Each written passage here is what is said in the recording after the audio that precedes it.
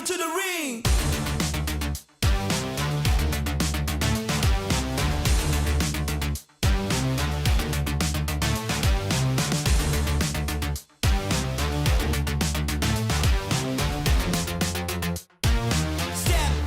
Step into the ring.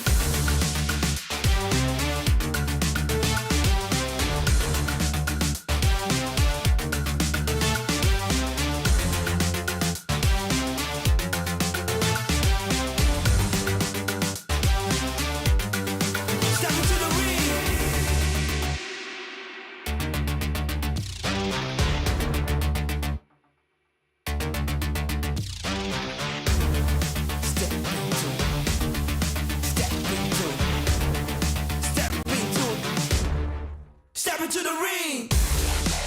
Come on, come on, come on.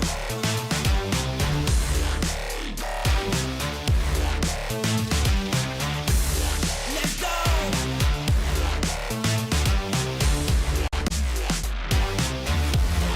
Step into the ring.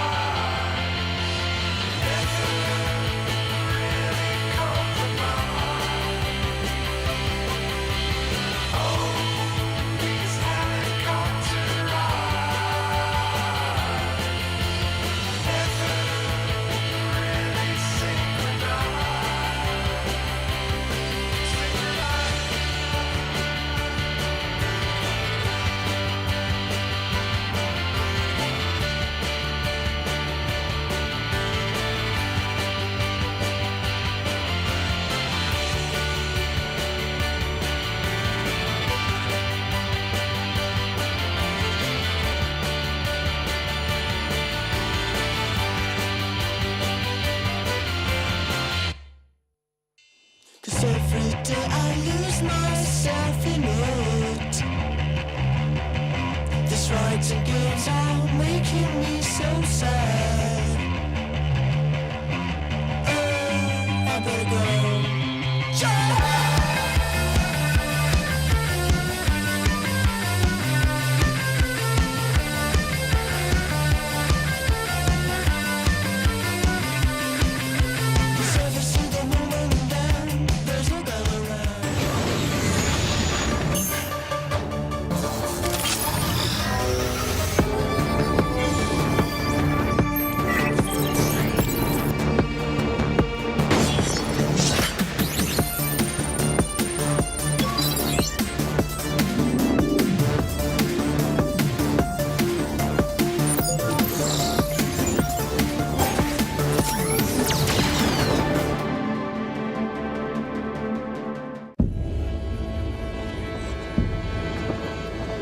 Whispers of the silent wild, softest dreams in twilight's fall.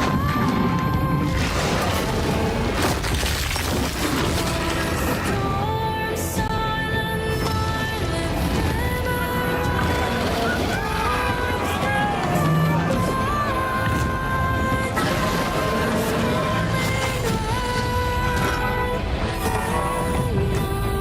silent, soldiers in their fight.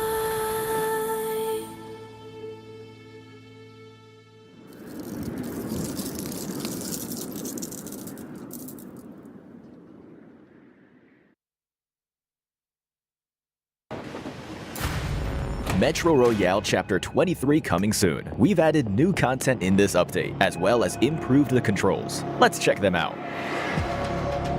In terms of gameplay, there is a new enemy in Misty Port and Arctic Base, the saber-toothed tiger. It appears in different parts of the map. If you come across it, try defeating it to get lots of supplies. At the same time, we've also added winter crates. They spawn randomly in Misty Port and Arctic Base. Open them to get lots of supplies. Remember, keep an eye out for them. Help! As for game experience improvements, we've added a teammate equipment return feature. In the unfortunate event that your teammate doesn't make it back with you, they will leave their equipment behind. But not to worry, for you are around. Pick up their equipment, which is marked by the teammate icon, and evacuate successfully with it to automatically return it to your teammate, reducing their losses. In this update, we have also made improvements to the lockbox. When you place items into the lockbox, you can decide on how many items to store. This should help you manage high-value items in your backpack. Additionally, you can now also mark supply crates. When you aim at a supply crate, you can mark it on the map using the universal mark button. Your friends will be able to see the mark, helping them locate the supply crate. Furthermore, we've also added a GameWiki access point to the lobby, which makes accessing guides much easier. Use GameWiki to look for Metro Royale tutorials, fun video clips, and more. Oh, and Metro Royale Chapter 23 collectibles and honor rewards have been updated. Don't forget to get your collectibles and increase your honor level to collect great rewards. That's all for the Metro Royale Chapter 23 updates. The season will begin on November 13th. Survivors, get ready for combat. May you evacuate safely with bountiful loot. Fortune favors the brave.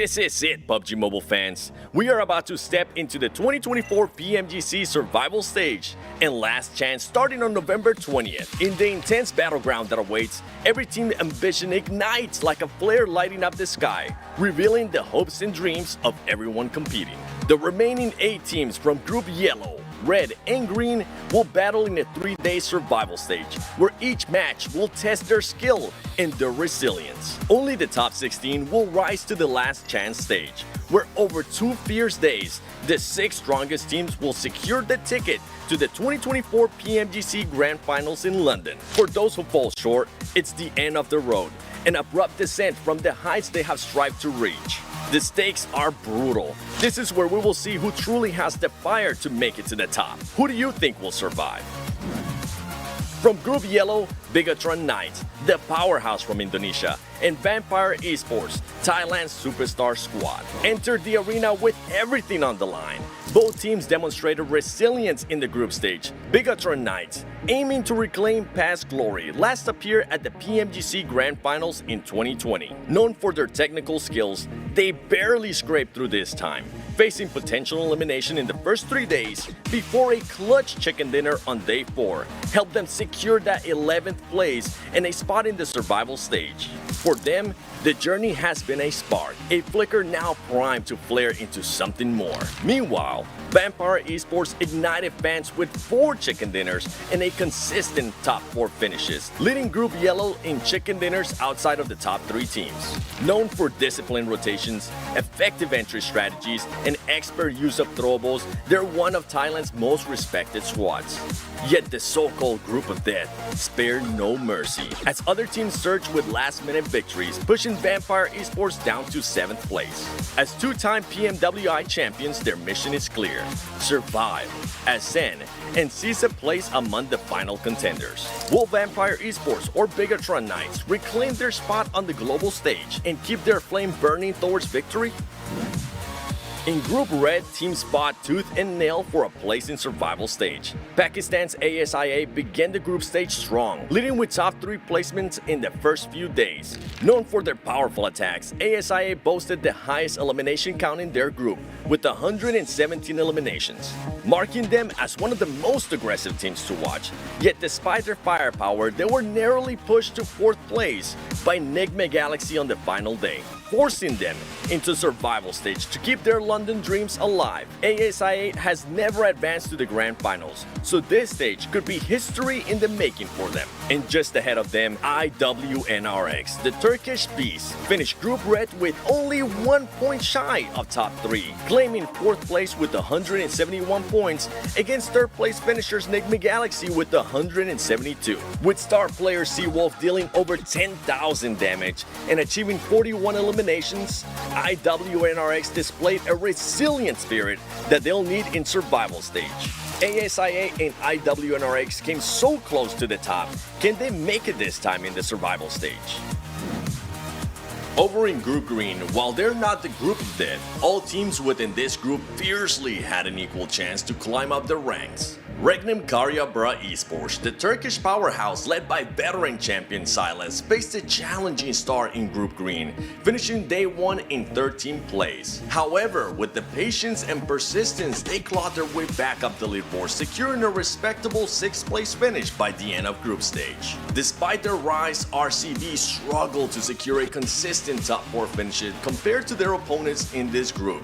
To advance through the survival stage, they will need to bring something extraordinary to the battleground, especially against other teams just as determined to earn their place in the Grand Finals. 4 Miracle Vibes burst into the scene in Group Green with a jaw-dropping performance, setting a record-breaking 22 eliminations in a single match, followed up by a chicken dinner on day 1. Dog spearheaded this achievement with an impressive 8 eliminations in that round. No other team has matched this feat in the 2024 PMGC group stage. However, their momentum slowed down as the competition intensified, leaving them in 5th place by the last day. If they hope to conquer the survival stage, 4 Miracle Vibes will need to rediscover their early brilliance and deliver another miracle performance. The pressure is intense. Can RCB and 4MB make it out of the survival stage? The journey to the top is perilous, and as these teams take on survival stage, their ambition, skill, and drive will flare brighter than ever, visible to fans around the world. Tune in to witness every intense moment as each squad fights to make their dreams a reality on November 20th, 10:45 UTC.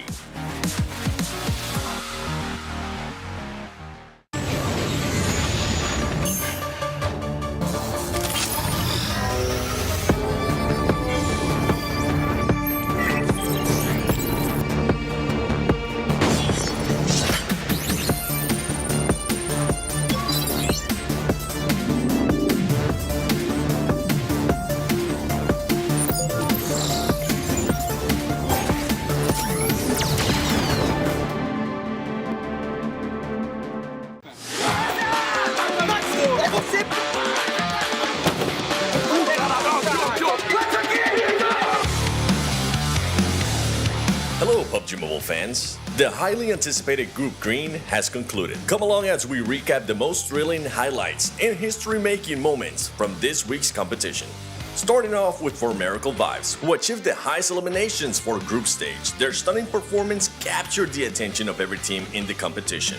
In Day 1, Match 2, they secured an incredible 22 eliminations alongside a chicken dinner, amazing a total of 32 points in just one game, marking a dominant opening to the league. 4MV Dogs' outstanding performance not only carried the team in the top 5 positions throughout the league, but also earned them the title of a weekly MVP for Group Green. On the final day of league matches, the battle for third place was intense, with 4MV, D+ Kia, and Thunder Talk all eyeing for the spot.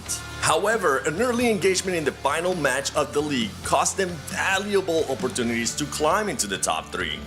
As a result, their journey to the Grand Finals will continue in the survival stage.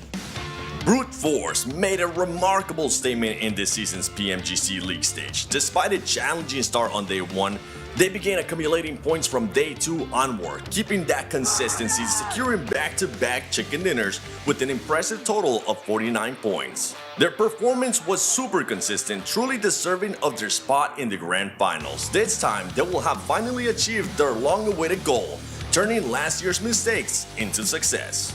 Despite the setback in last season's PMGC, Influence Rage came in hot this season, showcasing exceptional consistency. Even with early eliminations in some matches, they managed to accumulate crucial elimination points and secure a total of 4 chicken dinners throughout the league, firmly solidifying their qualification to the Grand Finals. Thunder Talk Gaming showcased resilient gameplay in this Group Green battle.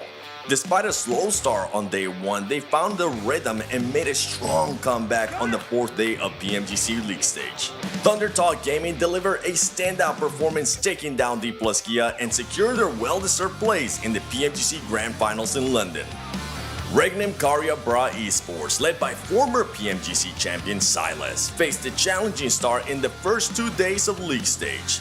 Despite the setbacks, they fought back in Day 3, earning a crucial 19 points in Match 4 to steer clear of elimination. Their momentum continued with a solid chicken dinner on Day 4, while they came so close to securing a direct ticket to London.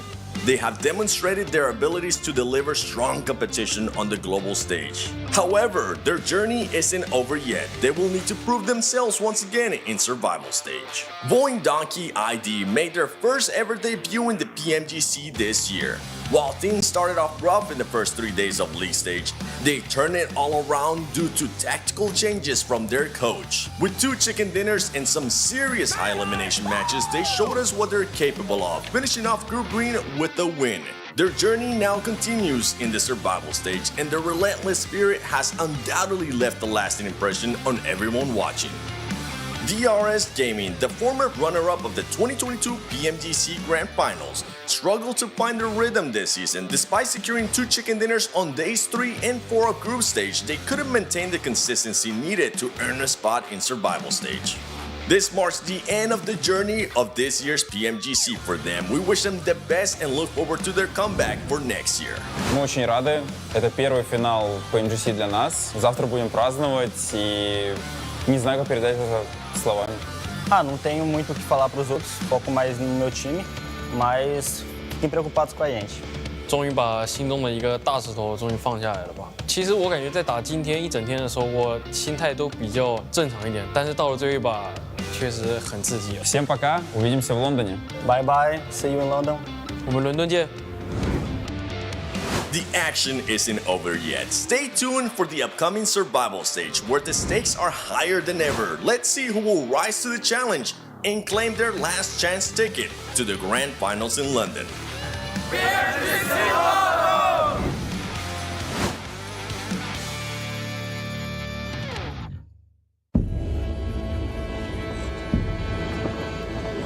Whispers of the silent wind, softest dreams in twilight sky.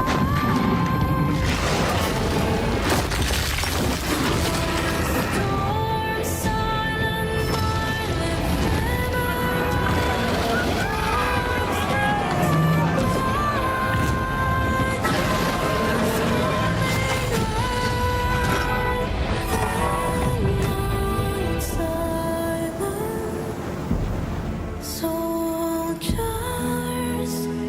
in their fight.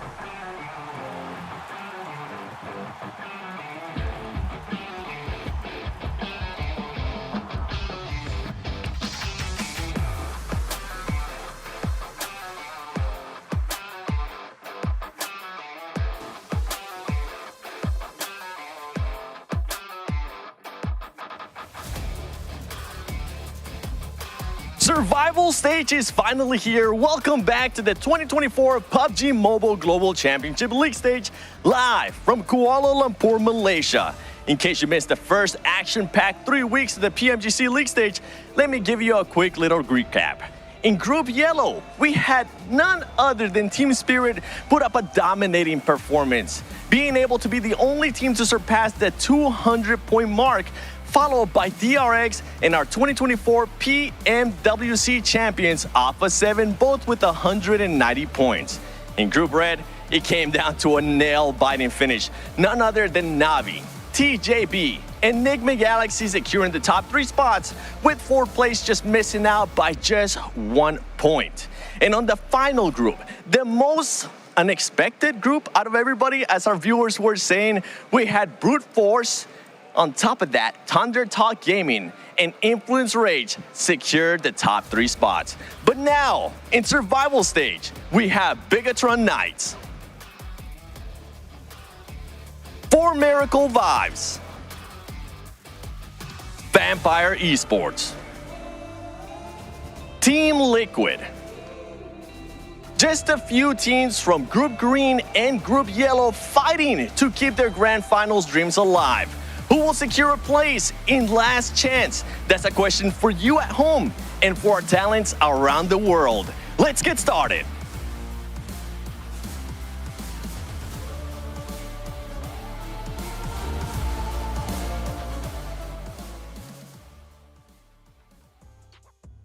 Let's get started indeed here. I cannot believe we've made it all the way to the survival stage where only 16 teams can get out and make it to the last chance where from there, only 6 teams can go into PMGC. I'm your host, Jason Kappen, joined by the one, the only, the man, the myth, the legend, Maxman. I knew it. I was like, I saw Hot Jukes like getting up like, oh yeah, he's talking about me, and of course I have to, be me and not be nice and throw it to someone else. But we got Hot Jukes and Maxman joining me once again here on the desk. And Hot Jukes, good to see you back once again. But as we've been saying, things have been heating up here at PMGC. It's only a matter of time until we finally do have all 16 teams qualified into the grand finals. Hey, we're lava hot here at this point, baby. I mean, this is the true group of death. And you can just see, look at all these teams that made it. And man, it is going to get wild here, Max. Yeah, it's going to be a rough time for all of these teams because, yeah, as you said, it's the group of death here for the survival stage. And you're going to have to qualify, make it out of the initial 24 teams, and then the 16 teams will be competing for those 6 remaining slots to head over to London for the grand finals. And Jason, from what we've seen so far, there are so many big names in the survival stage. Like, there's going to be some other bunch of upsets happening this week for sure. We've had some teams just hit the ground running when it came to their individual groups. Unfortunately, just to fall short at the finish line. For instance, Mirin Sejong here, D plus Kia as well. And they have another chance, a chance of redemption to potentially get themselves back into London. But of course, you can't put everything into just these first days. You just have to survive in the survival stage to get to that last chance. And honestly, right now, Hot Jukes, I could not tell you with certainty what teams will make it into the grand finals. There's just no way to tell. Yeah, there really isn't, especially with how we saw the group stage go, right? I mean, we had some crazy surprises. One of them we saw Seven talk about earlier, brute force on top of the last group. And, other than that, it's just been wild here. I mean, look at who we have in the survival stage. I mean, we got IWNRX, Vampire, Bigatron, Team Liquid, Regnum, Karya, D+. There's 2. Every single team here are insane, Max. Yeah, every group is insane. And again, as Jason said, predicting this, how are you supposed to predict this? If you can, you should go play the lottery, I feel like. Oh, yeah, I feel like it's almost the same in terms of ratio of how lucky you would be to predict every 6 team that's going to make it through survival and then into the last chance. But yeah, we'll have to see. Of course, after that, it'll be the grand finals in early December. But I am so excited to get into the games, Jason. There's so many conversations. You've got teams that improved a lot in their groups, teams that unfortunately disappointed us a bit, and maybe drops are going to be moving around here and there. So I am very, very hyped for today's matches. And before we do fully focus on the survival stage, we do have to quickly talk about, obviously, the teams who did qualify already through to the grand finals, like Team Spirit, DRX, Alpha 7, Navi, TJB, Enigma Galaxy, Brute Force, Influence Rage, Thunder Talk. I think the biggest surprise out of all that was EMEA dominating first place in each group, Hot Jukes. Yeah, it's wild. It's wild. John is grinning ear to ear at this point, man. I mean, there's nothing we can do about it because that is the name of the game here, So, you know what? Screw MEA. I'm just kidding. You know what? When it comes down to it, it's all about what we're dealing with right here and now, right? And that is Group Green versus Group Yellow. My eyes are locked on to see which team is going to be able to get it done here, Max. Yeah, I mean, you're talking about EMEA. I'm really looking at South Korea. Sure, like DRX did qualify, but Mirin Sejong, D plus Kia, they got in 5th and 4th position respectively. We are this close, Jason, to having all the South Korean teams that joined this year's PMGC to qualify into the finals. 100% win ratio for the South Korean teams. And I can tell you, after the disappointment of their respective groups, they're going to come in swinging today, hopefully, to make it in that contested top 6. Gentlemen, I have to throw something back at you, though, if you're talking about South Korea, potentially 100% participation rate in the grand finals. What about SEA, currently sitting on 0% participation in the grand finals? There's a chance we don't see a single SEA team make it into the grand finals. Oh, let's not talk to Wolfie, Jason, after his predictions. Yeah. I mean, so the reason I bring it up, right, I think it's unheard of to not have an SEA team make it to the grand finals. But also, we've been talking about how SEA is one of the strongest regions in the world consistently throughout the start of PUBG Mobile Esports. And for them to not have a single team to potentially qualify, I think would be one of the biggest upsets we would have seen this year. For region, too. I mean, Hodgix, I think that there are some SEA teams that we're looking to maybe make in top 6. I think we're looking at Vampire, your Deke Xavier, etc. There's a bunch of big names, but like, imagine none make it. That would be the biggest upset for SEA ever, I would say, in PUBG Mobile Esports. Yeah, hands down, especially considering that we are now like at the pinnacle of PUBG Mobile Esports, right? I mean, we're getting surprised by certain squads because everybody has just leveled up so much. But for the longest time, I mean, SEA has just been reigning champion. So to see them fall, it's been pretty tough. Well, not to mention also CSA has no teams in the grand finals either, so I have to kind of keep that in mind as well. Yeah, it would be quite a surprise, Max, since we've been covering them all year, to not have your Falcons, your 4MVs potentially make it through, and obviously a lot of other teams in there as well. But as we do start to kind of focus in here into our groups, we do have to also talk about the fact that they're getting to play on one of the best devices out there right now. They're learning to play like the pro, even if they're not already pro, but they are already pros with the Infinix GT20 Pro with 120 FPS and 7 telling you just to go pick one of these bad boys up with 144 hertz AMOLED screen. You're gonna run out of pictures, Max, I'm telling you. No. No. I'm definitely not. No, I've got different ones. I got Paraboy in the back also. That's my typical, our normal, everyday wallpaper, Jason, I'm using. You see this face, Max? Just a goat. You know what this means? It means I found the picture from season 0. Oh, no. In the green room with all the boys. And that's going to go up on my Infinix device guys, a little bit later on. If he uses it, it's Photoshop. I'm just saying. It's not Photoshop. Also, make sure to check out all the social media channels here, whether it's YouTube, Instagram, Facebook, or TikTok here for PUBG Mobile Esports. On top of that, we still have tickets available over in London currently for you guys to pick up between the 6th and 8th of December. Make sure you guys get these as well, because they're going to be flying off the shelves as quick as possible, and you're not going to want to miss out on the activities. Not to mention the energy in the arena as you see our champions being crowned. And on top of that, make sure you guys are searching over on TikTok for PUBG Mobile with PMGC 2024. All these great videos are being posted behind the scenes. A lot of great dances as well by the TikTok admin, as she coins herself. And not to mention, on top of this, gentlemen, I swear I've been talking for like 10 minutes straight. We have the face, the Frozen Fury. The 3.5 update of Ice Mare Frontier is here. And Max, I did hear about you were not able to get the dragon. I did in the end. It's just I did a game, Jason, and I kept getting third party by teams that were waiting for me to do 90% of the damage to this bloody dragon. And I kept playing again and again and again, but I got him at the end. And you know what? He dropped me an MG3, so thank you, dragon. That is very, very cool of you. It's my favorite dragon with my favorite weapon, with an Aurora Borealis on top. It was great. It's just all of your favorites. But as we take a look here at our favorites, and more importantly, our teams to focus your hot jukes, I see Bigatron on your list, Major Pride, and Team Liquid. Why is that? That's right. So I've been really blessed to be here since the day one of the esports journey, right? And there's one thing that is consistent, right? And that's the best teams in the world do not change drop locations, like almost no matter what, especially during mid tournament. So I got a chance to talk to a majority of the coaches here that are going to be playing today, and I got to see kind of like the agreed drop locations, and I was keeping an eye on who was the big changes, right? And one of the major ones was Major Pride, right? They are actually going to go from Ferry Pier to Farm, and that was Team Spirit's location. Since they qualified, it's wide open. They took it. So that's going to be a big upgrade for them. I'm interested to see how that works out. Team Liquid, they're actually going to be changing their secondary drop location away from North George on over to South George. So that's going to be fun. And because Miriam Sejong is actually going to be taking that away because Alpha 7's gone. They're not here. So other than that, Bigatron. This is one I really want to talk about. Yeah. Bigatron are leaving Rosshawk. Why? Because Regnum Karya, right? They're in the lobby now. So they're not moving away from Rosshawk. So they're going to move on over to Milta. So these kind of changes, Max, it's big, especially to be able to do in such a tournament as important as this one. I mean, you've been chatting with everyone behind the scenes. I have a big question for you, Hot Jukes, actually, that I'm very excited about for Miramar. Have you heard if Inco or Stalwart are going to change their drop from Picardo? Please tell me yes. Is that a thing? Look, Inco don't give a damn. Okay? Oh, no. That's what I'm talking about. Inco gonna do what Inco does. All right. So I'm interested in seeing some of that. That's actually what I'm really looking forward to. I'm not looking forward to that, Jason. We've had too much of that this year.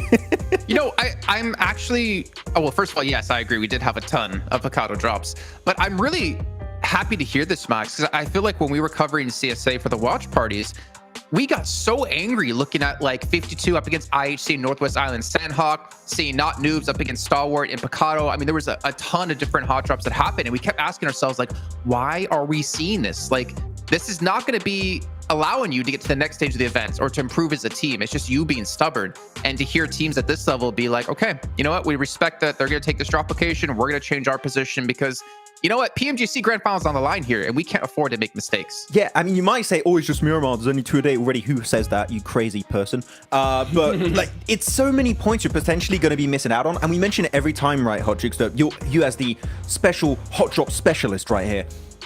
Sure, you might win the hot drop versus X team in your compound or your city. Great, fantastic. But if you lose one player, 2 players, that hinders you so much for an opportunity to then get a good game, to then win your skirmishes and reach the late game of that match. So I hope it doesn't happen, but it's Star One Inco, the two most stubborn teams in this lobby, I'd have to say. So it might be happening, even though it's Miramar's at the end of the day, but it's something to keep in the back of our minds. Yeah, for sure. And I put agreed drop locations in air quotes because you never know what's going to happen during this tournament, right? But you can see all these players. They have a good idea. Look at this man. A good Misty. You know, a good Misty. It's getting sweaty in here. Just getting moisturized, ready to get in the game. You gotta stay hydrated, baby. You know what I'm talking about? Because it is definitely going to get sweaty. Well, as we do obviously focus in a little bit more, Max, I noticed your teams to focus. You had Regnum Karya, you had Miran Sejong, and you had D+. You and I both matched you when it came to South Korean teams, but maybe talk to us about Regnum Karya. Yeah, Regnum Karya, for me, I have two teams that have significantly improved towards the end of their respective groups, Jason. I had Voin, Donkey ID, but I had to pick just one of the most improved teams, and I went with Regnum Karya Bra. Their rotations, Jason, just from the first 2 days of their group into the last 2 days of their group, night and day. They're so quick to rotate. The IGLing of Silas is absolutely top tier. Sure, would I like to see maybe a bit more fragging potential from Wild and Loxy? I think Blank echoed that sentiment in matches. Yes, for sure, I think that maybe would have pushed them up in the top 3, but there were late bloomers in a group, and I just think, Jason, if they maintain that kind of playstyle they had in a group at the start here on day 1, hopefully, of this survival stage, I think RCB could very easily cruise through the survival stage, and who knows, maybe make it into the top 6. Just to quickly correct myself, you didn't have D+, you had 4MV, which we both had. Oh, yeah. I had D+, and Miran Sejong in there. And 4MV, man, Hot Jukes. I mean, you think the question is, like, they still perform well. Doc was still the MVP of the group. Have they been able to reel in Doc a little bit more and play together more as a team? Look, my question is, are they going to reel in these dang circles, dude? Are we going to see another shooting range, you know, like lock? That'd be crazy. But that's going to be the big question because Doc's performance is kind of what pushed them to victory, but at the same time, it held them back. And hopefully they made those blessing changes. and a curse. Yeah. That's what it is when you are a player like Doc. Will it be a blessing or a curse for the team today? Well, let's find out as we drop into Sanhok. And it is time. The survival stage starts here. Every single team looking for their opportunity, their chance to show they've got what is needed for the grand finals. And of course, a couple of regions still without representation in those finals, looking to prove it for their region too. Yeah, and to be fair, like that's was saying, it's absolutely madness that we have 3 groups that all end with EMEA on top. We're I just think that hasn't. We are just that good. That just hasn't happened in such a long time. It's great to see some EMEA representation. And to be fair, that region has been pushing the boat out in terms of skill, in terms of performance for a very long time. But now is the time for some of our teams that we saw up towards the top try and get in towards the end game. The last chance to get themselves a pickup over towards PMGC. But you're right, starting off with a hot drop between DXavier as well as Stalwart. Vietnam trying to take this fight on, seemingly starting out quite well. Spray down from Critter, though, evens the scoreline. No flush just yet, so still possible to res it. And DXavier may have the angles to get it. It depends on this fight on the inside. The Micro Uzi versus the Tommy gun there, swapping out the weapons. DXavier, everybody trying to get in position. But with Nadeti down, they need to try and keep this position under control for DXavier. They've got the parapet, though. That's going to make it harder for DXavier to move around. Low ammo counts on the outside, and 2 players from Stalwart bearing down on Lamborghini. The swing out wide from Critter, but he can't quite connect. There he goes for the second peek and finds that second knock over towards DXavier. This time, it's a flush. Yeah, he's the barrel as well. Absolute demon of a weapon. DXavier, though, trying to bring things back just a little bit. 2 players now left for Stalwart on the high ground. 1 gets knocked down. Looking for the last as Paragin searches for Critter, who has been a real big problem for DXavier so far. But only 1 flush so far for the team. I think there is some players in the wings as well. Miran Sejong actually peeking in towards this fight.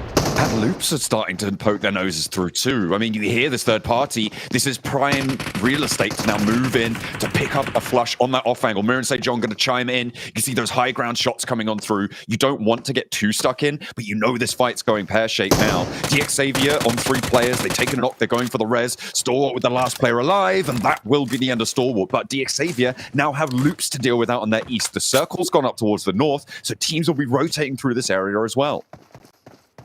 It's a viable area to stay for a while now, which is good for DXA. If they had to immediately move, this would have been a much worse situation. Mirror Sejong, I respect it, honestly. I think that their biggest weakness over in their stage was the fact that they lacked a little bit of aggression here and there. In terms of their mid to late game performance, it was absolutely exemplary. In terms of their rotates, like their 2-2 splits were the thing that defined this team. But they just didn't have that aggression where it was needed. You come to the survival stage, you're looking to get into that top 16. There are 24 teams here, so 8 will be going home. If there's opportunity to pick up some eliminations on a fight in paradise as well, you absolutely go for that. So I'm glad to see that from Mirror Sejong. Trying to extract value. Loops and Mirror Sejong now, both teams looking to third party on that position. Sewol is in danger here, though, really put up against the road, but fortunately Loops are all on one side of him. If they had the angles, he'd be down right now, but he's not gonna wait at all. He's just gonna get stuck straight on in. Sewol going for the fight against 3 players from Loops who are right next door. The rest of Mirror Sejong, they haven't responded, they haven't moved in yet, and now the off angle's coming through for Loops. This is crazy power from Mirror Sejong. They just can't quite find it, and Sewol goes down in a bold push against Loops. Yeah, not entirely sure what Sewol's game plan was there. I think he had to pick up the initial knock on the vehicle, and then he could have maybe extracted himself. I think when it came down to it, he knew that if he stayed out in the open, that was it. He was done for. So he had to make a crazy play happen or just go down. I respect the fact that he tried to get up towards the buildings anyway, but Loops will pick themselves up a elimination off the back of that. And Mirror Sejong go down to just 3 players, which is not ideal considering they started up in Cow, moving down towards Tap Mock, which is an ideal spot to play, to be honest with you. They do have a outpost over down towards the southwest in Jasuk, which they can move over towards if needs be. In the meantime, it is other teams that need to get over towards this position. With Vampire over towards the eastern side, relatively safe for the time being. No one really pushing through them. There is Voin Donkey over in Hatin, who has a big amount of work to be done over in that region, considering they've got a lot of teams to maybe hold out on Hatin Bridge. Yeah, Major Pride being one of them, a team that people are looking at as a qualification team. I think almost every one of us who've made predictions over on the talent side of things have put Major Pride in their top 6. So definitely a bit of a threat to deal with. The question is, how good is their crossing over on that north side bridge? RCB, they moved up there now southwest to Paradise Resort, in between that and Boot Camp. In comes Major Pride. They're going to make their move, but they're all in the same vehicle. BTR may be able to find a pick out or two. Lepar. With BTR, there was a lot of complaints about how they were a little bit too passive in their matches.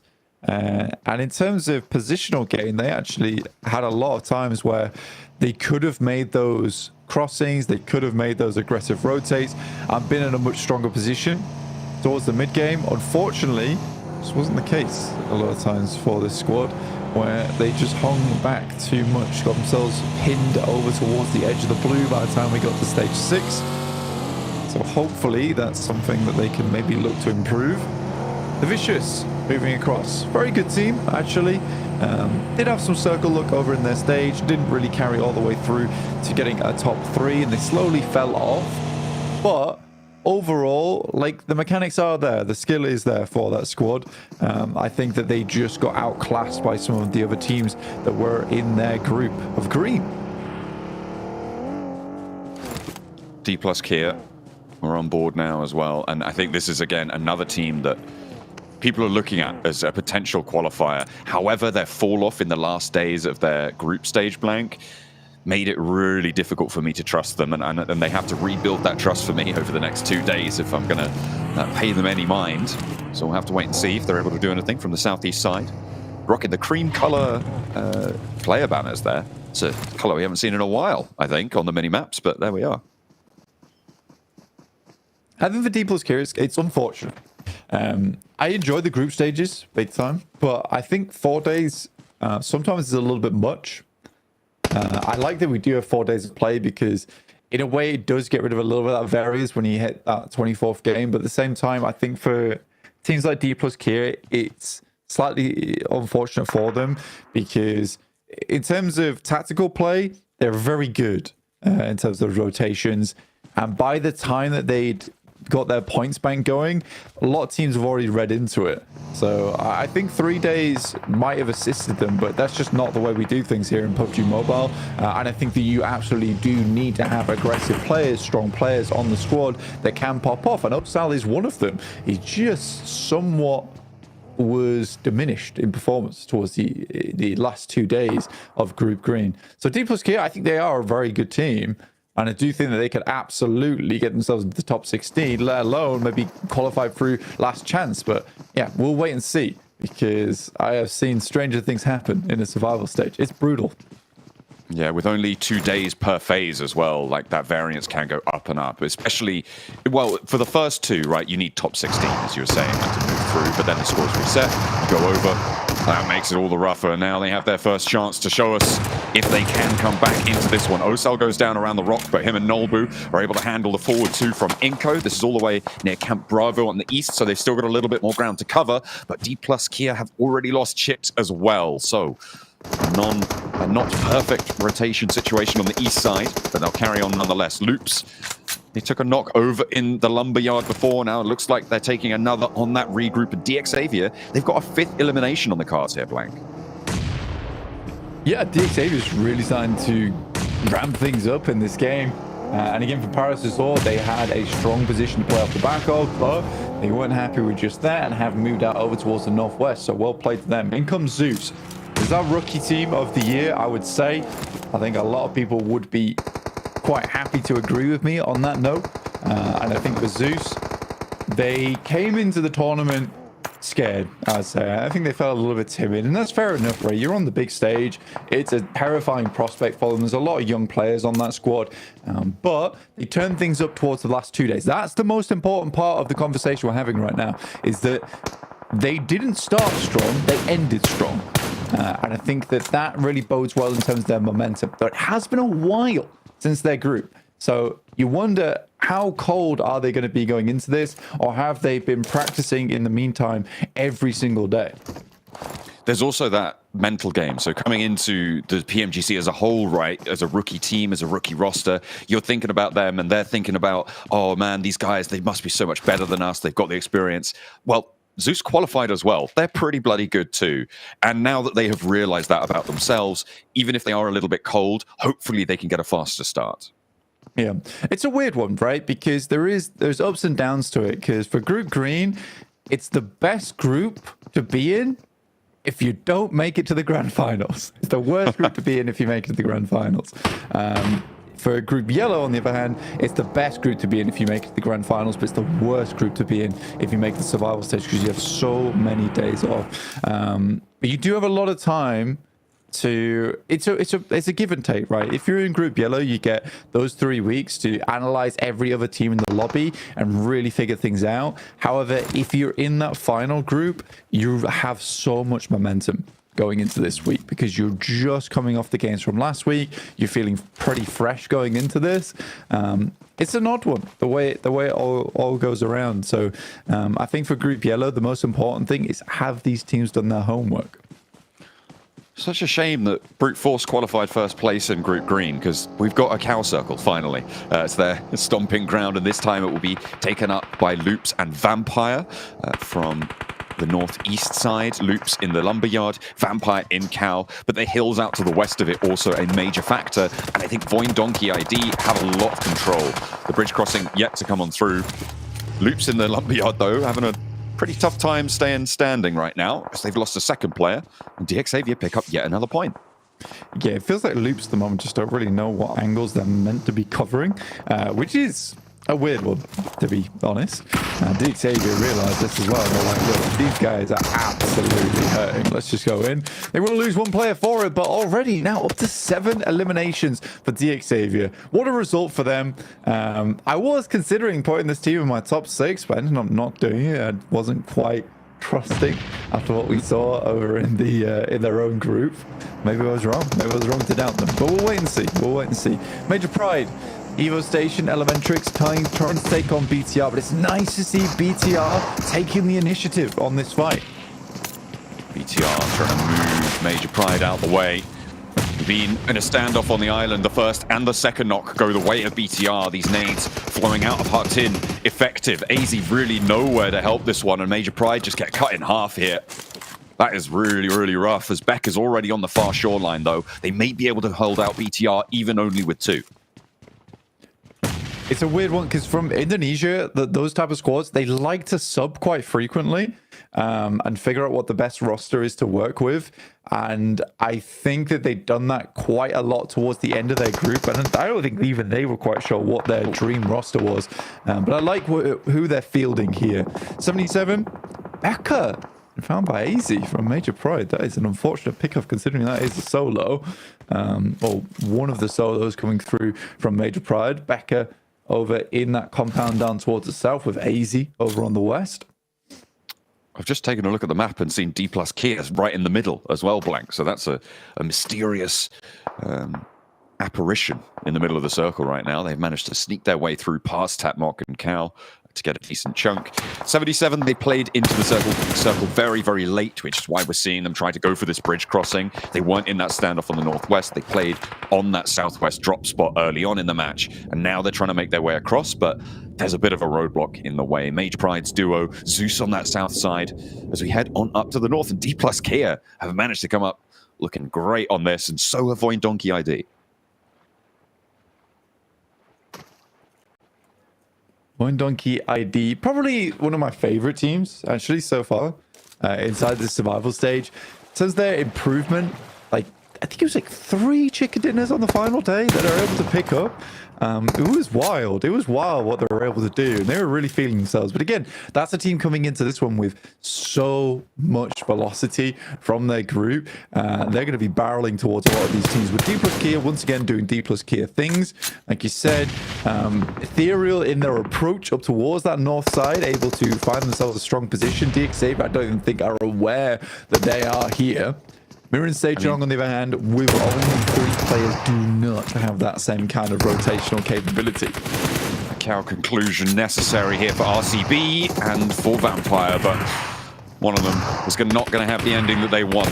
Vampire take first knock, but it's answered as well. A step around the side, and again, 2 knocks. And there's third parties coming on through. That's from 4MV. That's from the remnants of loops over in the lumberyard. The crossing, Wild can't control it. Steps out wide. Danger from 4MV on the south side, so needs to be careful. Vampire, they're losing players thick and fast. Trying to dodge around the side here. Both need to go for the reload as Wild managed to restock on the ammunition. Finally. And that will be the end of the Vampires. Looking for that res, they'll play on as 3. And Wild had some great movement there. It was very difficult, but you can tell just how skillful both those teams are. It was not easy to make happen. Zeus making a roll up towards the shack, and they just keep on going. Darkin's left behind for the time being, but that will be all she wrote for Zeus. They are not likely to get out from this position.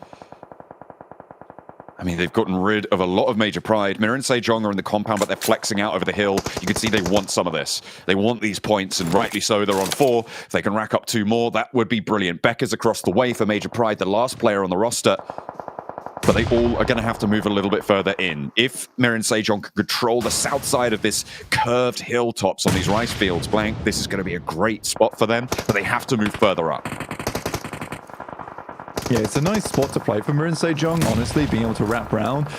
Becca being found by Zeus there, so Aaron up to 4 eliminations. This guy is absolutely killer inside the lobby. Nobu, spotting 1 player up ahead of them, will take down Wild and Loxy. 6 elims now for D plus Kia.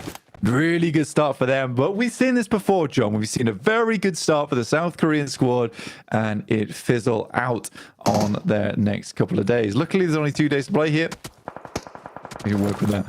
Hoxie, feeling a little foxy inside of this lobby at the moment with 4 elims, the only elims inside the team at the moment, actually. And now looking for more on these nades that look fairly decent. Cooked a little bit long on that one. Ooh, a nade finds Mirror and Sejong up on high ground from the Vicious. They are closer to the circle. They're in their little divot, their little ditch, and they're trying to hold out on it. They have to dig in harder than that, though, because Mir and Sejong are bearing down upon them.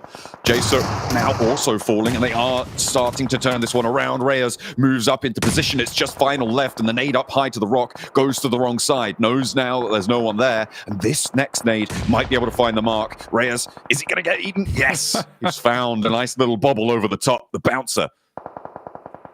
It's a ridiculous nade, actually.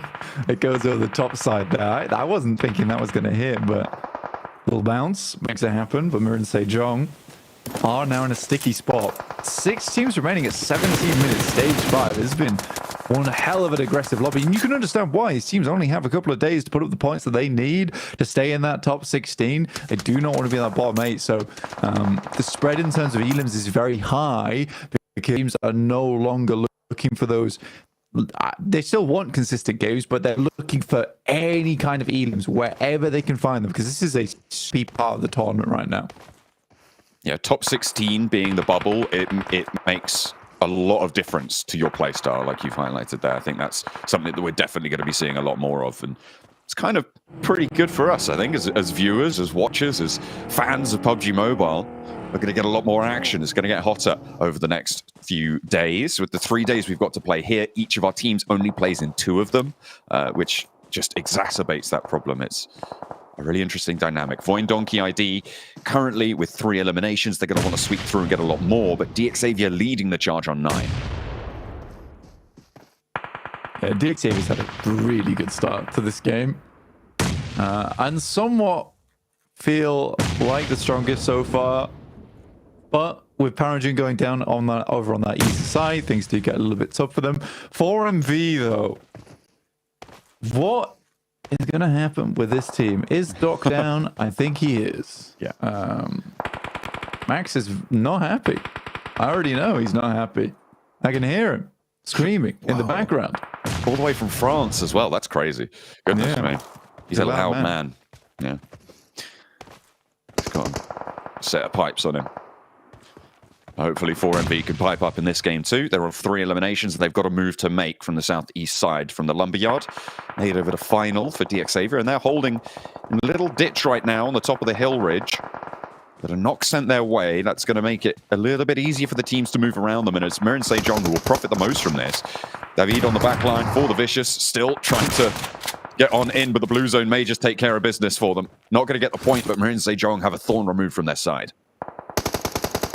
I do not think that Mir and Sejong can pick final back up again. It would be really tight for them to be able to do it. 4MV walking inwards. It's just completely open ground. Apex should be the next to fall fairly soon. 4th place, not horrible. I like that everyone's made this exact same push. It's not worked 2 out of 3 times, but they're going for it again. Surely way different. But Fabian will make it happen though. Yeah, D+ Kia on the north side, able to keep things on lockdown a little bit. Nolbu on the back line is going to get rezzed here. It's all up to Fabian to keep this position held. Potato from Voin Donkey ID crawling up closer. And right now, looks like we could be in for a little standoff between Voin Donkey ID and D+ Kia, because DXavier, actually, they've managed to move Levi's down into a decent position here. A flex out from Voin Donkey ID to maybe try and deal with it, but Levi spotted there. Nolbu able to get that knock, and it's just one player for DXavier left on the high ground, but they have got 12 elims. They're looking for a 13th as well. Unlucky for some, but that is one happy team to be able to get that amount of points in, but 2 players roll up from D+ Kia, and you've got to imagine that's the end of him. Indeed, DXavier go down. Voin Donkey ID now looking to control.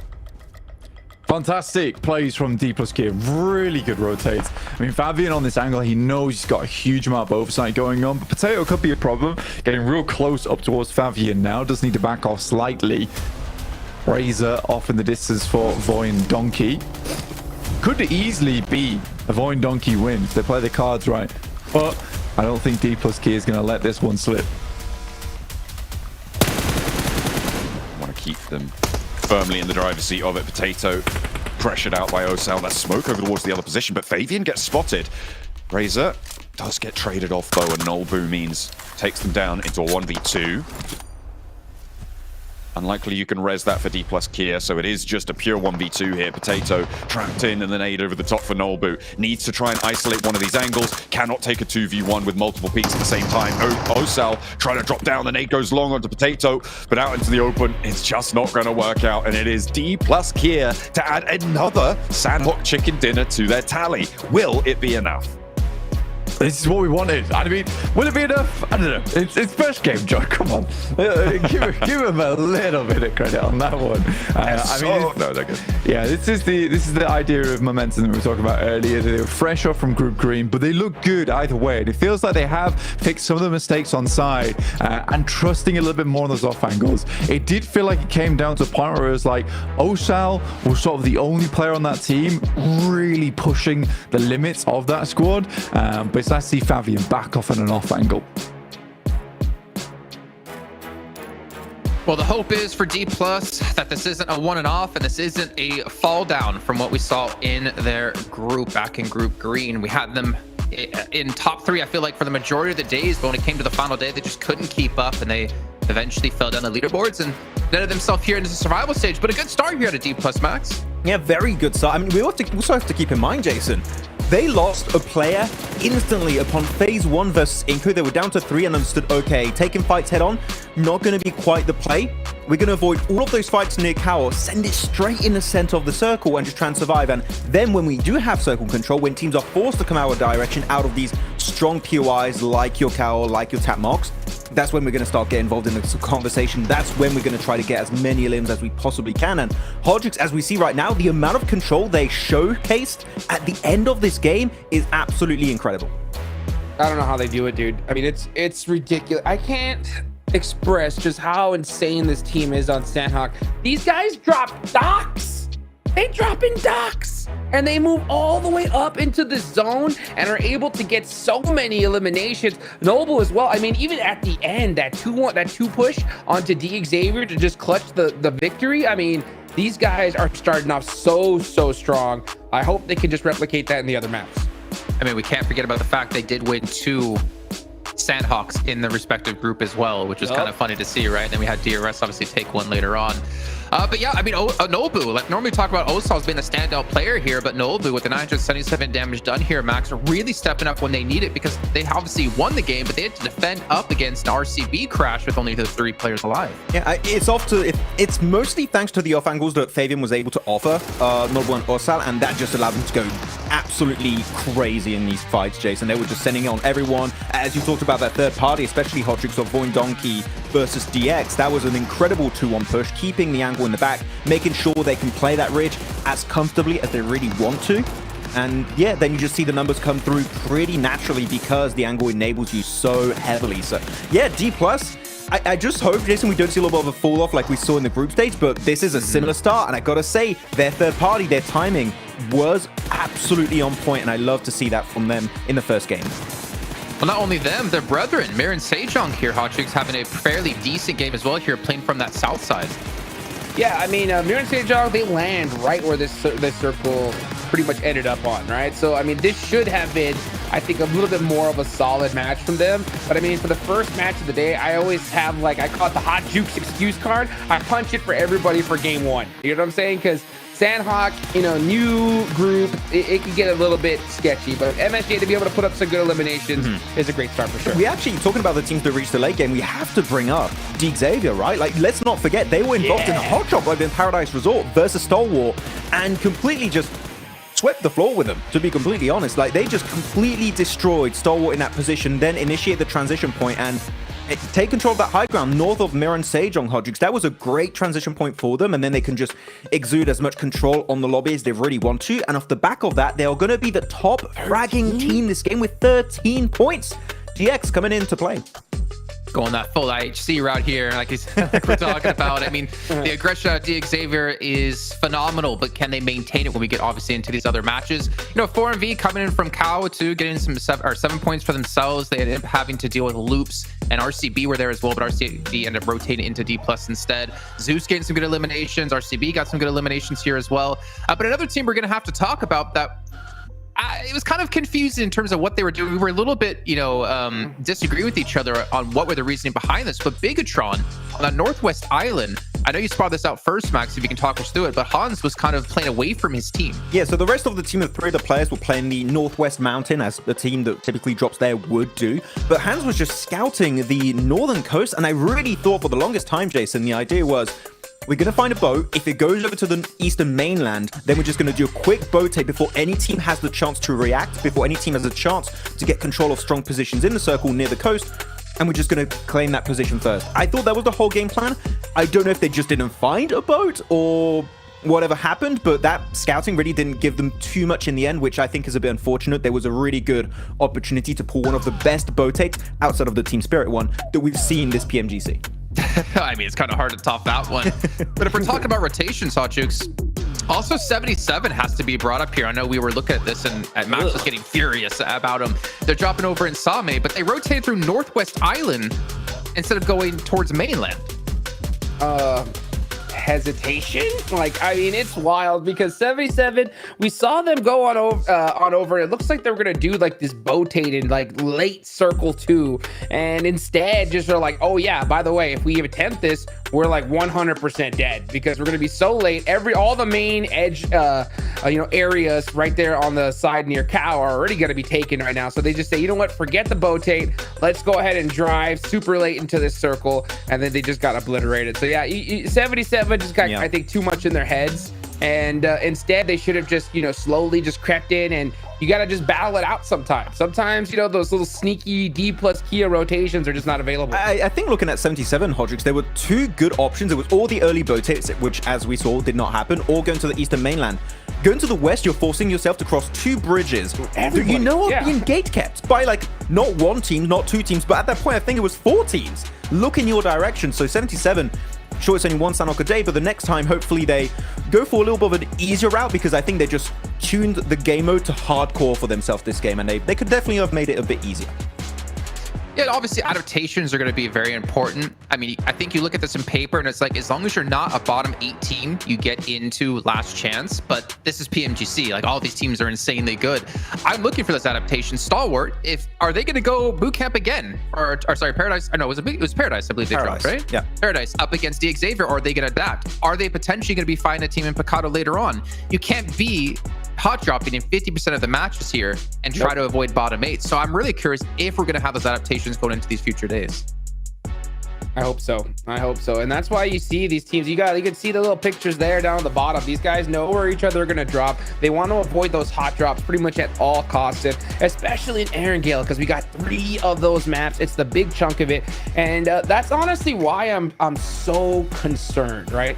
For one team in particular, and that's Team Liquid, right? I think Team Liquid have a lot of things going against them in this one, because Erangel was their slowest map. We heard Knight talk about it, their coach, saying that, hey, we're the kings of Miramar, we gotta fix Erangel, and it just, unfortunately, they were with then. Well, they're gonna do it now. That's the big question. Oh, we'll find out with 7, who actually does have Team Liquid on the stage. Welcome back to a quick report with the 7WG. This one is going to be in regards to Team Liquid. Before we get into Erangel, this was a team that actually struggled massively with Erangel. They were averaging about a 13th place finish right up until the last day when they decided to switch it up in Erangel, and they started averaging a 6th place finish. A much better improvement out of this team. I got a chance to talk tonight even a little bit more, and they said that they went back all the way to the early spring PMSL of Americas, and on top of that, they went back to look at PMWC, the first stages of group, because they were performing so well. They wanted to see what they were doing right and compare it to what they were doing wrong. So we should be seeing a much stronger Team Liquid. And another team that I want to talk about is going to be none other than Boing Donkey. Boing Donkey told me that they're not going to be landing Primors because Vampire Esports is here. So a lot of changes happening here at Survival Stage. I find that interesting. Actually curious to your thoughts here, Hot Drink, since you're just talking about Team Liquid. To go looking back to like spring, to look back at PMWC to see how you were playing well, I find that kind of interesting. Yeah, definitely. I mean, they're going back, and going through the playbook to figure out like, hey, what do we got to fix here? And it's going to be a lot, watching them change their secondary drop location. It does show a sign of weakness to me. I got to be honest here, because the biggest teams in the world, they don't change no matter what, right? Secondary or whatever. So Team Liquid, they have that going against them. And even worse, they're in group green, guys, right? So they only play today, tomorrow. Group yellow and red are going to know exactly how many points they're going to need to pass them up. So Team Liquid have to hit pedal to the metal right here, right now. And only 2 days to play here to really make your stand, to get yourself the points you need to maintain a top 16 finish. Let's head into our first Erangel 3 of the day, once again here with John Allen and Blink.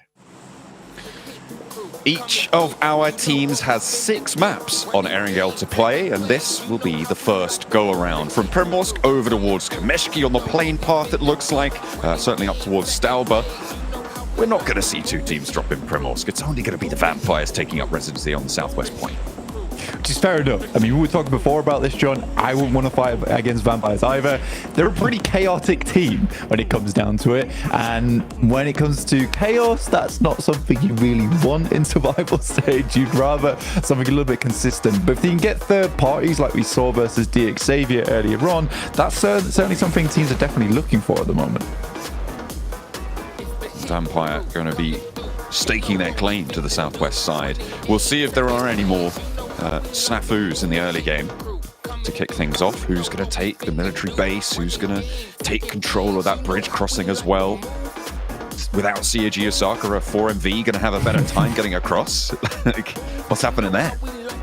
It's actually a funny thing because I was going to say the same thing in terms of, look, CAG Osaka not being in the lobby might be the most happy thing right now for 4MV.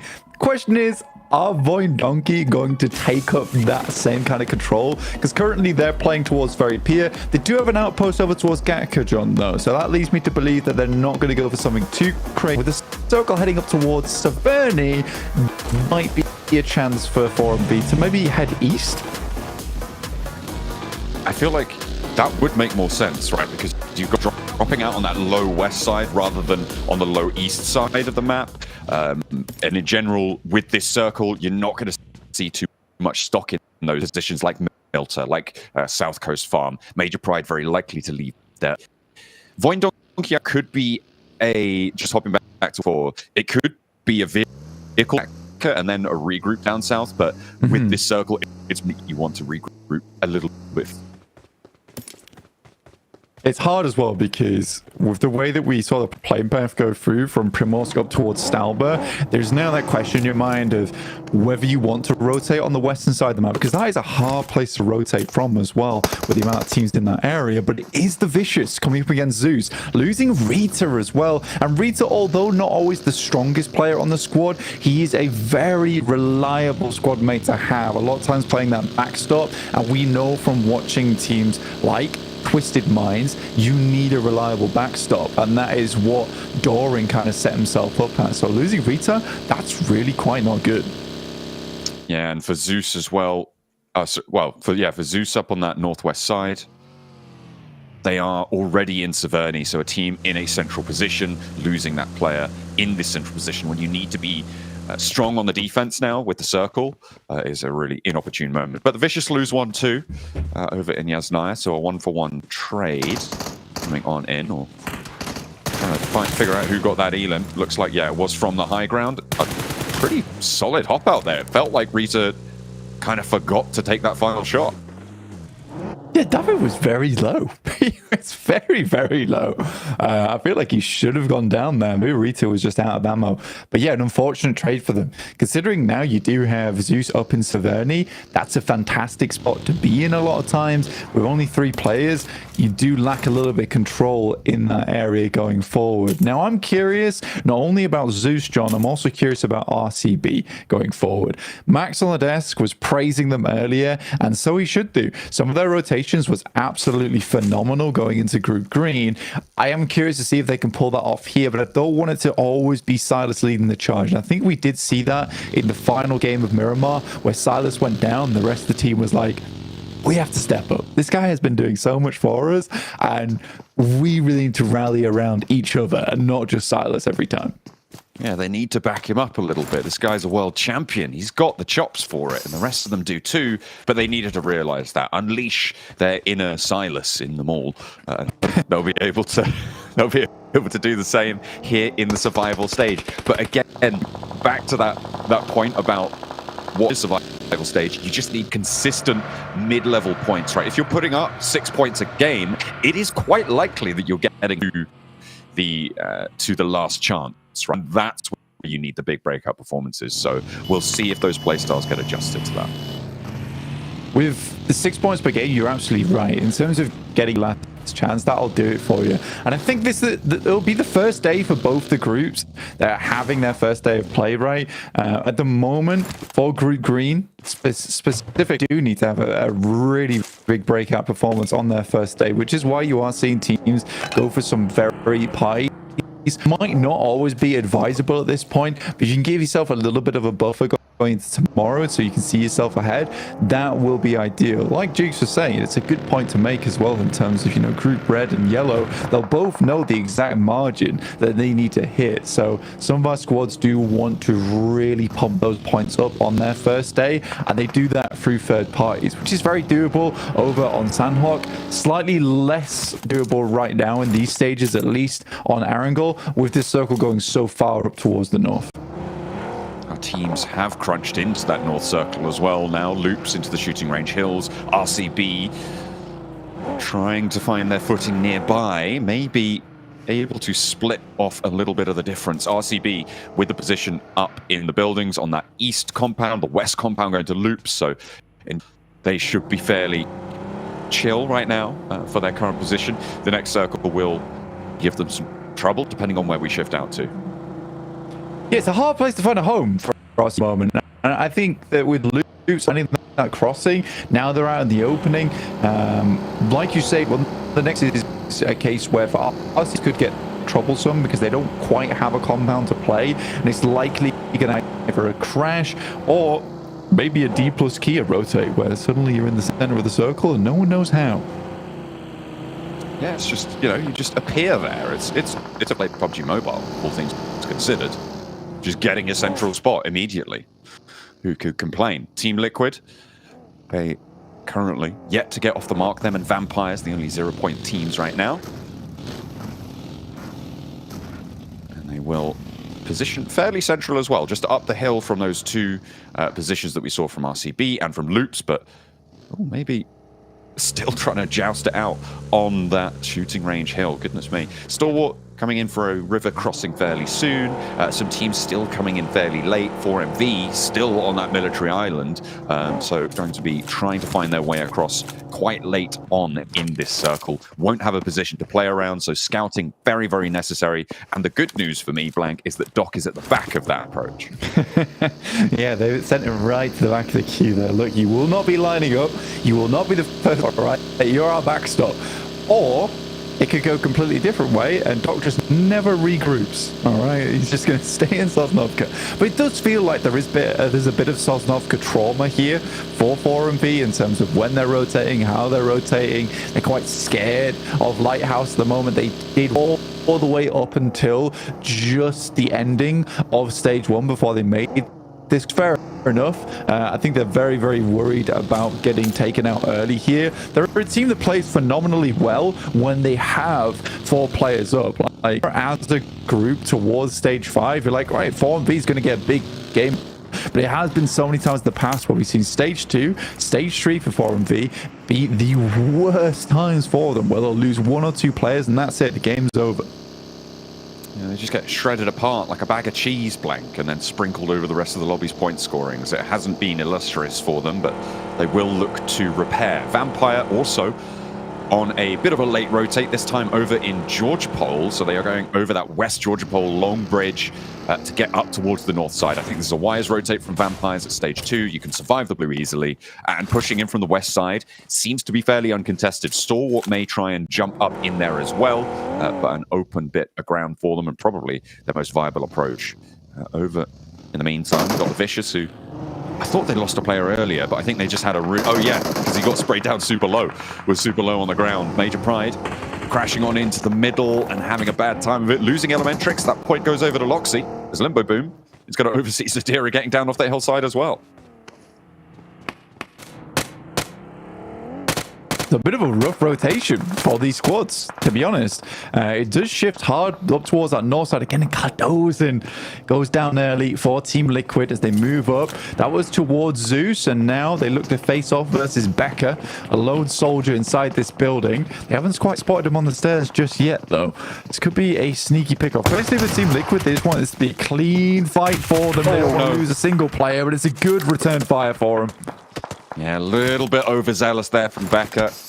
Jumping at the opportunity a little bit too quickly, and Major Pride, again, losing 2 at early points in this game is going to be bad news. We talked about 4MV getting cut down. The same is true now for Major Pride, 2 games on the trot, so they'll need to find some repair on that one for the next games. They've also still got 2 players in this one, so how much value can they extract? Zeus still up on that north side, allowing teams into the south of Severny, Blank. I mean, with 3 players, it seems like a not terrible decision, but what it does mean is that you're locked in to fight them when the circle pushes you out of it.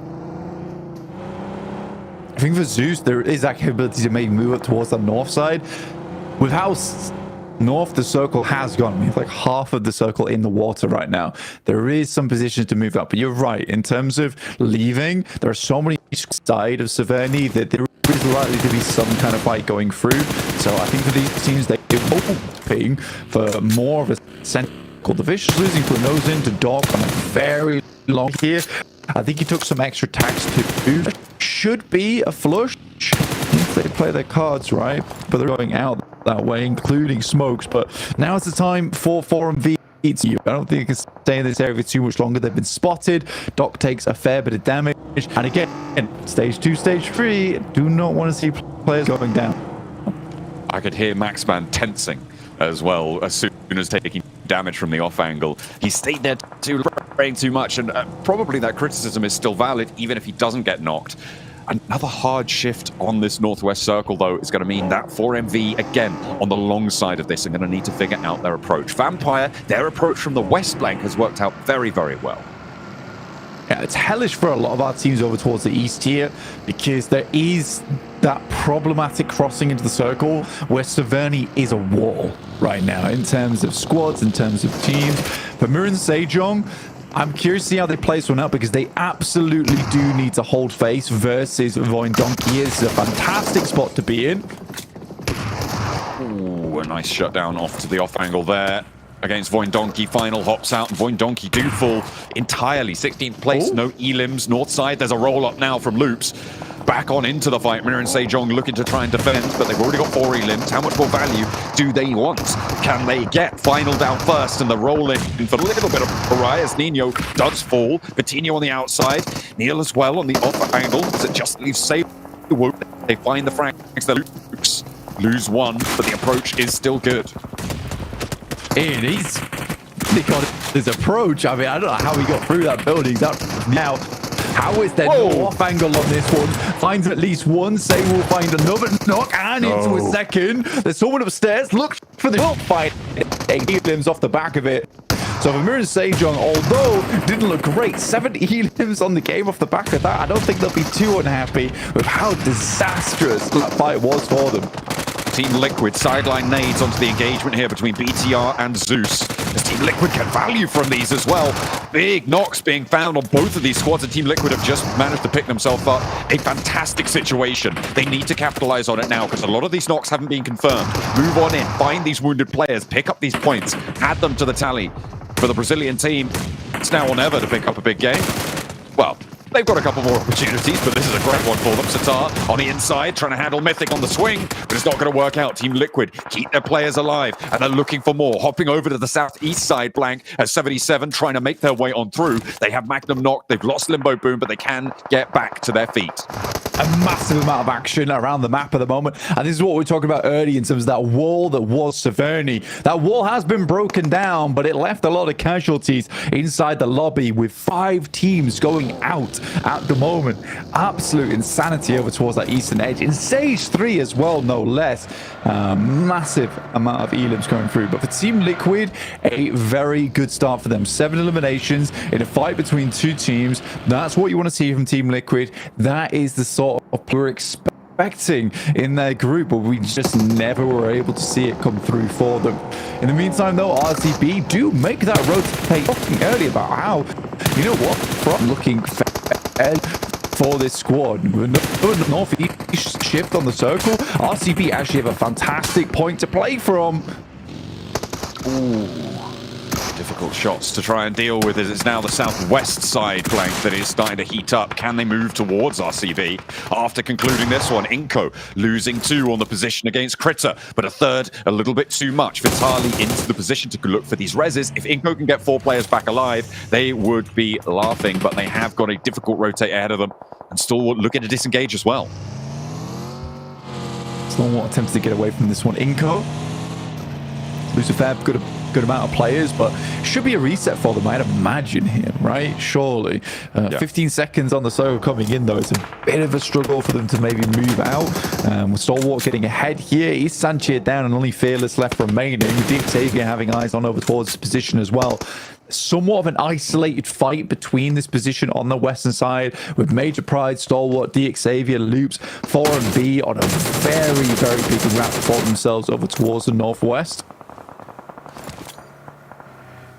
And on that position that DXavier are now in, Blank RCB actually left the position we were talking about and they went into Severny. Which I was wondering, where are they gone? Why are DXavier able to take this spot? Well, they've actually sent all the way in and actually not taken any casualties either. DXavier taking a knock onto Lamborghini, but it should be covered off enough to get a res, maybe. But no, there's danger afoot. There's Inko trying to roll on in too. There's so many teams in Severny right now, by the way, John. The Vicious just rocked up. 77's trying to hold on. Inko aren't doing a bad job, honestly, from the position they were in. I did not expect them to get too much further into this lobby. And now it's down to Paragen, who just take a couple of tags there from Vitali. It is sent back their way, but Levi's on that front line that absolutely had to stay alive to give that position a bit more strength for DXavier is down. Now Inko can start to work the problem. Nades over, shots back and forth, and first blood drawn against both of these 2 rosters. Nade from Juancho. We're going to try and open it up. There's a rotate around through the back as well. So I think is that Vampire trying to chime on in? Inactive. Going to be taken down first, and DXavier still on 4 if they can get this res. But the nades, they're going to make that all the harder. Levi's flushed away as Vitali gets some value from it. For Inko, Lamborghini nade to the back line.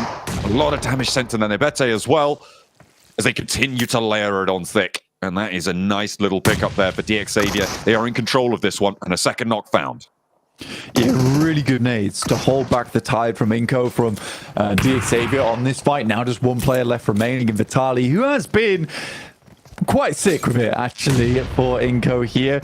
Almost made it work versus DXavier, but they're playing it safe here with the nades at the top. Should finish it out, and DXavier with 5 more eliminations, taking back the top spot inside the lobby. They'll pop their teammate back inside the vehicle and potentially try and drive out of here. Here's 4 and V. They only had 2 players left remaining versus Major Pride's 2. Apex last left alive for the squad of a player knocked.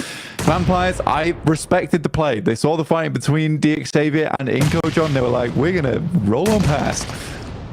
They're in an interesting spot right now. The danger of it, I mean, with the circle moving away, it's going to be a Severny scrap, I think. But the danger of it is as soon as that ridge line to their west gets occupied, they're done for, right? They're absolutely done. Unless the teams in Severny protect the ridge line for them, right? And that's really what you're banking on. So dangerous position. But as a solo, probably one of your very few options that you could do successfully.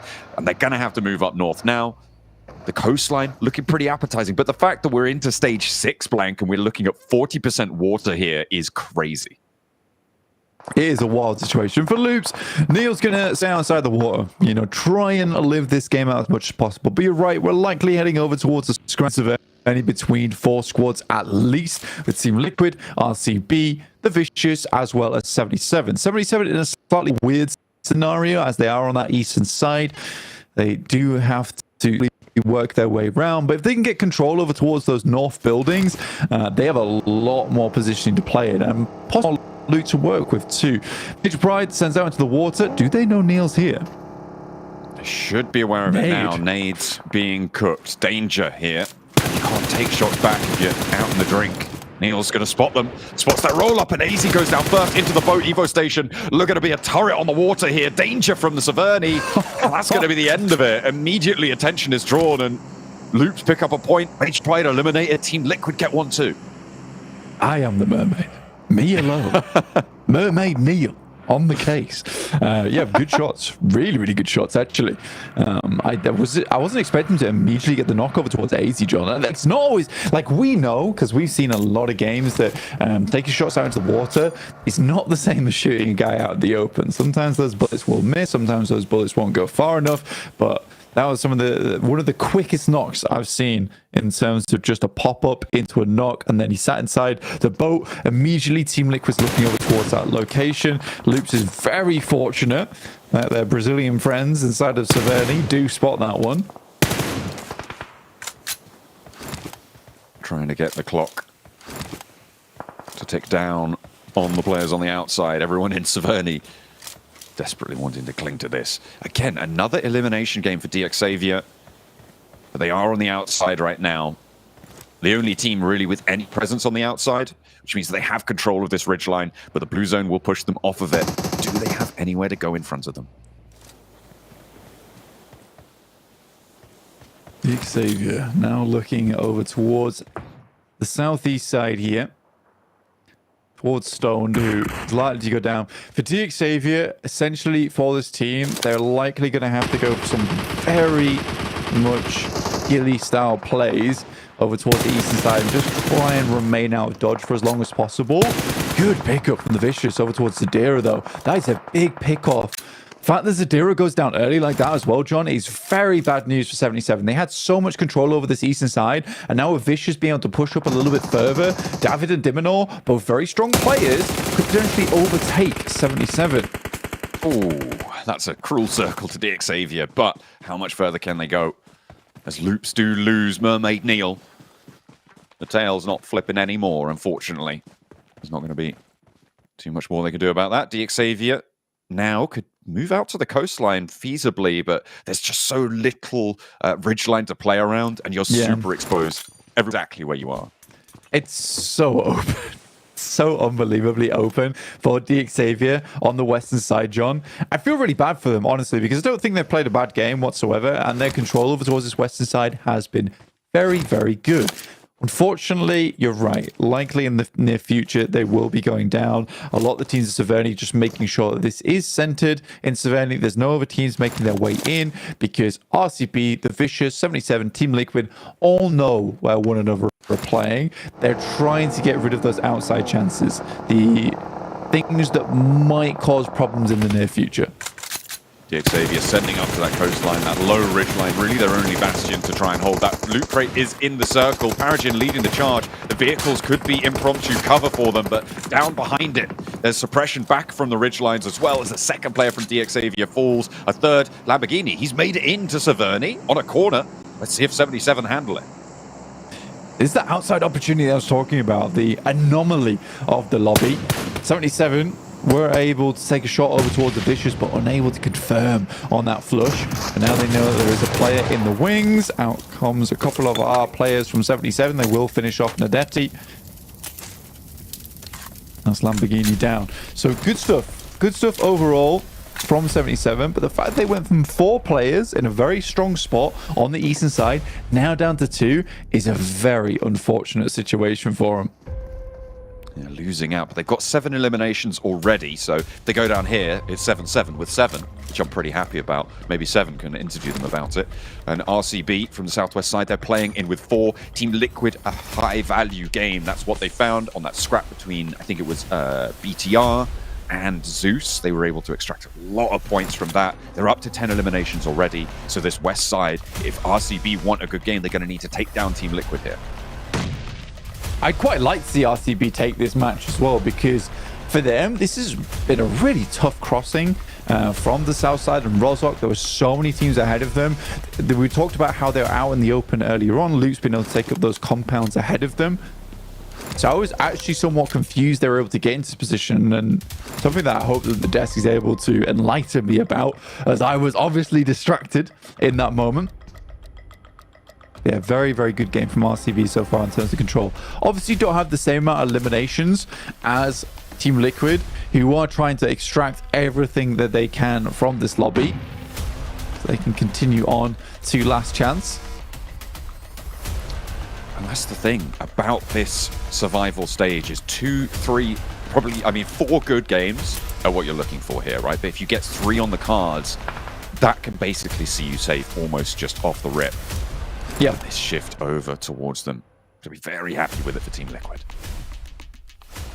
Yeah, you're absolutely right. In terms of like 3-4 good games, that might be all you need.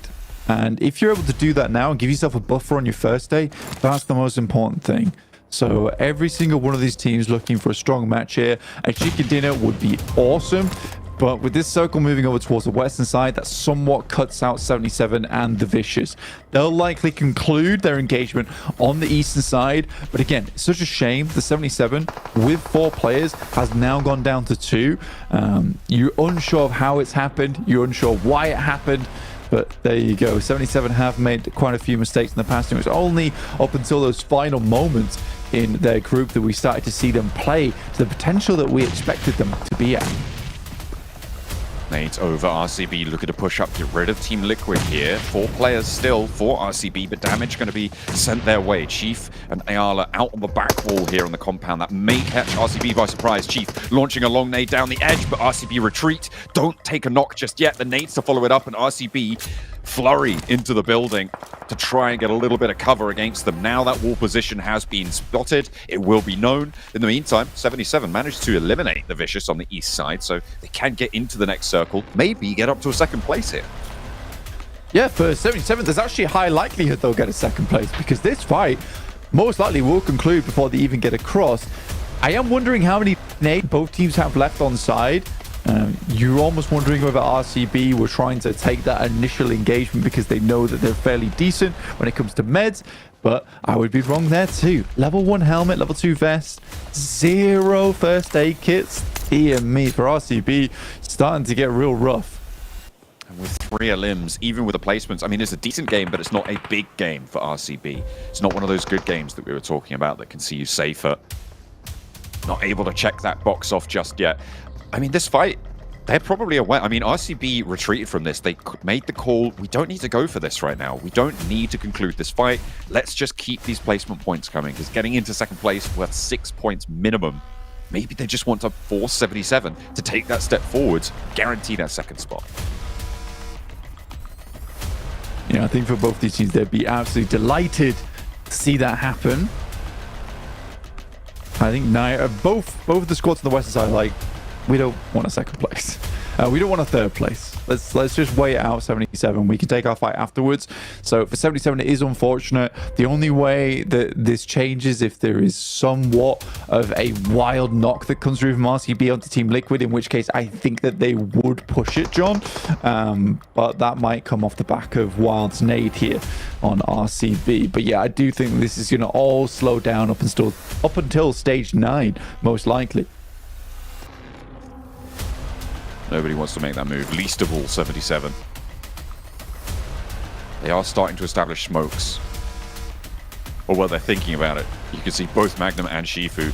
They're just going to have to put out as much smoke as possible and hope that one of them gets across. And even if they do, Ayala's waiting for them. Team Liquid have such a strong barrier to come up against. It's going to be a miracle if they can make it. It's all slowing down. I don't really want to see Silas use this nade. He's only got 1 in the back pocket. I think he'd be better off used later on versus Team Liquid, as they are all in the 1 stories. Fairly easy to nade out from. But you can understand why he's going for it though, John, with the fact that you might be able to pick yourself up 2 eliminations off the back of this. We'll see what happens, as we are just waiting now 7 seconds for 77, 7 elims to make something work. They managed to rack it up to 9, so they've ruined the Rhine, but they've got a reason to go for it. Magnum actually moving forwards first. Shifu going to be moving around in the building as well as Magnum crawls across Ayala. He's going to spot this. Surely he's going to spot this. He's going to know exactly what he's dealing with and immediately goes for the spray down at Shifu, though, to take the majority of the damage as Magnum continues to commando crawl back through. Will get spotted, and that will be the end of it. Second place now guaranteed for both of our teams on the western side, and they can start to go for the fight. 12 elims on top of the 4 coming through from RCB. That would be a 16 plus a chicken dinner 26-point game, which would be massive for Team Liquid coming into this. But RCB, they have that manpower. They've got the man advantage on side. That's one of the very few nades that RCB has. And it does absolutely nothing. Loxy on the wall. Could be first to face Team Liquid.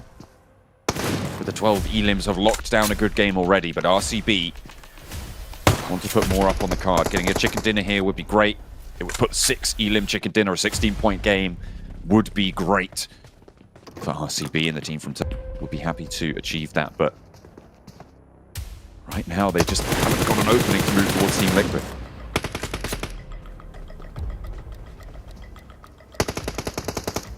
Chief. This guy, it all depends on Chief right now. He has so many angles to work with, and he has to call out on this left flank when it's going through, so Mythic can potentially take a shot. Lovely angle we get here. Looking over towards that top side. Loxy getting up towards the car is a really big deal. That means Kimmers can make his way up too. All slowing down.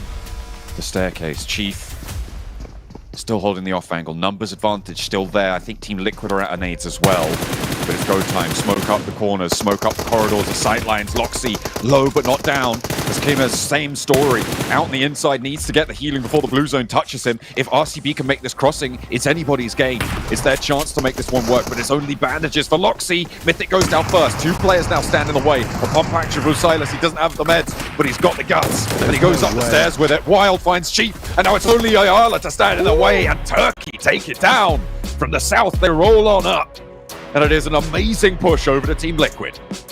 I mean, it's a dangerous push as well towards the rooftops. I respect the fact they went for it and they weren't happy with just the 2 elims and letting that go down to the play zone. But very, very well played from RCB. Really good pusher from Loxy, though. And I think we talk about Silence a lot, but Loxy being able to get up towards that car on the eastern side, that was such a huge pickup from him to give the rest of the team an opening to move in versus Team Liquid. Good way to start off our spree of Erangels here as RCB take home the first chicken dinner of 3. And I mean, Max, you were kind of talking about it right before we came on air. A very risky play for them to go up the staircase for that. Oh, Silas, you absolute crazy man. The staircase and the door, Hot Jukes, is smoked up, and my man's like, I'd win. He got knocked, but you know what? They did win the game at the end eventually, so it was definitely a successful push. But RCB, so many good rotates, Hodrick, from the initial rotation of Rozok, and I know Blank was interested in how they moved.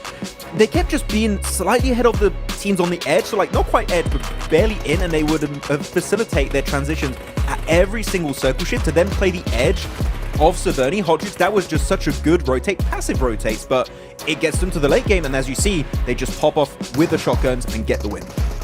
Oh man, what a beautiful win indeed. Silas with that clutch pump shotty there at the start was able to get that done, and I actually don't mind that push towards the end because I think he knew that we were so ahead in manpower. I'm just gonna push up this roof and make sure that we could secure this with the blue zone that's about to close on them. But I mean, it was very risky for a second because they almost did go 1v1v1. But man, a good chicken dinner from Regnum Karia, but I will say a more impressive performance from Team Liquid there. An insane amount of eliminations, dude. But could you imagine if they just had like 1 nade or maybe 2 left? That would have been so huge for them. I have to say, Hodrix, looking at this game, Team Liquid and RCB, sure, of course, RCB ended up winning the game, but Team Liquid put on an absolute clinic this match. Like, realistically, we were saying it all the time in their group. Oh, they're only doing well on Miramar, the last game of the day. Haha, funny meme. Haha, very cool. But, man, this is... It was hilarious. It was a good running gag. But this is the way you play City finishes, Hot Jukes. The amount of control, especially, I want to highlight one player, is Chief. He knew the weakness of their position was to get wrapped around the wall. He was holding that for literally 5, 6, 7 minutes at the end of that game because he knew if he goes down, the team goes down. So he was holding it as long as he possibly could. I mean, there was an opportunity for him actually probably to have won the game if we think back to it, right? Because Chiefs, you mentioned he was holding off on that angle along the wall, and RCB did sit 2 players alongside the wall towards him for 1 nade. If he threw it maybe 3 seconds earlier, he would have caught out potentially 2 players, and maybe that would have been the go time for them to actually take out RCB. I mean, you have to really give him credit, obviously, with playing that kind of anchor position. But also Kimmy's. He was also playing an anchor position off towards the side, Hot Jukes, preventing Chief from spotting Silence on top of the building. Yeah, dude, beautifully done there. I mean, that last play execution, it just comes down to who can hit those shots. And you could also go to see if Mythic was able to hit that shot on that one player from RCB while he was running across. That would have evened up the fight. But at the end of the day, you know, you just got to look at it and be happy with what they got. And, you know, one thing that made things even more impressive, at least in my opinion, was looking at the plane path, right? This was actually a pretty, like, awkward plane path for Team Liquid because it went right pretty much dead center in between Shelter and South George. Those are their two drop locations. So they had to make a decision, literally a coin flip decision. Where do we go? Do we go Shelter? Do we go to South George? And instead they decide, you know what, let's just go to that secondary drop. Let's head over that way towards South George. And it worked out perfectly for them, considering that we had a northern circle. It allowed them to just get ahead of this lobby when it comes to the speed of their rotate, get access to the northwestern side of Severny, which, you know, always when you have city finishes, you want to play the edge of those cities in case it moves away. It just ended up centering on top of them. So that would definitely help them quite a bit, though. Jason, can I have a Max Man Wants to Complain segment? Can I have like 10 seconds? All right, well, ladies and gentlemen, it's time to get into our Max Man Complaints here live at PMGC 2024. Thank you very much. RCB, hold on to your bloody nades! You don't have to use the nades if you don't know where Team Liquid are. I think that if they lost that game, it would have been because they wasted nades without any info on Team Liquid. They could have waited maybe for the blue to push in and then get some really educated guesses on where the players were and then easily wrap up the game. It was close, but nades are too important, Jason, for the end. Thank you very much. I was expecting a little bit more complaining and a little bit more trash talking, to be perfectly honest. Yeah, I could have. But no, I'll be nice today. Okay. Well, Marin Sejong, they get themselves 7 points. I think that was Say Woo almost able to pull things off there. 7 elims, though, massive for them, considering how, you know, things were playing out, I should say, in the last match. But speaking of how things are playing out, D+ off the back of a win on Sanhok get themselves 0 points. Bigatron also on 0 points. Voin Donkey on 1 point. A little bit rough here for some of these teams, but also something you have to keep in mind is you're not going to play these same teams, well, at least half of the teams in the lobby again tomorrow. Things are going to be changing, which means your drop locations might have to change, rotation's going to have to change. And honestly, Hot Jukes, as we talk about the top of the show, it's got to be a massive headache for any coach, analyst, and also player to keep that in mind as you go day per day, everything changing on you. Yeah, it's the worst. That's why I was stressing on it so much at the start, because when you deal with a survival stage like this and you're dealing with two different groups, you do have to make adjustments. And that's why I'm a lot more confident in those teams that don't change at all, right? Because regardless, like Regnum Karya, they're taking Rozhawk. I mean, everyone's going to respect them there, right? And, you know, teams like the Xavier, IWNRX, you know, they're not changing. So the other teams that have to, they got an even more difficult one. Now, for Team Liquid, you know, going from North George to South George on their secondary drop isn't a big deal so much, you know? And I think it's very fortunate that they didn't have to deal with people on that stretch for this one. And I said it, since they're in Group Green, they have to deal with playing today and tomorrow. So they're going to be stuck watching literally on day 3 to see if anybody's going to pass them up. And for them to be able to start off so strong, I mean, that's how you got to do it. Well, we can see here over on our overalls, it's going to be extremely close in the beginning. Obviously, the top of the table is semi-important, but it's really about the bottom of the table that you have to keep an eye out on here, because you do not want to be bottom 8 at the end of day 3. Obviously, we still have Group Red to come and play. That'll be starting tomorrow, and they'll finish up on the last day. But at the moment, not sure how Vampire go up from last place in 16th. That's 0. I didn't know there was a 17th place there, but they obviously give themselves the 1 point. But Bigatron, Vampire, Stalwart, Inko, Major Pride, like these are all teams we're looking at the moment of potentially being knocked out. Yeah, right now that could be the case. Of course, it's just 2 matches in, Jason, so we'll see how it goes. But I want to take it to the first place team right now, which is D Xavier. They have 19 eliminations. They almost have twice the amount of the second place fragmenting teams, which are D+ Kia and Team Liquid with 12, and you also have Mira and Sejong with 13. They're putting on a clinic this game. They just start fighting everyone. Hot Tricks, D Xavier, I think, that came in with a plan compared to the group stage, where like eliminations are going to be so much more important than just, you know, getting placements like they were doing in their initial group phase. So, man, so far they've been completely popping off, and I wonder if that's going to continue throughout the entire group, the entire survival stage.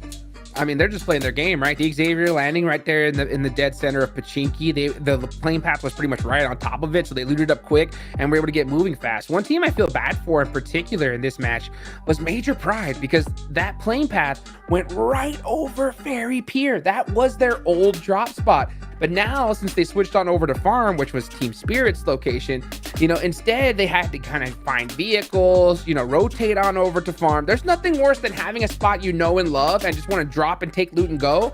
But now you got to stretch out a little bit. Your rotation's a little bit behind. Those little adjustments at this stage, Jason, man, can it throw you off your game? I think I'm actually happy you bring up Major Pride, because I think if we look back at Group Yellow, they were the biggest surprise in my eyes almost through every single group max. Considering what we saw when it came to CSA in our watch parties, I did not think they would have a chance to get top 3, and yet they fell short by 6 points. I'm wondering if Major Pride can keep up that play from Yellow here into Survival. A lot of people, Jason, on our predictions were like, oh, they don't know about Major Pride. I'm like, nobody knew about Major Pride before this tournament. So, like, I mean, if they can be the surprise again here and make it through the top 6, that would be another surprise for Major Pride. Well, we'll see what surprise will come out of this match here as we head into our second Erangel of the day, once again with John Allen and Blade. It's time for round 2 here on the grassy pastures. Over from Georgia Pole, we're going on a very north-leaning plane path up towards Stalbert again, Blank. 4MV backup drop, maybe? Could be on the cards. We'll see where that ends up going. I don't think we've even seen a 4MV backup drop in such a long while, always going down towards Sosnovka. Even if they drop out early, get some vehicles, still down towards Sosnovka no matter what. But we'll definitely see some variation in terms of drop spots, because some areas are a little bit harder to get towards, especially in over Noya. But I think right now it is only 4MV dropping in Sosnovka towards military base. Yeah, without ASI-8 in this lobby yet, there is no direct competition for it. It'll be interesting to see that clash when it comes on through. You see, they're dropping out and potentially still looking to go for it towards the southeast side. But a lot of teams, you can see that southern front of players in the plane path dropping out in those parachutes, trying to get more south than everybody else. See if there is any kerfuffle around the vehicles. Dick Xavier may try and challenge for that east side of 4MV's position. Yeah, pick up those vehicles nice and early. I think for 4MV, a lot of those vehicles are probably going to be gone, John. So for 4MV, a little bit of a struggle, maybe heading down towards Ferry Pier, but a nice central circle. Just lean a little bit over towards Sosnovka, though, John. So maybe heads down there in the future. We'll wait and see. Major Pride, the desk we're talking about them, John, for a little while. And, you know, I think that I would agree. A lot of teams, a lot of players didn't really think that they had too much in them. We've seen this squad before under different banners, under different names, and they are good. Somewhat of a rising star team where they've never quite hit that zenith quite yet. But maybe they can do it here in the survival stage. Always looking to try. Well, I mean, the best place to peak is when qualification is on the line, right? So making sure that you are moving up to the top point of your performance when it matters the most, you can't complain. At the moment, DX Xavier, top of the tables, 27 points. They were able to get a big elimination game in Sanhok. They're looking to repeat that here in the second Erangel, where they were able to capitalize from that western hillside position in our last game.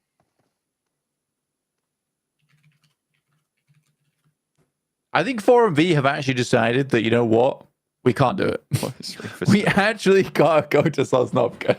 We're gonna go sit in the fields. Reefus, where else do they go? Reefus, what are you He's literally burying his head in the hay. What's going on, Reefus? Come on. We can't go to Sosnovka. It's not that bad. Guys, it's over.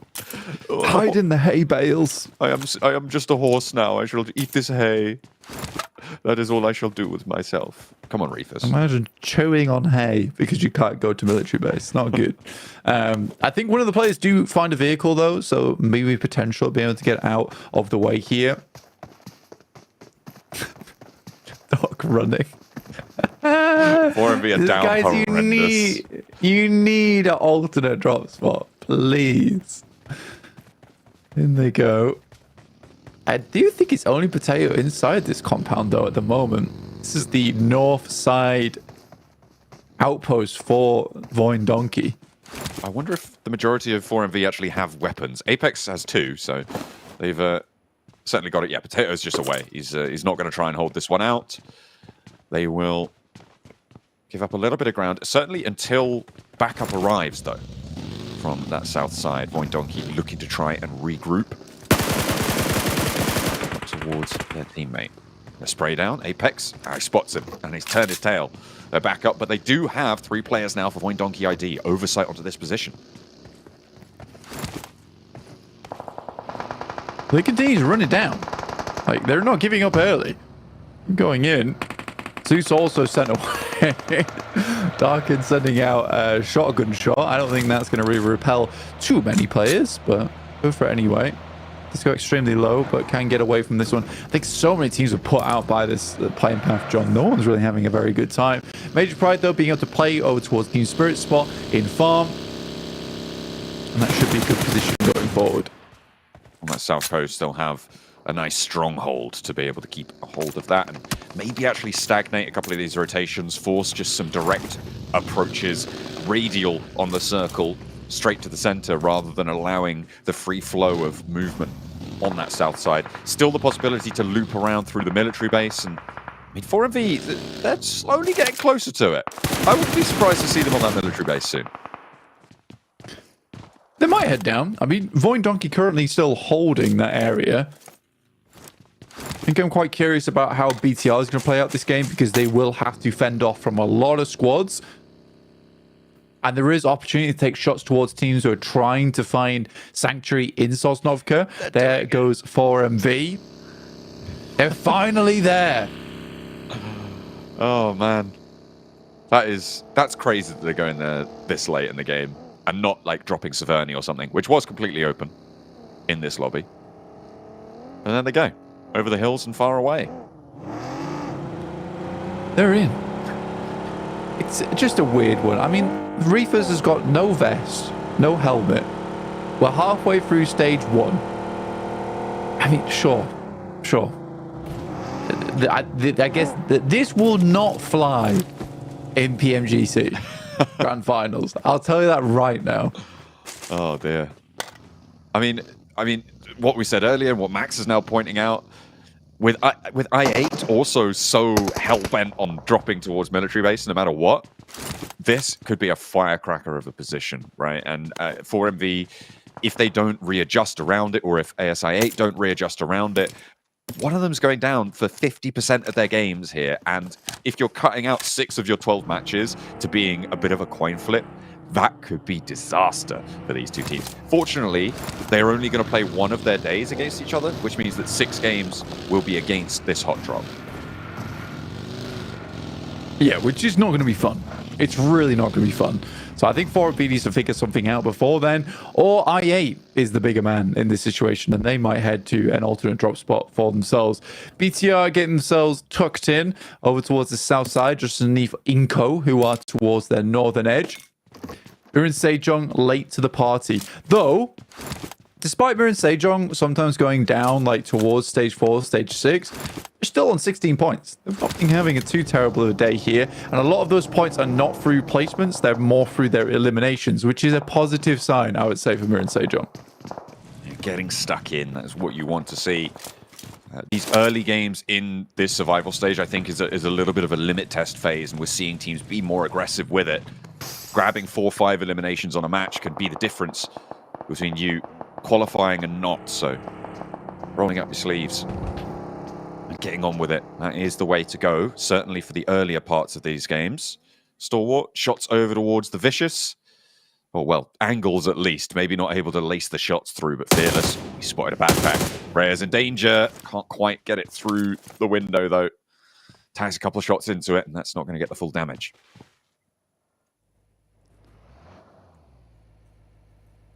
It's a bit of a standstill right now inside the lobby. A lot of teams just waiting for this stage 2 because it is uncertain, right? Could head down towards the south in Sosnovka, in which case a lot of teams do need to get a move on. Or head back up towards that north side, in which case 4MV is dead. There it goes. That is... I guess they could play Novo. They could play Novo. They could loot up Novo right now. But there is a high likelihood that they will have to move through the Eastern Bridge. So do they wait until the end of stage 2? I think they would. I think that's the smartest decision to go for. You wait till the end of stage 2 and then wrap around from the western side, hoping that Void Donkey has left by that point. We'll see. I'm not sure how I feel playing the eastern side, and that's what they're going to do. I wonder how aware BTR are that teams could be coming from the South Bridge. With this hard of an eastern shift, though, it may not be unexpected that teams actually go through and just rotate through that military island, not actually go out and loot there initially, right? So maybe they're a little bit more wary of it now. 77 as well. They know 4MV's tricks from the group. They'll try and hold that out. As we hop on over to some of the positions that sit right in front of that bridge, a lot of teams making headway in. You've got Inco there on the northeast. You've got DX Xavier in the middle. Everybody piling on through. Major Pride, they're bringing a hovercraft with them. As slow as it may be, it's a nice block of cover. Very chunky in its presence. Not a bad thing to bring with you in terms of cover, at least, going in towards that end game. As we are rocking up towards, I wouldn't say it's an area that has little compounds to play. It's just an area that does have some weird sightlines in terms of high ground. There's quite a few hilltops around this area, a couple of 3 stories to play as well. The teams will be looking for those types of positions, those types of buildings. 4MV looking to cross on the Eastern Bridge. Why is Voin Donkey doing this? Well, this is what I was talking about, right? With the possibility of teams actually going through Military Island to go for a rotate. You know, everybody's moving in from that west side, so there is a bit more of an opportunity maybe to find an opening there and get a successful crossing. It's a risk, but they might find 4MV for it. Yeah, they might do.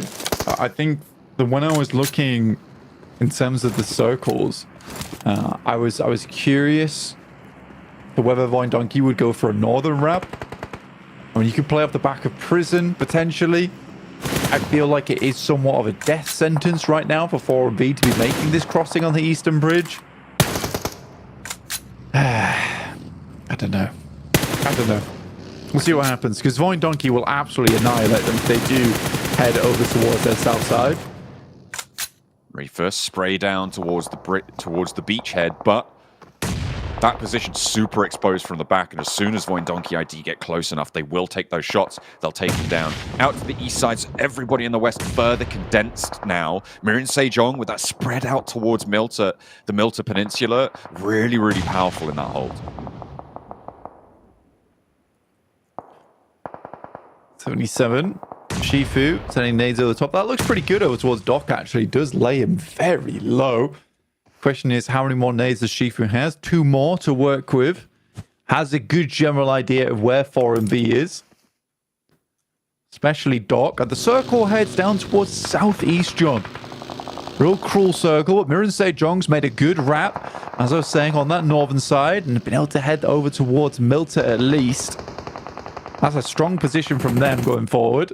Yeah, Mirin Sejong was probably the best of it here. Zeus at their back may challenge that. 4MV's fight with 77 on this bridge mouth is in the next circle blank, but Voin Donkey ID are now going to have to move through it, which means that 4MV, if they're not aware of this, will just get barreled down.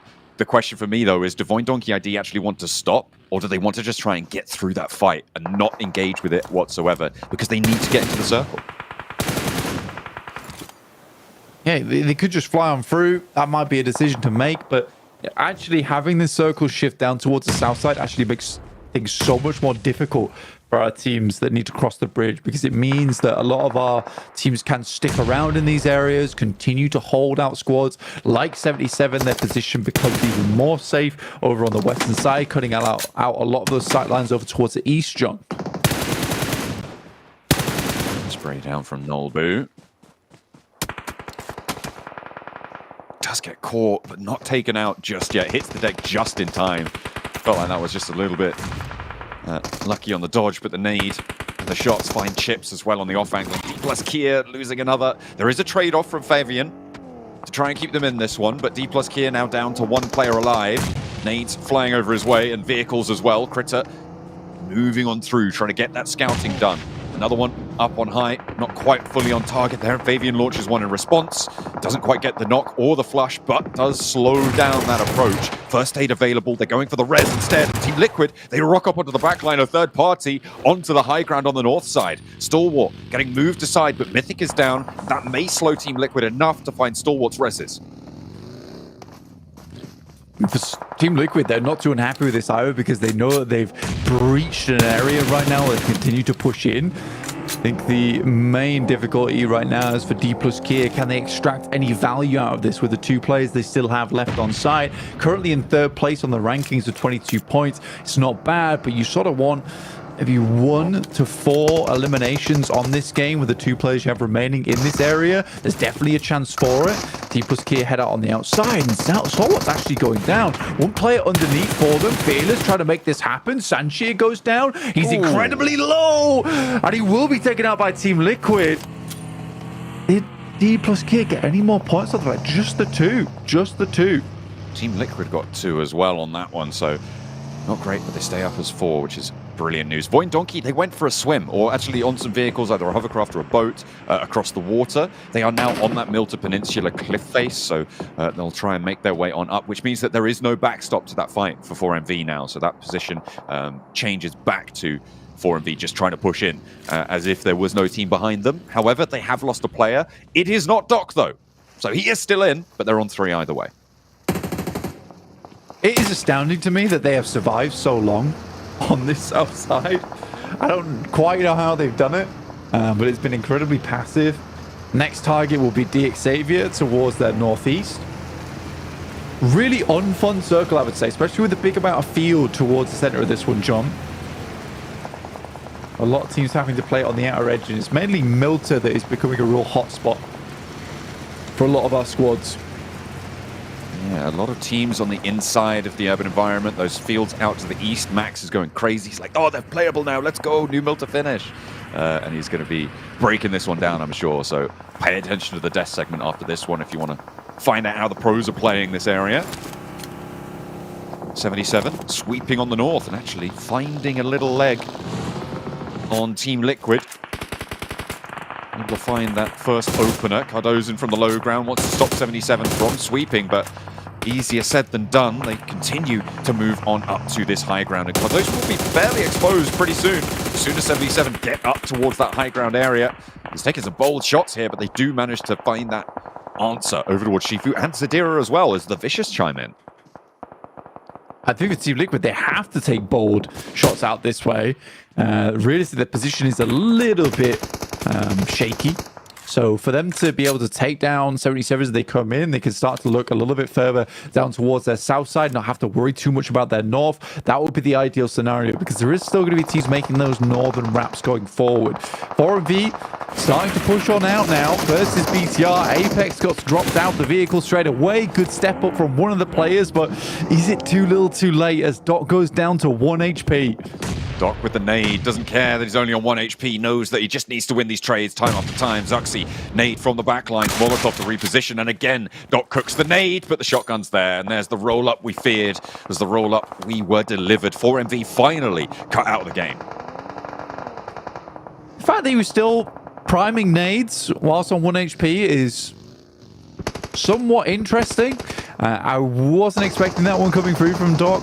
Could have maybe gone for the first aid kit, but I guess he was just looking for a chunky nade to come on through. DXavier, Vampire, all in the same location. This lineup off towards the western side of Milta.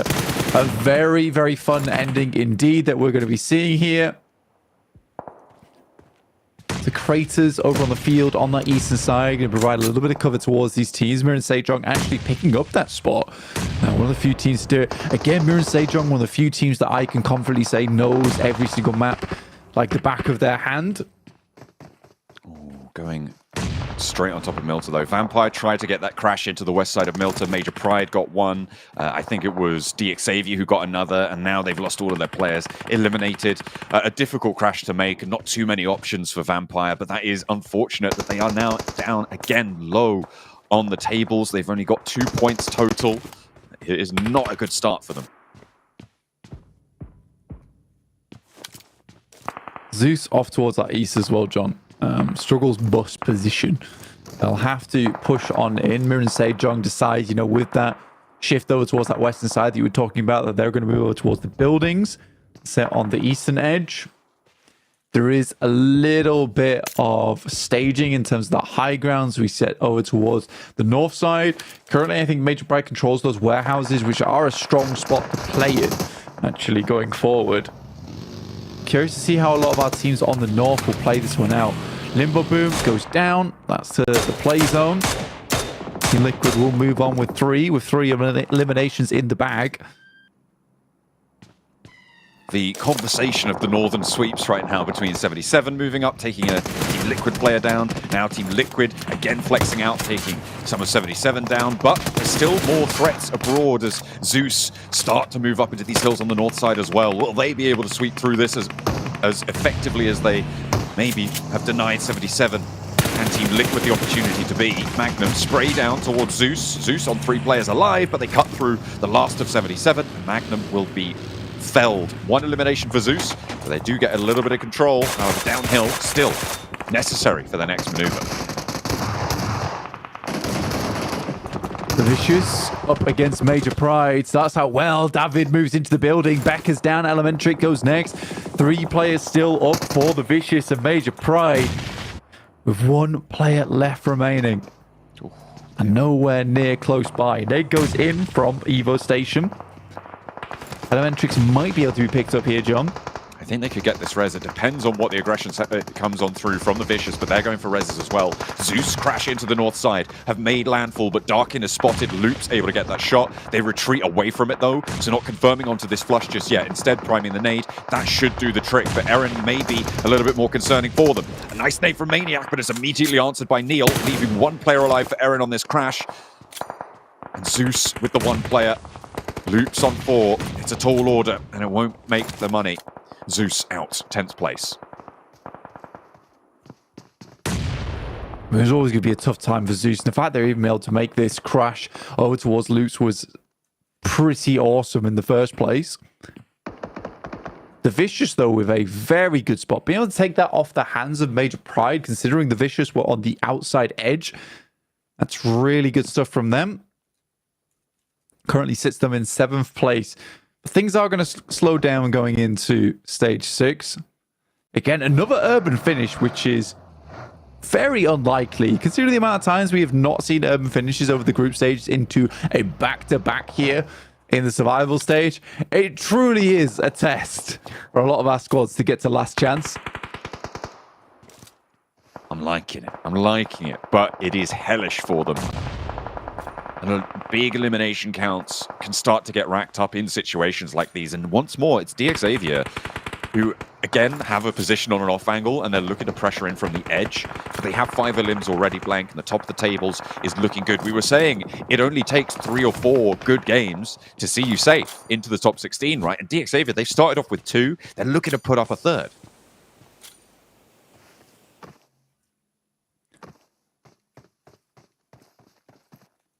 Boy and Donkey down towards the southeast side.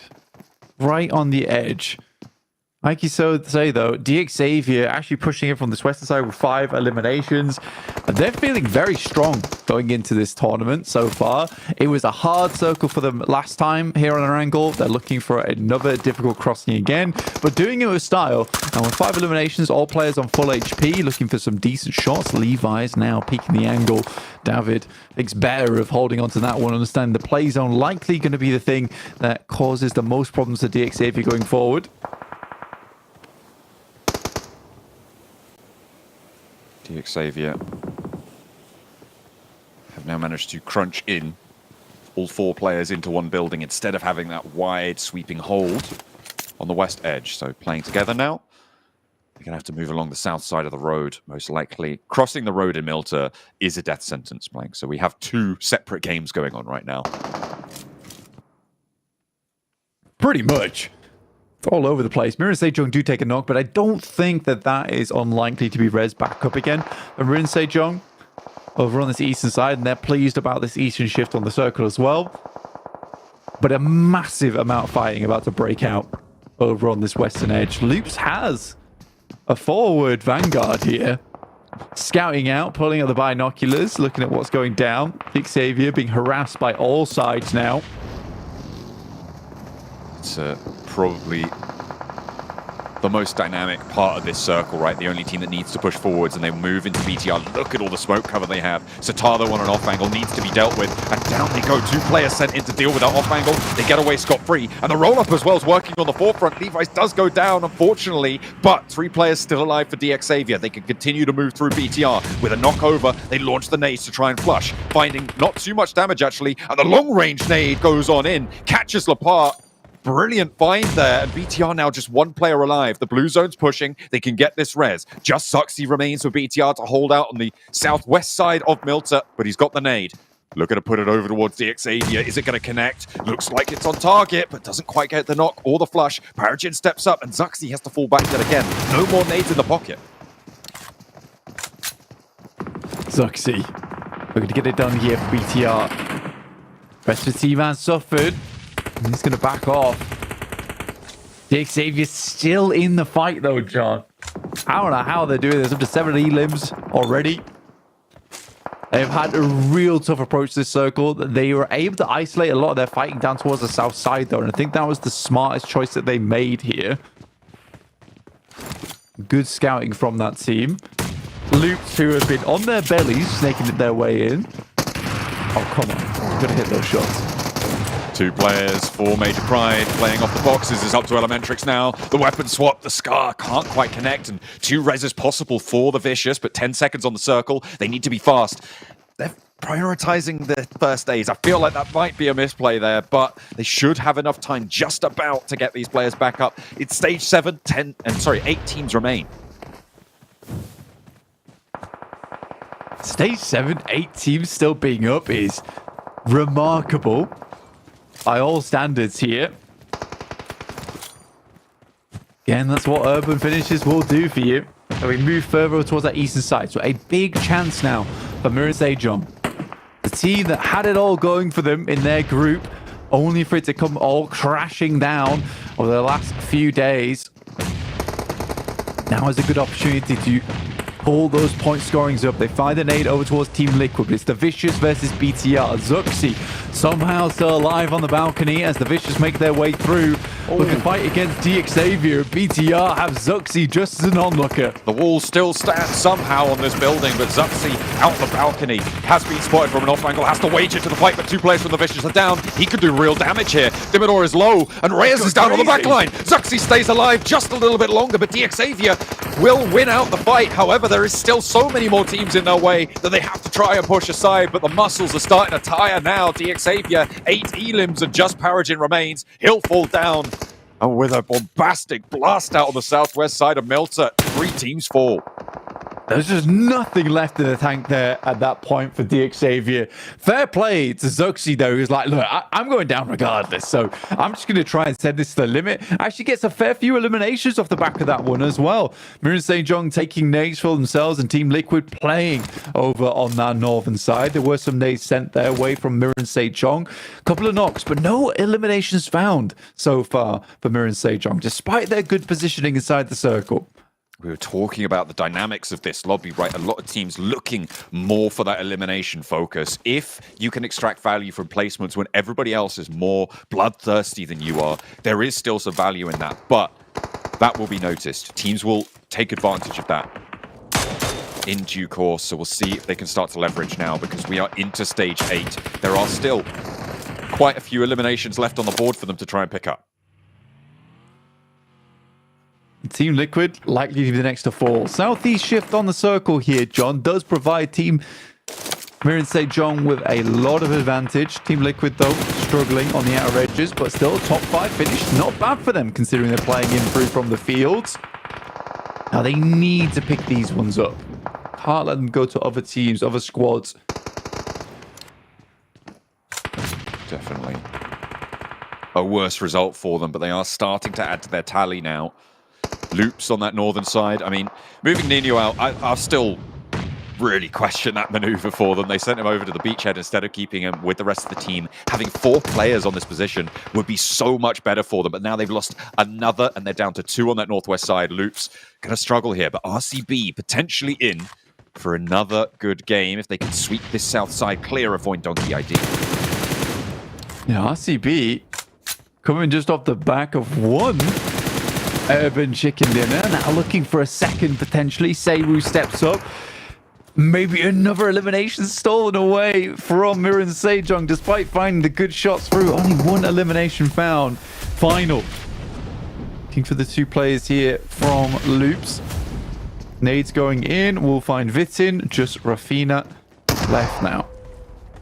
Miran Sejong moving forwards. This should be the second elim. If they can find the chicken dinner, it would be 12, 13, 14 points in that sort of bracket. Would still be a good result. They've managed to put an 8-point average up in the first 2 matches. So we'll see if they can keep this one going. They've already guaranteed quite a few placement points and a decent result. Rafinha around the side for Loops. Looks to do damage to Miran Sejong with the DBS, keeping him suppressed. They know he's only got that corner to play around with. From the south side of the road, though, the light up comes on through, and it's RCB with 11 eliminations. Far more bloodthirsty than Miran Sejong, the team to try and take them down. And it may be from north to south, from Severny to Milta, that Turkey starts to make their ascension. I just don't understand the play there from Miran Sejong. Expose you back like that to RCB, it felt like a huge mistake. Like, they had strong buildings to play against versus RCB into the future. And they don't find a lot of value off the back of that. Now it's just Seiwu and RCB looking to take this game home. Ooh, a nice knock from Seiwu though, and there's smoke cover to go across. We'll see if there's damage to be done, but no. RCB unwrap Milta. And a gift for them on the south side. There is nowhere that these guys cannot make it work. The commander tosses the phone to the ground. It's as easy as that for them, and RCB pick themselves up the back-to-back here on Erangel. 2 urban finishes, and these guys are the urban warriors on the road. I think Urban Warriors is definitely the proper name to be given. Regnum Karya Bros, they take 2 wins back-to-back in city finishes. Well done by them, but let's be honest, guys, and I heard Max. I even have to have my headphones on to hear him screaming about Miran Sejong and that push onto Loops. No, the casters echoed it at the end of that game, but really, why were you so committed on eliminating Rafina? Like, from Loops, I get that it was a little bit of an issue, Hot, but sending 2 players were initially behind the wall. They were safe from RCB. Yep. A little bit, literally 2-3 meters too far. You make yourself vulnerable. 2 players instantly knocked. Initially by a spray, then by a follow-up grenade. If they don't do that, maybe because of the smokes they can win the game, but yeah, I don't think Rafina was worth losing 2 players for Hiltrix. It was not worth it. It's that tunnel vision, baby. You know what I'm saying? You just have an elimination. You know it's there. You gotta get it. You gotta get it. You know, and it's a tough situation because, you know, it sucks whenever you're at this stage and you see so many teams not make it by 1 single point. You know what I'm talking about, Max, right? So, like, at a certain point, if you're MSJ, you see that free elimination. You bite it off, but it just turns out that, you know, Silas and squad is just waiting for you. I love watching Silas just throw that phone down, like, be like, back-to-back chicken dinners, baby. We got this. I love it. If that wasn't an Infinix GT20 Pro, it probably would have shattered. So smart by him to know that. That's true. But, yo, Max, you talked about top of the show. You want to see more out of Wild and Loxy, and guess what? You're getting it. I can't take credit. Like, Blank is the first one to have brought it up eventually. It was you. No, I think it was Kalaris. No, it was Kalaris. Yeah, it's Kalaris. Right. Yeah, thank you, Kalaris. No, but it's so good to finally see Wild and Loxy in that fragging role. Of course, Kimiz has been a great support player, Jason. He's been great with that utility, the off angles, especially on the first angle today over in Severny, while Silas is just eye-gelling the team moving around. But Wild, 7 elimination, great conversion from that almost 900 damage.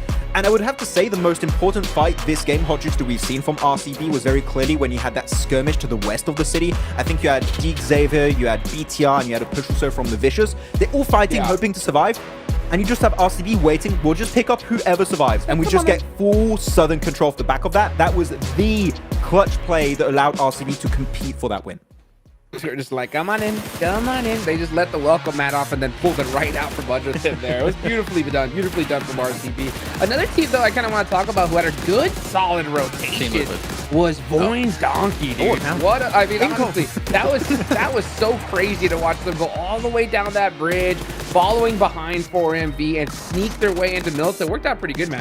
Actually, I agree, but also don't agree, Hodgins. I think that maybe staying on the mainland would have been an easier time for them, because if you have to cross that bridge or like the water is always going to be somewhat risky, especially if it goes hard north. If Milta's not in play, Voin not out completely. But That's true. The moment they decide to go to Sanhok Island, I think they did the better play, Hodgix, which is to try and rotate and avoid the bridge, which is not what 4MV did. So they're just like, oh, 4MV did not do the best rotation to escape Military Island. Let's just do it ourselves. Yeah, and it worked out. I mean, we talked multiple times about like the way the zone shift and trying to play around that. Because it kept shifting east, you knew there'd be a grouping of teams towards the west. So I kind of agree with you there, Max. Like going towards east side with the rotate ends up helping them drastically to get into the later stages of the game.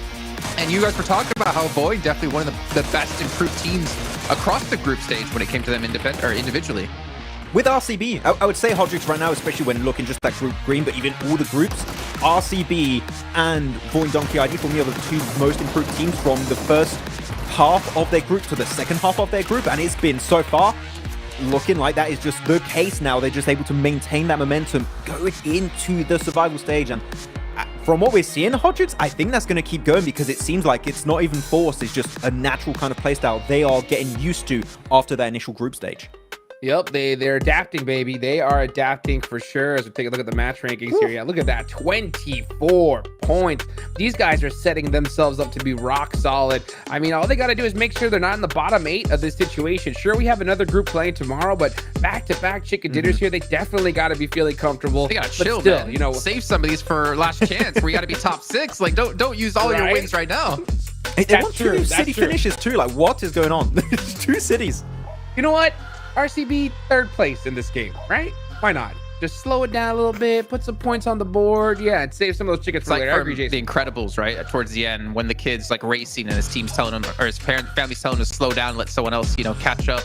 But DXavier again, 8 limbs, 10 points, 2 placement points. It seems like DXavier just taking a page out of IHG's book from last year.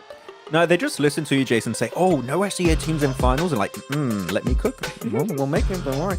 I don't know what happened with DXavier compared to the group stage. They just turned on the fragging machine they have on their squad, and they're just engaging so many squads. And also the fact is, when they take the fights, they are good engagers with utility, getting some solid angles, and just completely destroying teams. Of course, it didn't work out at the end because I think there was too much jukes happening at once. You had 3 teams fighting them at once, so you're going to falter eventually.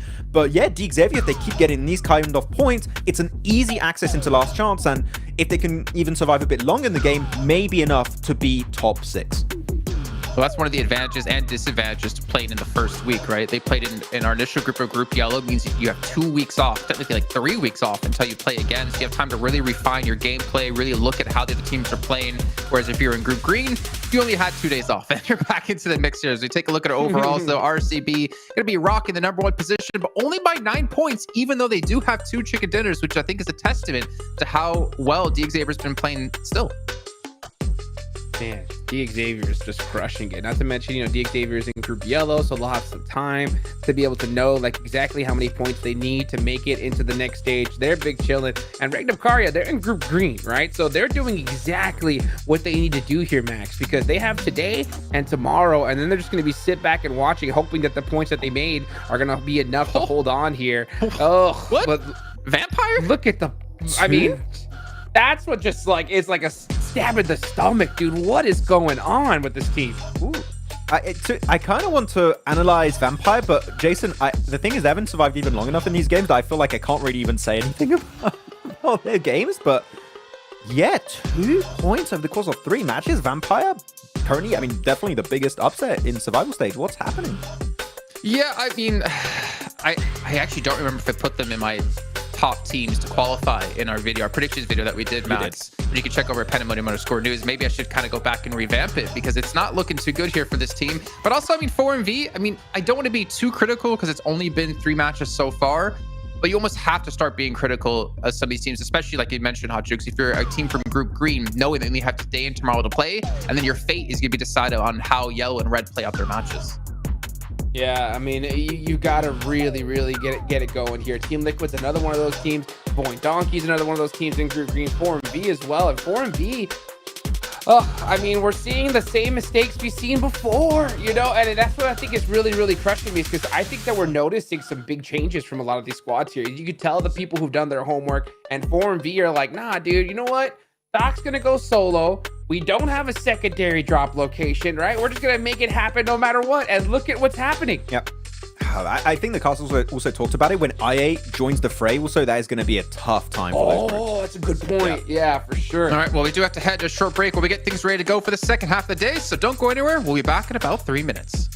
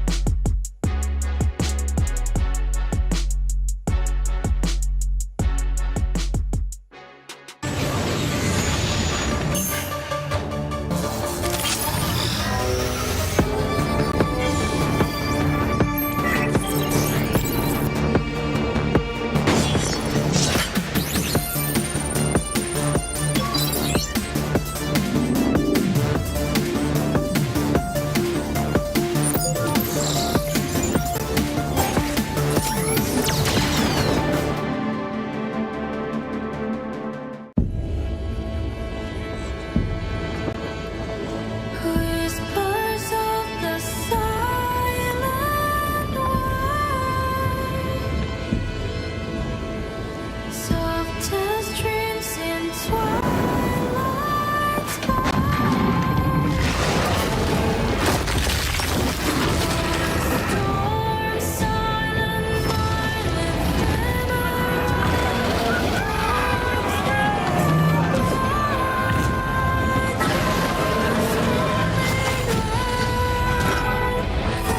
Storm silent soldiers in their fight.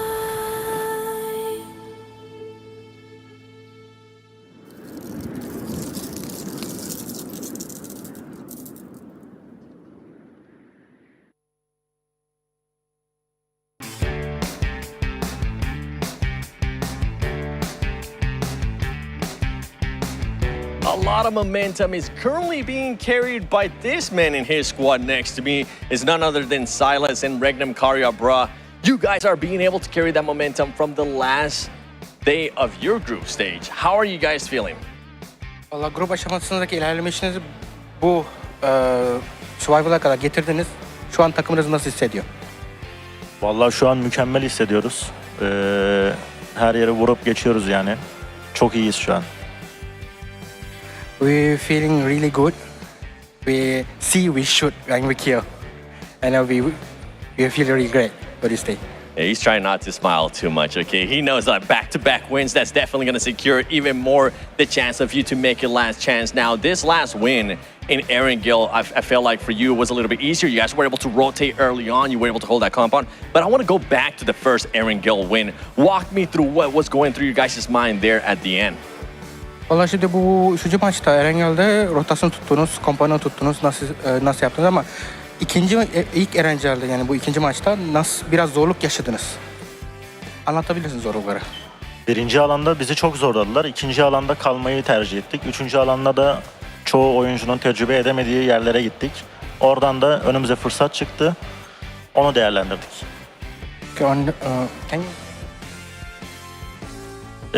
İlk alan çok zorlandık. The first zone was quite hard. İkinci alan yerimize kalmayı tercih ettik. In the second zone we stay put in our location. Üçüncü alan hareket oyuncuların tecrübe edemediği yerlere The gittik. third zone was a bit hard for us because it is not our used rotation. Yani diğer alanlarda zaten önümüze fırsat çıktı, And değerlendirdik. then for after that the zone was we got the opportunity and we took the opportunity. Right on. Well, hey, now before I let you go, with the mix-up here that happens between the groups at survival stage, what team do you think might cause you some trouble? Hangi takım bu sizlere zorluk çıkarabilecek yani? Bence Vampire ve DX'in çok güçlü bir takım olduğunu düşünüyorum ikisinin de. İkisi de bize zorluk çıkaracaktır. I'm thinking the Vampire and DX, one of the strongest team that we have a lot of trouble with them. All right, well, you guys have been fighting Vampire a lot today. Thank you so much, Silas. Can't wait to see what this team's going to be doing for the next 3 matches. Back to you guys.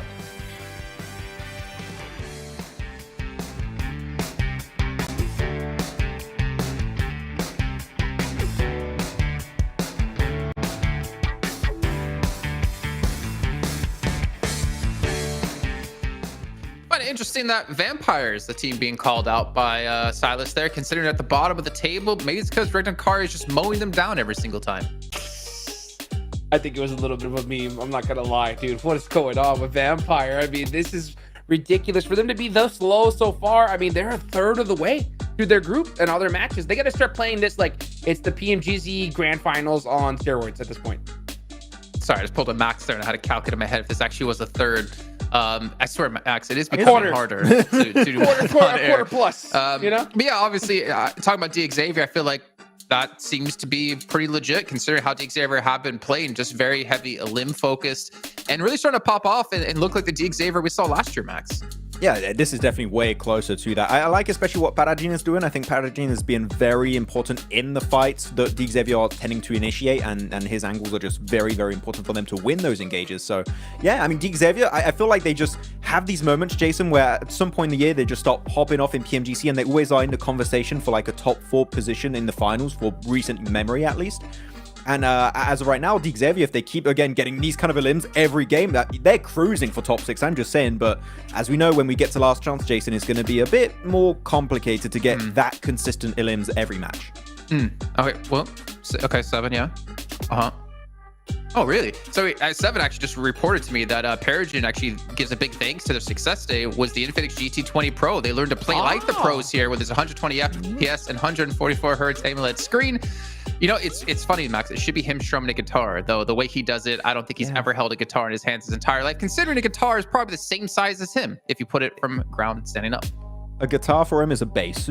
No, it's a ukulele. That's what a guitar is for him. We'll take a look here at our teams to focus. And for me, I more went towards some teams who will be playing back-to-back today and tomorrow who need to really have a glow up here. And of course, Major Pride I added in because they have been a little bit of a letdown considering the pace they set back in the first group. Yeah, Major Pride's on my list too because, I mean, they are dropping now in farm. That should be a dominant location, especially when we have a mill to finish. They get a really solid position, but then the Vicious just rolls up to them and just straight picks them apart here. So, I mean, they got to start winning these fights, Max. I mean, to lose against a team like Vicious when you have a spot like they did, it's got to hurt. It's rough, and especially it was a really successful push coming out initially from Vicious. They're able to just claim control of the northern side of Milta and start sweeping, and Major Pride.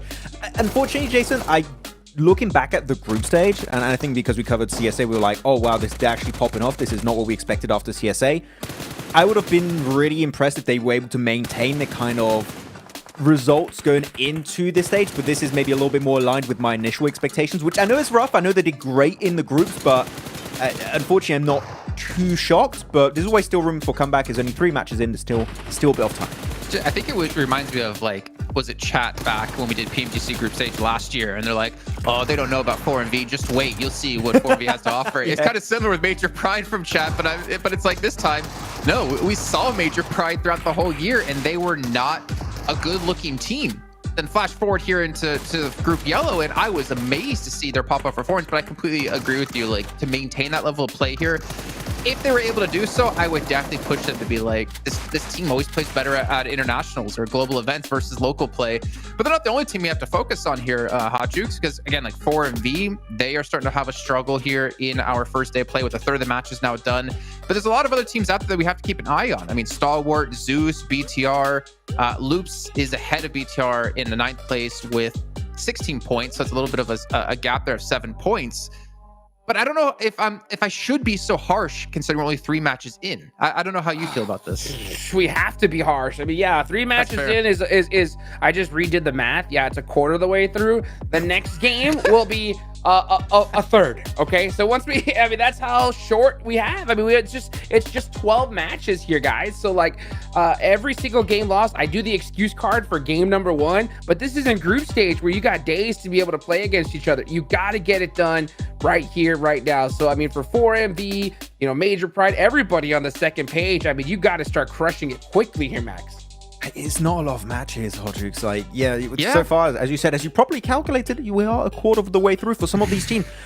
When you're done for today, if you had a bad first day in the survival stage, your chances of making it through is going to be tough, because I can tell you the teams from the other group that hasn't yet to play, they're going to come in swinging, and they're going to know what the kind of playstyle they have to take is going to be, because they know what the cutoff point is going to be at that point. So I'm telling you, if you've played especially your 2 first days and you had a bad time in the first day, you are going to be stressed as hell. You go from group stage where you're playing 4 days of games to try to get top 3 or top 11, to go into playing 2 days to being top 16 out of 24, to going to 2 days to being top 6. Like, it is insanely hard to go through survival and last chance. And these teams, if they really want to make it into London, if they really want to make it into the grand finals to be the best team in the world, they got to start showing up right here, right now, and maintain the momentum over the next days. Speaking of momentum, 2 men who never shy away from momentum and continue things going along here as we head into our last airing of the day. It's John Allen and Blaine. The ball just keeps rolling, that's right. We conserve momentum, much like the rules of the universe, and it will continue to be the rule of the universe that momentum is going to keep our teams at the top. At the moment, Group Green vastly outpacing Group Yellow, and coming off of their week strong, hopefully they will be able, well, if you're a fan of the Group Green teams, that is, hopefully they'll be able to keep that one going. At the moment, Group Green total is ahead 48 points over Group Yellow. And this is what we're talking about in terms of being fresh going into your final stage here in survival, right? You've just come off the back of some games just last week, so you're feeling fairly strong. A lot of our squads kind of figured things out in Group Green, I would say, towards the ending of their group. Whereas Group Yellow, it's been a while. It has been a while. They have taken a little bit of a breather, so hopefully they will be able to repair. Ooh, late drop for Inco. Are they going to go and challenge 4MV on the military base in the south side, or are they going to go over towards Novo? I think it's more likely they are just going to go out to that east side of the military island. Don't really want to get stuck in with 4MV. You know what they're like? Rabble rousers on the Sanhok military base. Ooh, unfortunate little roll down there. Wrap back around. Zeus lose a player. And a nice little pickup coming on through. I think that was DX Xavier who were able to pick that one up. I think, yeah, they managed to get an early point again. DX Xavier keeping themselves towards the top of the tables, nice and tidy over the last few games. Yeah, they're pushing things even harder now, and I think the DX Xavier, they've done very, very well. First place is RCB, though, with 46 points, and another Elim potentially going through. That's on a completely separate team. They are taking shots towards Zeus and now Void Donkey.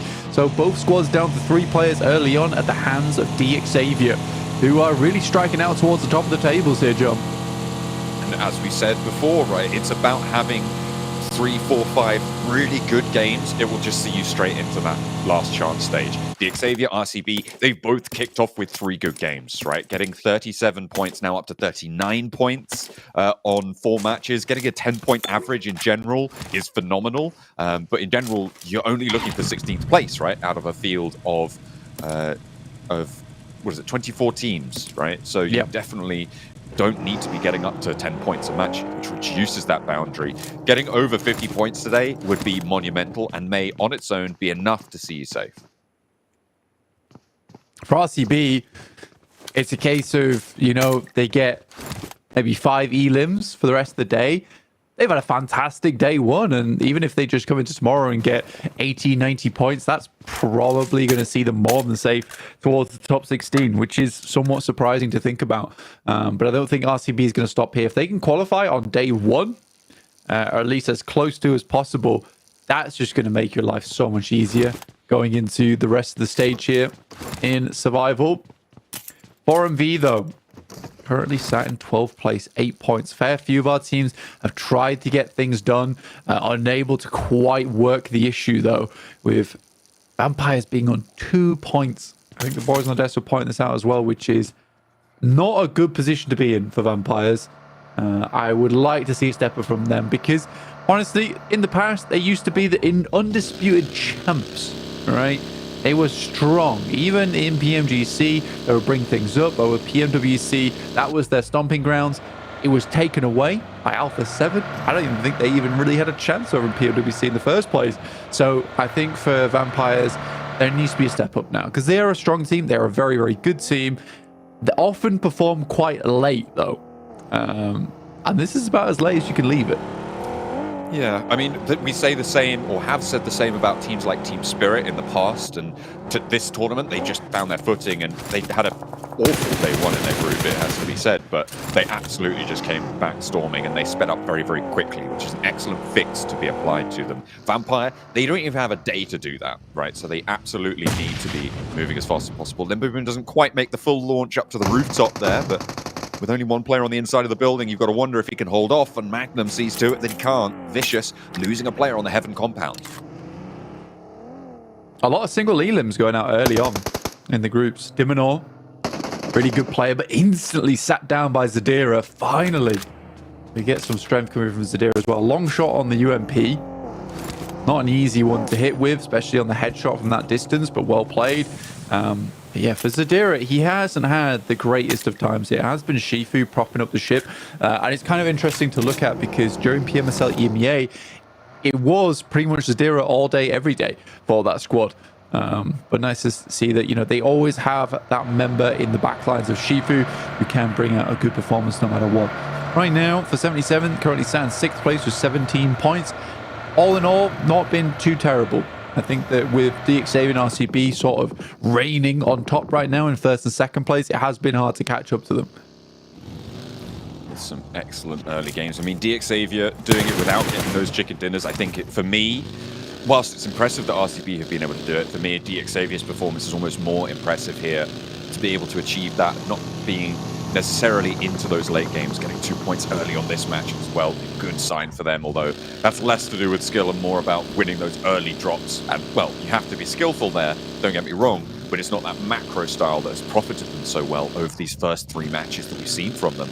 Everybody trying to rotate in, again, fairly parallel. Find your little slice of this next circle to the southeast side of the Yaz Fields.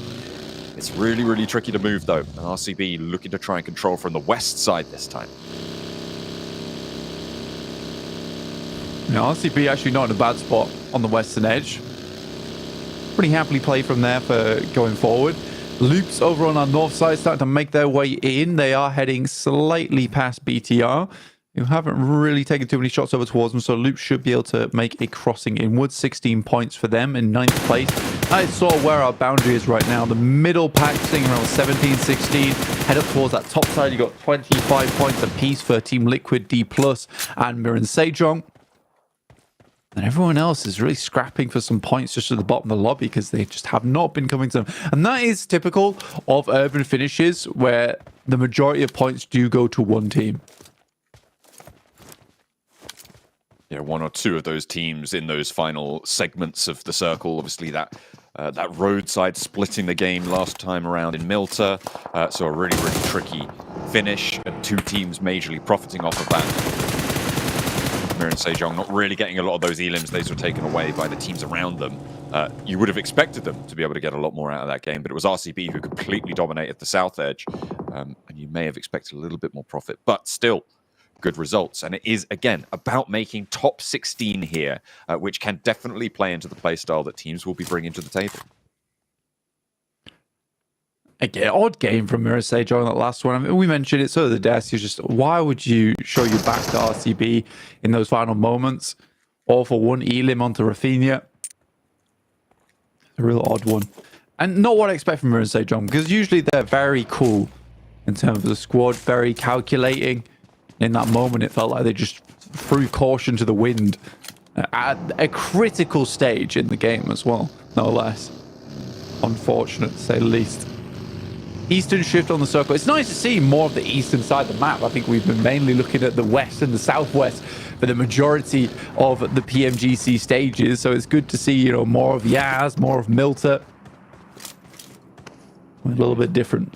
We've had our fair share of the shooting range hills as well over on the north side, but you're right, the east coast has been neglected so far by the circles. And it seems like we're getting our dose here in survival stage, so let's see that one come back on through. I will say, I feel like, just going back to make Mir and Sejong feel even worse about themselves, I feel like the call may have come through. It felt like a call came through. We need to prioritize eliminations now, right? In the midst of it all, they realized, okay, we're very low on our tally. Let's prior getting eliminations. They saw one that they could get, and they were like, the call's been made, so we're doing that, right? Whereas, in general, it's more profitable. It's difficult to make work. But, oh dear, RCB maybe going down for their first poor performance of the tournament in the survival stage. 4MV, maybe the ones to take them out of it. Top spot now up for grabs. Yeah, really good cleanup, but good steals coming through from Team Liquid. 2 elims found from that one, and realistically, it's 4MV doing the majority of the heavy lifting inside of this fight versus RCB. But yeah, that's our first place spot down early on in the match. But they've got a big buffer, so it's kind of okay for them going forward. The Xavier might be able to catch them up, though. They're down towards that south side, and it is 77 to find a shot over towards Team Liquid. Looking for the shots down to the southwest side, 77. Put the screws to Mythic. Front axle 2, the rundown with the buggy. Able to confirm that one. Ooh, Vampire losing players on the north side as well. 4MV on this southeast point of Yaz Fields. They are going to make it so tough for these teams down to the north and to their west to move around past them. There's difficult terrain in general in Yaz Fields, and there always will be. That heaven compound for 77 maybe all the better. Vampire still looking to make their crash work. It's just Nuzi to remain, though. And Mir and Sejong, they'll get 4 elims this game. Won't be low on that count this time around. Still, losing final earlier does hurt, but getting rid of Vampire in that fight is really nice because they carved themselves out a little bit of the lobby over towards that northeast side. Team Liquid still pumping those points out, though. Find a shot over towards Sanchir. They should be able to clean up on this one. Hope, Stalwart, trying to make their way through, and 4MV, they're up to the hill ridge that sits to the north of Team Liquid right now, but very little that they could do. A nice hop out from the bar on BTR. Spots Hoxie on the roll-up. Not getting past. The barrier's down, and BTR wants to man the barrier. A lot of aggressive pushes coming through at the moment. For a lot of our squads, Mir and Sejong tried to take this compound off of BTR, but only sending one player in. Somewhat understand it in terms of a scouting positions. Like, if we can pick this up, there's no one there, perfect for us. But BTR take themselves a bit of a split here, so taking more ground than potentially Mir and Sejong thought there was available. And we do shift over towards that eastern portion as well. So 77, good spot for them, and this might be a great game to get some more of those points on board and shift themselves a little bit further up inside the lobby. With Crash and Voin Donkey already with an outpost on the northwest side of it. Nenebete looking for the player out the back, but not going to spot anything. Inko trying to regroup, so Voin Donkey ID'd. Again, another aggressive push from both of these teams, trying to get into the central area. In comes the hovercraft. But Juancho on the off angle there, but not going to dive straight on into it. They know Voin Donkey have control on that side, but the spray down to the off angles, the nades are there. Zeta not quite finding what he's looking for either. Couldn't stop Nenebete from getting up to the wall. The rest of Inko putting pressure on from the opposite side, but up the stairs they go, and Voin Donkey lose one. The second is answered, but the flushes start to come on through. Yeah, very quick reaction there from Voin Donkey, but in comes the rest of Inko. Juancho's down immediately off the back of that one, and somehow, some way, Voin Donkey's holding on to this. Ooh, that's a nasty nade from Nenebete. Potato now, the last stand for them. Low HP, cooking the nade. One player upstairs. He's going to try and drop it, force Nenebete into the fight, but he steps into the fire. No way. Disastrous for Inko. And that'll burn him away. I wonder, wait, who dropped that Molotov? It was him! He dropped his own Molotov! He threw it down the stairs to stop Potato from pushing up on him, and then running into that is a real question mark of a play. 4MV, though, still going strong on this western side. They pick up a shot over towards Magnum.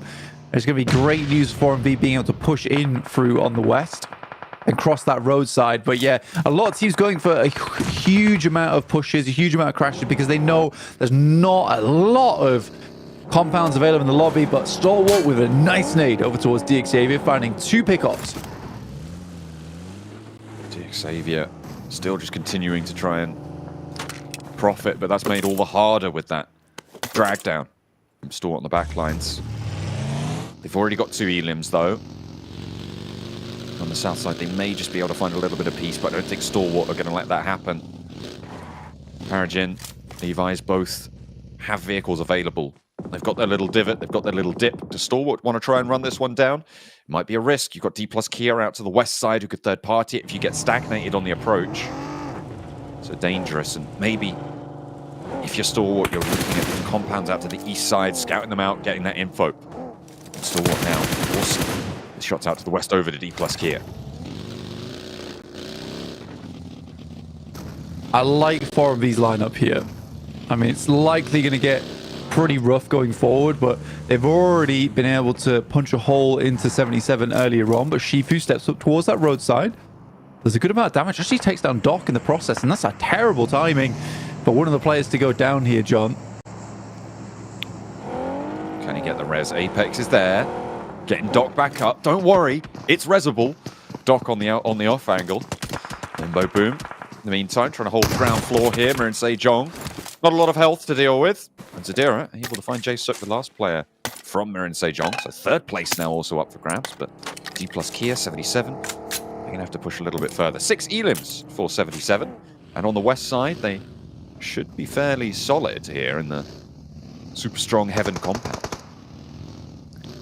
Yeah, honestly, quite a few elims found. The only team that's really causing problems so far has been 4MV, and they're all the way over towards the west. So their hold has been pretty damn good, all things considered. D plus looking to take shots over towards 4MV. This is a bold move, and a crash onto the vehicle to pop them out of it. That is some quick thinking coming through from Nolbu. D plus Kia handling the flex out from 4MV. That's going to leave them on 3. Now the question is, do they want to double down and try and get through the rest of D plus Kia as 3? I don't think you do, but where do you go from there? You may push into 77. There is only one team currently in that Heaven compound, and we know that there are those 2-layer positions. You can force 77 to take that high ground against you. It's a little bit of a stagnant standoff, but Shifu doesn't want to let them have access even to it in the first place. They're gearing up for it, though, and I think he's going to have to regroup. I think they have to allow 4MV in, given that there are only 3 players. It's the second time Shifu's made this move, by the way, John, as well. Moving out towards the roadside and just making it very difficult for 4MV to make any moves. And with the circle starting to close in, yeah, it's just going from bad to worse here for 4MV. It's a real good cutout by Shifu. Playing as a solo there. A dangerous play from him, but realistically, it only needs to just keep showing up, taking some pot shots, then leaving. And that makes it so uncomfortable for 4MV to move. He's basically done everything that he needs to do to clear out this western side. Nolbu with the oversight onto this approach. 4MV with Apex down on the forefront. Going to continue to get cleared through. D plus Kia.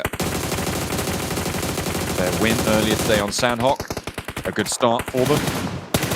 And a lot of those points coming from that win as well. D plus Kia want to put another one up on the boards.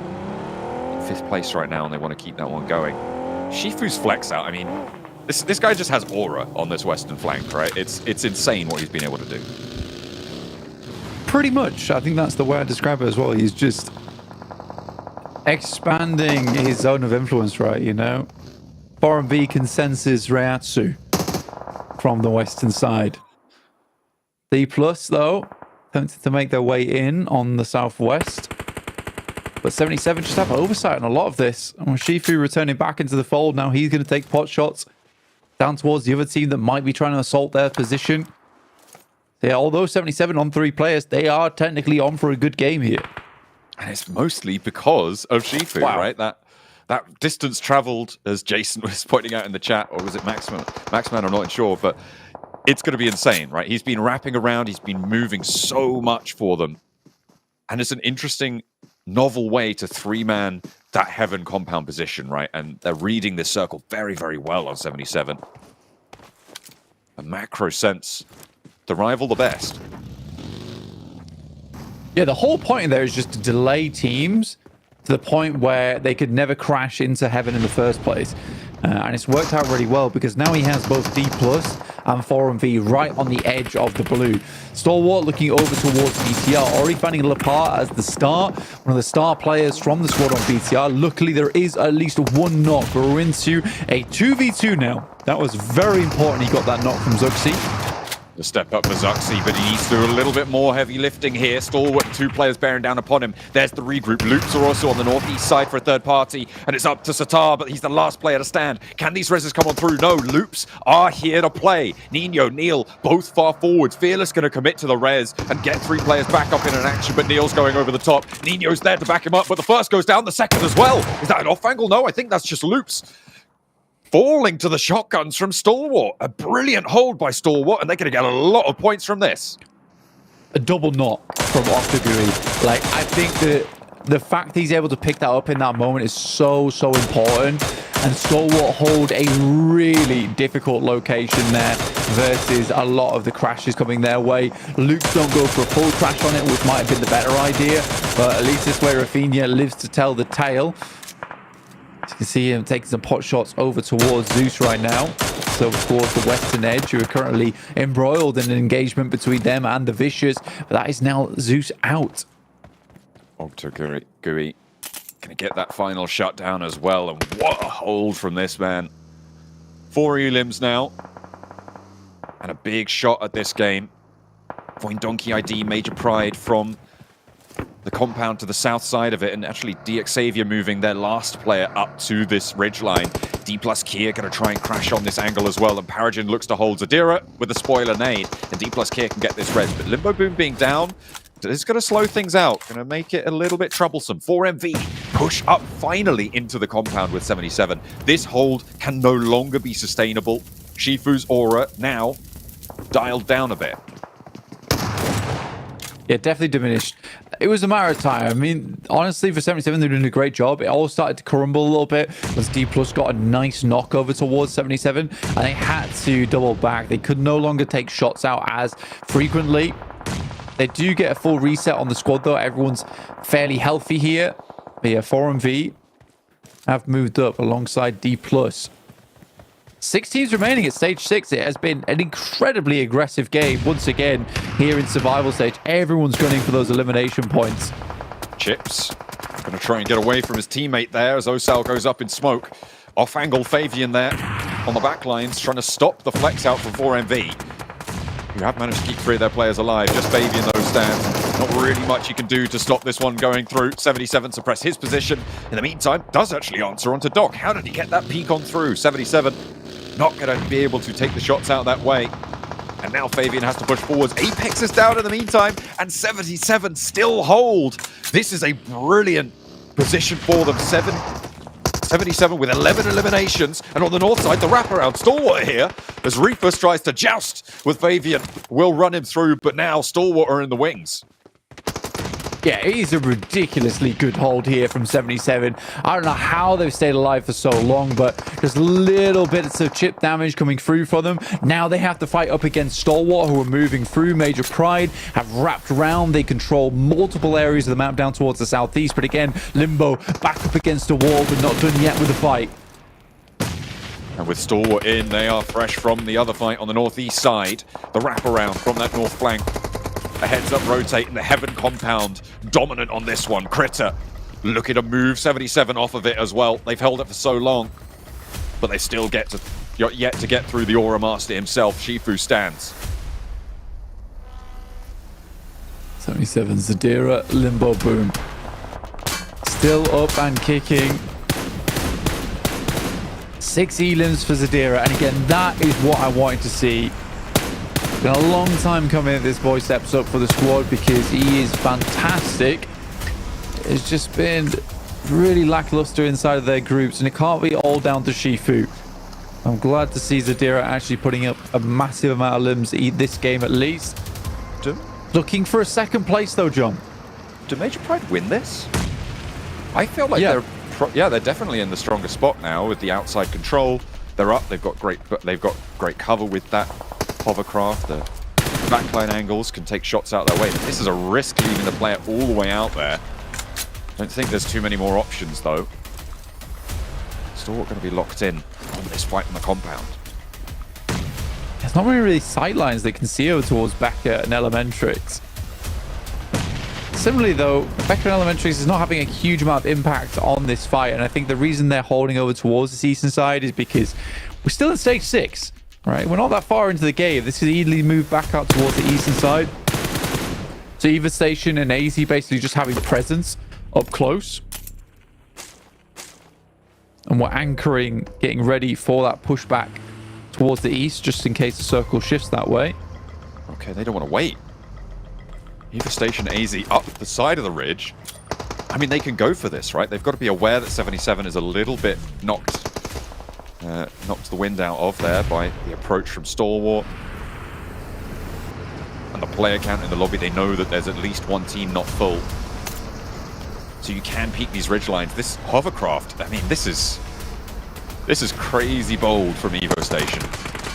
But his position here is going to allow Becca to move a little bit more comfortably. He can hold that left side ridgeline, AZ moving into position. You can see the circle moving into Major Pride's favor. Yeah, and this is exactly what they wanted. I think the difficulty is for Becca is that his position is very open right now. Luckily, he's right on the edge of the circle, so it's not going to bother him too much. This should be a Major Pride win, easily, off the back of this. But it's another game where we're seeing high elimination counts across the board. We've got, I think that was 13 on Stalwart, at least 11 on 77. And plenty more still to get. Major Pride, not too sure how much they've got here, but finally Stalwart making the move forwards. They have to move in, and immediately Limbo Boom put down Sanchez, surges in. The Molotov actually catches him pretty nasty. It's clipping still. The spread on that one is nuts, and that's from his own team. Zadira does go down, but big nades in from Major Pride, and Stalwart start to fall. 15 eliminations, but they are on the back foot, and Major Pride move in, immediately sending forwards. Becca flying high up in the sky, going for the launch play onto the rooftop. Fearless, not going to get crunched underneath the vehicle, but the hovercraft for Evo Station is still under control, and they are surrounded, fighting with their backs to the wall. Can they make it work? Fearless on the inside, cut through for one, and so does Critter, just the last player to stand. Og Tarugi trying to make something happen here, but he's caught, he's swapped around, and Major Pride fly up to the Heaven compound for a chicken dinner. It was a crazy game overall. Major Pride happy with that one. Becca flying over the rooftops. But yeah, for Stalwart, it's a ginormous match for them. 15 eliminations and a second place. They'll be hella pleased with that one, as will 77 off the back of that game, because in terms of performance and holding other teams out, they were second to none. Great result for all of those teams in the final three. Many more points earned from it. And of course, it is the top 16 goal for everybody in these survival stages. A brilliant turn of events for them all. And again, it's getting pretty bloody here out in the survival stage.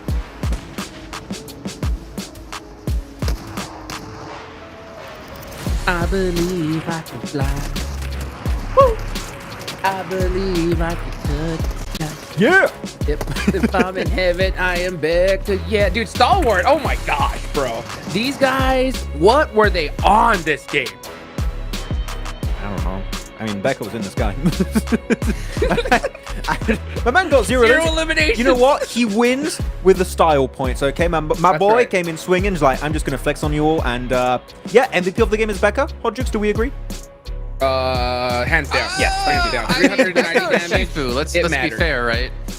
We're talking about car action. Becca, yeah, he got his car, 200 meters into the sky, but Shifu really put the mileage on his vehicle. How much fuel did this guy use? Like, how many canisters of fuel did he even have? Shifu, I'm not even joking when I say since phase 1, phase 2, has been driving constantly north and west of Heaven, just gathering information, but also doing like some cool little tricks. Jason who's doing like 360s in the fields. He's having a good time. Yeah, I mean, even Taylor Swift is like, wow, this guy's carbon footprint's going to be horrible. I mean, got private buggy. Yeah, he's got some private buggy there. But honestly, this game had so much to talk about, especially towards the very end here, because we had 77 set up on top of Mansion. We had D+ push into that plateau from the south side. 4MV comes in from the back side of 77 to potentially share the plateau. And then Major Pride also joined in with the hovercraft. So it was insane the amount of action we had happen in that one position around the map. But one thing we did see was a ton of eliminations here for quite a few teams.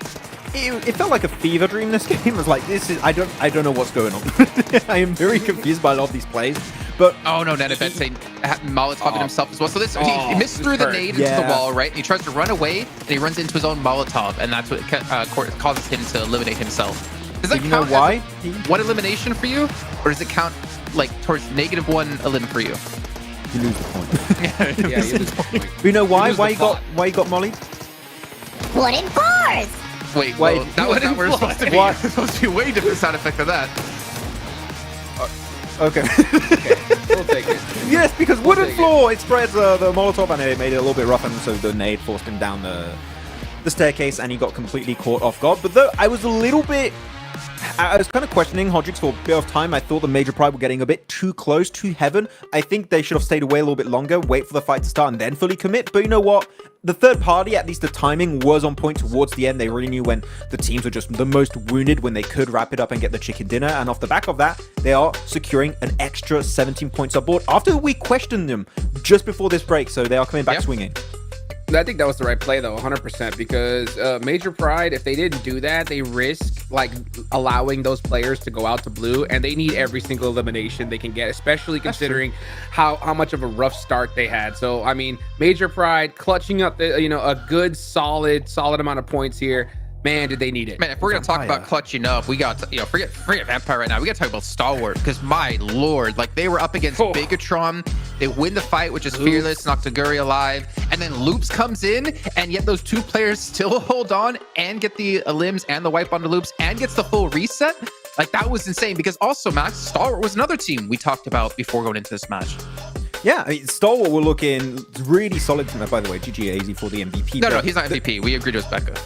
Oh, yeah, sorry, I mean style MVP is Becca. But Stalwart here, looking at how they were playing this game, I think that Riley or Octagui, who goes by two names right now, able to hold off that initial push of Loops was very important, because it enabled Fearless to go for the res. And then, as you say, Jason, able to get the full reset and then play from their position. And we see even after that fight, Hodrix against Loops, where they're successful, massive wide rotate to the northwest into heaven to third party, the 4MV 77 D+ Kia fight. Like, that was an amazing third party that I think you see many teams in their spot, they would not survive, but that play alone keeps them in the race for top 3.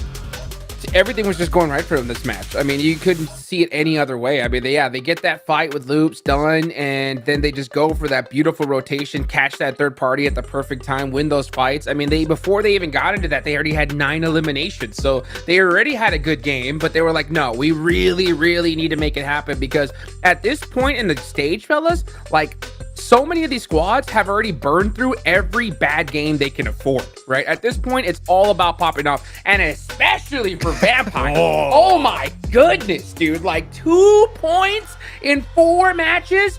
We're a third of the way through this officially, guys. Like, they were now going into Miramar. These guys have to pop off. Oh my god. Well, Vampire, just close your eyes and think it's PMWR. No, just think that. And you'll put yourself in the right mental like space, and you'll work out. Yeah, 2 points. The thing is, what's the average? 0.5 right now. It's not even over a point. Realistically, we said already, the fact that you have 2 days worth of play for survival. If this keeps going this way, are we going to have to say, well, Vampire, unless you have an insane second day, are you out? Like, realistically, that is how bad a day they've had so far. Man, I mean, they could make it. They could make a comeback here in Miramar with like 2 solid games, But like literally, like what I said earlier, they've literally burned through every bad game they can afford. And I mean, I don't know what's going on with this team. I expected a lot better from them. I put them in my top in order to be able to go into the next stage. And yeah, these guys, man, I don't know what's going on with them. I'm looking at them. They're losing really simple fights. They're landing in Primorsk. They're getting their drop locations without any kind of like issues at the start, Wow. but man, it's been troublesome. They actually dropped Zaki this game, so they did change it. But even though the playing path was actually decent for a Primorse drop, I think they were maybe scared of your Stalwart, your Void Donkey ID. If they would stretch their drop a little bit, that they would maybe clash and lose some players early, so they just went for Zaki instead, which I don't hate it. I'm not against it. But I just look back also on the field of the games for Vampire. I'm not seeing enough scouting done as of right now, and because of that, they actually clash with Mir and Sejong north after they rotate south of Stolber Mountain. So right now, I would have to say the big issue we're seeing for Vampire is lack of scouting and then just getting completely caught off guard in so far almost every game today. Well, one upside for Vampire, because obviously I think we have every right to be harsh for them having 2 points in 4 matches, is that they're going to have tomorrow off. They're coming in from Group Yellow. They'll be playing day 1 and day 3 of the survival stage, so they'll at least have some time to figure some things out. But to know you pretty much have 6 matches to get yourself out of the bottom 8 is going to be pretty damn difficult. And I don't know what it is with Vampire. Max, you're giving some thoughts into like scouting and the information game, but I find that hard to believe just because Vampire, they've been together as 4 for such a long time. They won major global events. They should know about scouting. They should know about the rotation. So I don't know how I feel about that as an excuse for them. You know what I mean? Yeah. You know, I'll say something worse, dude. Like after looking at that last match, I think they did scout, right? I think they noticed that, you know what, this is a building that we're gonna just full send on, and it's a high likability that whoever's here is going to be split up. And that was true. I mean, it was 2 players of Mir and Sejong. They just lost the fight, dude. Like, I mean, I don't know what else to say. Like, they got held off long enough for the other 2 players to group up and just got torn apart. So, like, that is super demoralizing, especially for it being the last Erangel of the day. So, like, for Vampire, they have to really, really rely on Miramar. They're not out of the running yet, folks. But, like, if they have similar performances in these last 2 matches, I mean, they might just be. You know, from what I'm also seeing here, assuming this info John is giving us is correct, or at least I'm reading it the correct way, is that we're seeing right now Group Green is out-eliminating Group Yellow by 30 elims. And hopefully John can chime in if I'm reading this correctly. Also, Group Green has 3 chicken dinners compared to Group Yellow's 1 chicken dinner. And we looked at Group Yellow, we said it was a group of death. Now, group of death doesn't necessarily mean it is going to be... How do I explain this? Max, you help me out here, because it's very hard in my head to explain group of death really quickly, because it's about like getting those top 3 spots and the teams you have to contest with to get those top 3 spots, whereas Group Green was more equal in terms of like the skill difference between these 2 teams, or between the teams. The way I was looking at Group Yellow, why I was calling him the Group of Death, is that big names that typically were top contenders when it came to international tournaments. That's why I went more towards Group Yellow. Of course, Group Red was also stacked and maybe more even overall for Group Green. But yeah, this is a big upset right now. And it's been a tournament of upsets, Jason. We've been saying it since the first group, then Group Yellow. It was the same for Group Red. Group Green was a little bit, also odd, I think it's fair to say. And it's just lingering now past that into the survival stage. So yeah, we are really now in the year, I think, Hodrix, that now we've covered PUBG Mobile Esport for so many years. Any region, any team can be able to compete now for a spot into the Grand Finals. That I thought we had some teams that are like, oh, they're easily going to make it in. But no, we are having those upsets happening almost daily at this point. Yeah, you know what's so crazy is that, Group Green is outperforming Group Yellow. 76 points. That's insane. Yeah, it's huge. Yeah, which is crazy, but you know, over half those points are from Regnum Caria alone. Yeah. You know, that's the wild thing. You know, 3 chicken dinners, they already had 2 of those 3 from Group Green, and it's just wild to see Regnum Caria perform so strong off the start, and that is like exactly what you want to do with in their position. And this is it, PUBG Mobile fans. We are about to step into the 2024 PMGC Survival Stage and Last Chance starting on November 20th. In the intense battleground that awaits, every team ambition ignites like a flare lighting up the sky, revealing the hopes and dreams of everyone competing. The remaining 8 teams from Group Yellow, Red, and Green will battle in a 3-day survival stage, where each match will test their skill and their resilience. Only the top 16 will rise to the Last Chance stage, where over 2 fierce days, the 6 strongest teams will secure the ticket to the 2024 PMGC Grand Finals in London. For those who fall short, it's the end of the road, an abrupt descent from the heights they have strived to reach. The stakes are brutal. This is where we will see who truly has the fire to make it to the top. Who do you think will survive? From Group Yellow, Bigatron Knights, the powerhouse from Indonesia, and Vampire Esports, Thailand's superstar squad, entered the arena with everything on the line. Both teams demonstrated resilience in the group stage. Bigatron Knights, aiming to reclaim past glory, last appeared at the PMGC Grand Finals in 2020. Known for their technical skills, they barely scraped through this time, facing potential elimination in the first 3 days before a clutch chicken dinner on day 4 helped them secure that 11th place and a spot in the survival stage. For them, the journey has been a spark, a flicker now primed to flare into something more. Meanwhile, Vampire Esports ignited fans with 4 chicken dinners and a consistent top 4 finishes, leading Group Yellow in chicken dinners outside of the top 3 teams. Known for disciplined rotations, effective entry strategies, and expert use of throwables, they're one of Thailand's most respected squads. Yet the so-called Group of Death spared no mercy, as other teams surged with last-minute victories, pushing Vampire Esports down to 7th place. As 2-time PMWI champions, their mission is clear: survive, ascend, and seize a place among the final contenders. Will Vampire Esports or Bigatron Knights reclaim their spot on the global stage and keep their flame burning towards victory?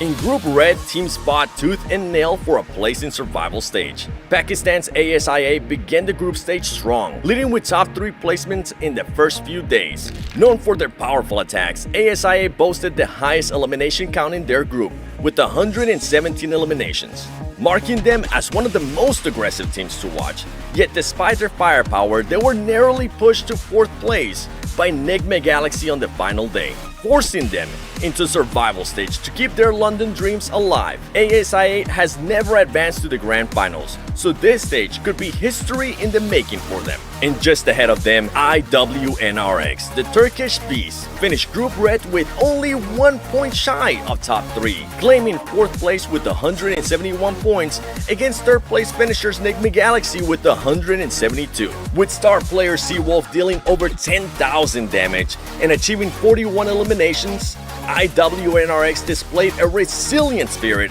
that they'll need in survival stage.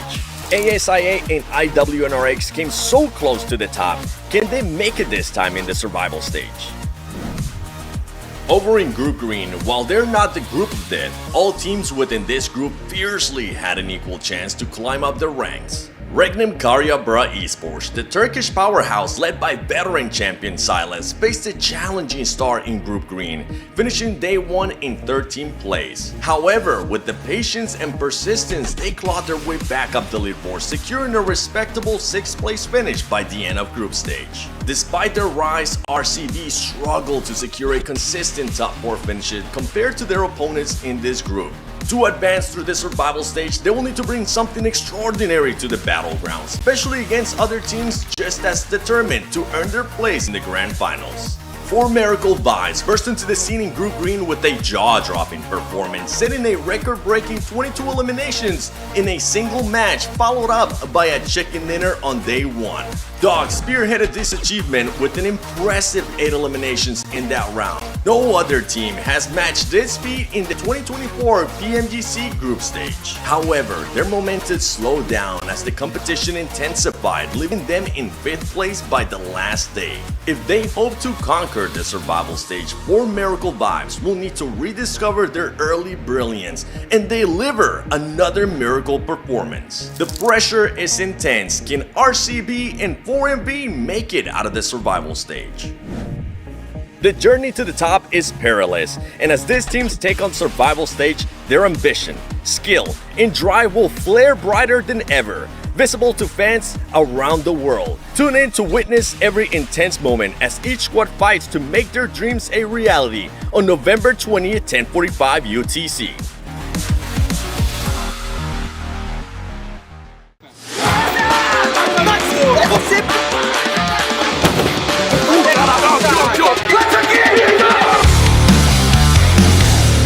Hello PUBG Mobile fans. The highly anticipated Group Green has concluded. Come along as we recap the most thrilling highlights and history-making moments from this week's competition.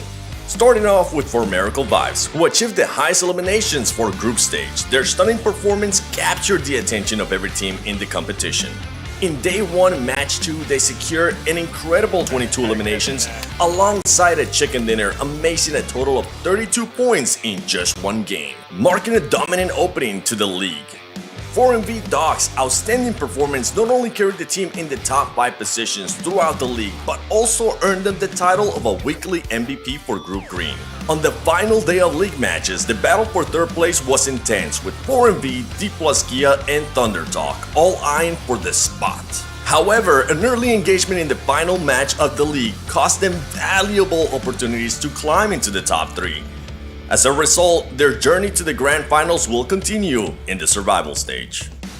Brute Force made a remarkable statement in this season's PMGC League stage. Despite a challenging start on day 1, they began accumulating points from day 2 onward, keeping that consistency, securing back-to-back chicken dinners with an impressive total of 49 points. Their performance was super consistent, truly deserving of their spot in the Grand Finals. This time, they will have finally achieved their long-awaited goal, turning last year's mistakes into success.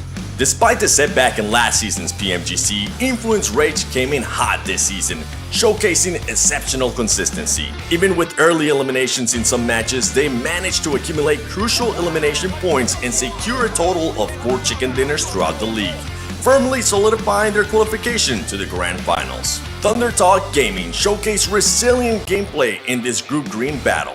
Despite a slow start on day 1, they found the rhythm and made a strong comeback on the 4th day of PMGC League stage. Thunder Talk Gaming delivered a standout performance, taking down D+ Kia and secured their well-deserved place in the PMGC Grand Finals in London. Regnum Karya Bra Esports, led by former PMGC champion Silas, faced a challenging start in the first 2 days of league stage. Despite the setbacks, they fought back in day 3, earning a crucial 19 points in match 4 to steer clear of elimination. Their momentum continued with a solid chicken dinner on day 4. While they came so close to securing a direct ticket to London, they have demonstrated their abilities to deliver strong competition on the global stage. However, their journey isn't over yet. They will need to prove themselves once again in about that. The fact that he was so ready, raring to go, and now has to wait. Damn, how dare they?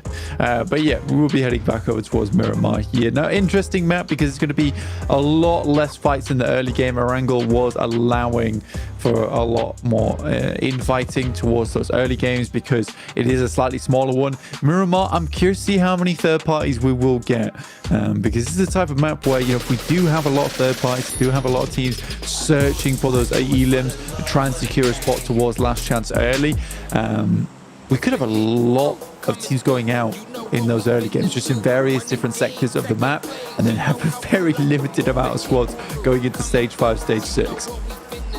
For our first go around Miramar, the playing path will be on the western side, moving in from near La Cobreria down towards Partona.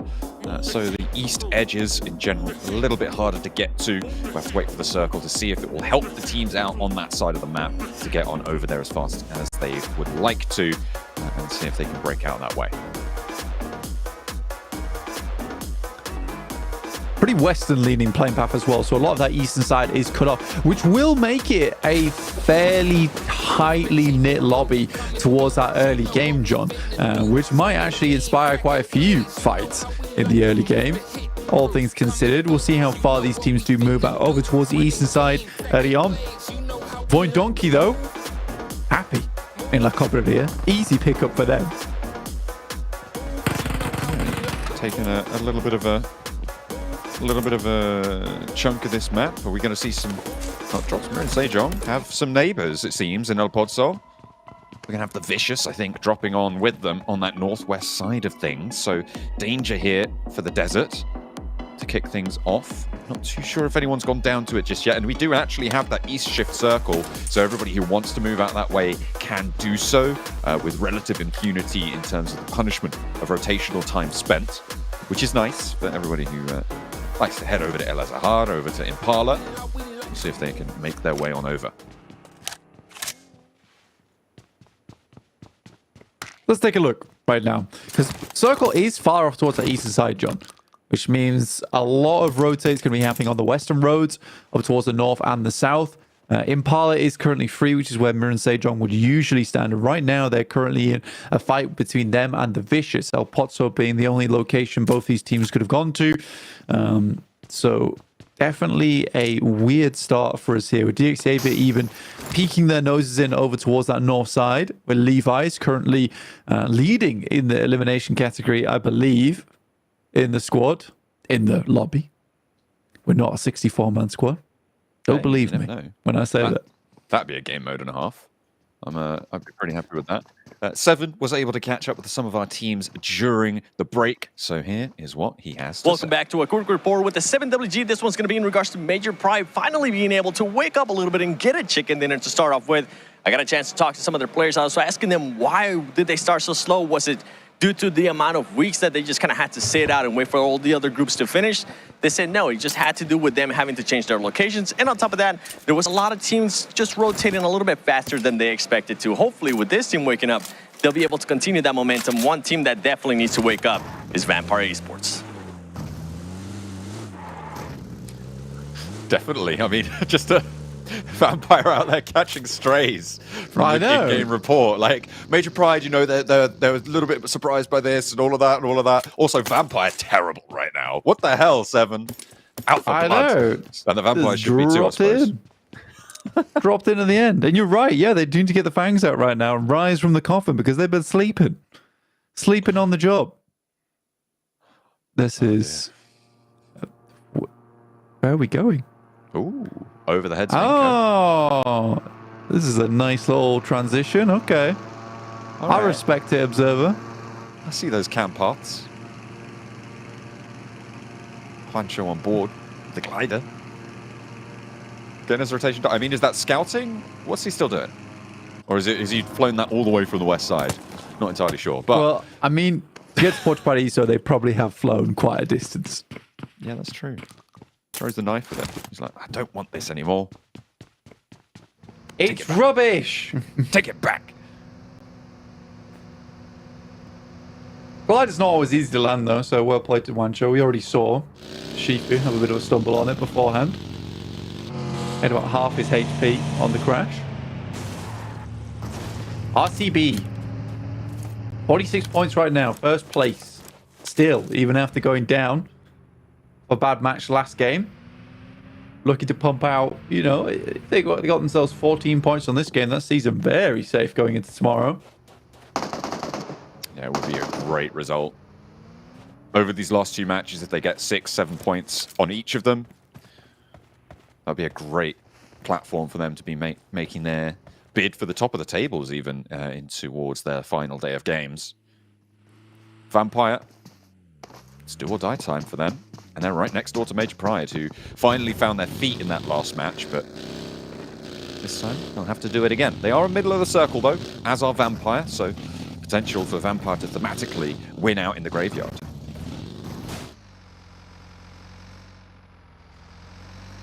Really central, like you say. It's a good position to be in, but Major Pride being alongside them, bit of a tough scenario to be in. Team Liquid also have been really desperately clawing at points.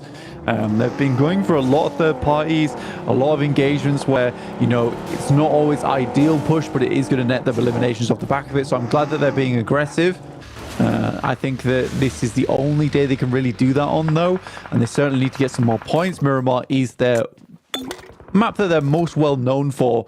Magnum finding Neil, though, on the cross already. Be careful, some side angles. Another knock goes through to Vitin from Shifu. And Loops gets knocked down by 2. Chief Aura wielder Shifu. He's out for more this time around. 77 with their dominant display and their hard pressure flex out from Shifu out to that western side. He's going to look to try and convert on these as well. Add some more points to the tally. We'll spot another, and that's a second Elim found for 77. They're looking pretty good. And again, blank, top 3. There's 2 EMEA teams. Is there anything that we can't do from this region, you know? Yeah, kind of the best right now. Not gonna lie. Really sick, actually. 77 and RCB. Where is our other EMEA teams inside this lobby, huh? I mean, that's the real question. Come on, step it up, Zeus. This is the rookie team of the year. That's what we need. I need a Zeus up top, and we're good to go. And then we won't really have lost any slots from PMEA. That's kind of crazy. I mean, have we? I think one of our teams didn't manage to make. Yeah, it's Twisted Minds, right? They went. Yeah, we don't talk about that Group though. Yellow. They don't count as the MEA. We're disowning them for their mistakes. No, of course we'll be happy to see them come back as long as they fix their errors. Gotta do that. Gotta take the lessons in stride. That's what we've got to do. I think we have always said for Twisted Minds was the case that they were a relatively newly formed team and needs more time to work with. The other squads have been playing together for a long, long while. And for Twisted Minds, they can come back stronger. But the rest of our EMEA squads, let's go. Did really well. Yeah. Super hot. Hell yeah. Other than Zeus. Yeah. I expect Zeus to turn things around. Hey, at least they made it to the survival stage. Yeah, I'm also pretty sure that IWB and RX are going to make it. Fairly certain. I think that's a pretty solid bet. I think that the teams, well, the EMEA, we're just going to keep on banging on about EMEA, aren't we? Totally unbiased. The teams from EMEA that are least likely to make it in are probably, I mean, given our speed performance, it's pretty solid. They'll make to the last chance at least, but it's 77 and it is Zeus, who are the two teams that have that sort of question mark on them when it comes to the EMEA region. And they have so far shown that one of them doing pretty well, other one not so much. West side of the circle getting very, very jam-packed as we turn our attention more to the rest of the world as well. We've had our EMEA segment, but we're done with it now. We're going to turn our attention to everybody else in this one. South Korea, they've got a high finals percentage performance as well. And Mirin Sejong looking to keep that one going too. Vicious holding them in check, though, at the moment. In El Pozo's fight still is not concluded. I'm not sure when it's going to conclude either. I think one of their players from Mirin Sejong in Seiru is absolutely not getting back up on his feet here. Jae-suk attempts to leave, and there is a ton of shots going his way. Brunosen will finish off Seiru there as he bleeds out to the play zone. Here's Voin Donkey, though, versus Major Pride. Voin Donkey coming in a little bit later than the rest of the squads, but they're on that northern ramp. Here's Stalwart, though, versus DX Xavier, John. Oh, DX Xavier getting two early knocks onto Stalwart. Paragin is knocked on the off angle, but they may have gotten the value out of it, as well as taking down Ogtaguri. That is a great result, leaving one player on Stalwart alive. The spray downs for Lamborghini confirming those. And the elims for DX Xavier just keep on flowing in thick and fast. Fearless, though, wants to take the fight. He goes for one, goes for two, and things are turning around as Inko sail in with a third-party engagement. A sweep through on the sidelines, and then Ebete caught unawares. Fearless is there to take him down, but it is DX Xavier to put the final nail into the coffin. Two players for DX Xavier stay alive, one down behind the buggy, and needs to get the cover to get the res as Inko bear down upon them. I love that Fearless is just like, I am Fearless. Another third party coming in, I'll take you down as well. Good nade from Inactive. Another one goes over the top. That will be Paragin out, and just Levi's left remaining for the squad. And that will be the rest of them taken out of the lobby. DXDV won't go any further. Great third party coming through from Inko. They should be able to get Nenabete back on their feet, but 6 elims. Wonderful stuff. A great result for Inko, taking a lot of those points away from DX Xavier, leaving them only on those 2 points there. Nasty stuff. And a strong roll up from the south side, but BTR are now hot on their heels. They're playing from this roadside. You can see they don't want to stay there too long. They know it's quite pressured on that south side to get a foothold further north into the central areas as we continue to head over towards the northern side. The Vicious having to extract from this location. Mirin Sejong, I don't think they're going much further in this game. Major Pride, though, looking over towards Voin Donkey, who tried to wrap round on their east. Not allowed, though. Major Pride spotted out.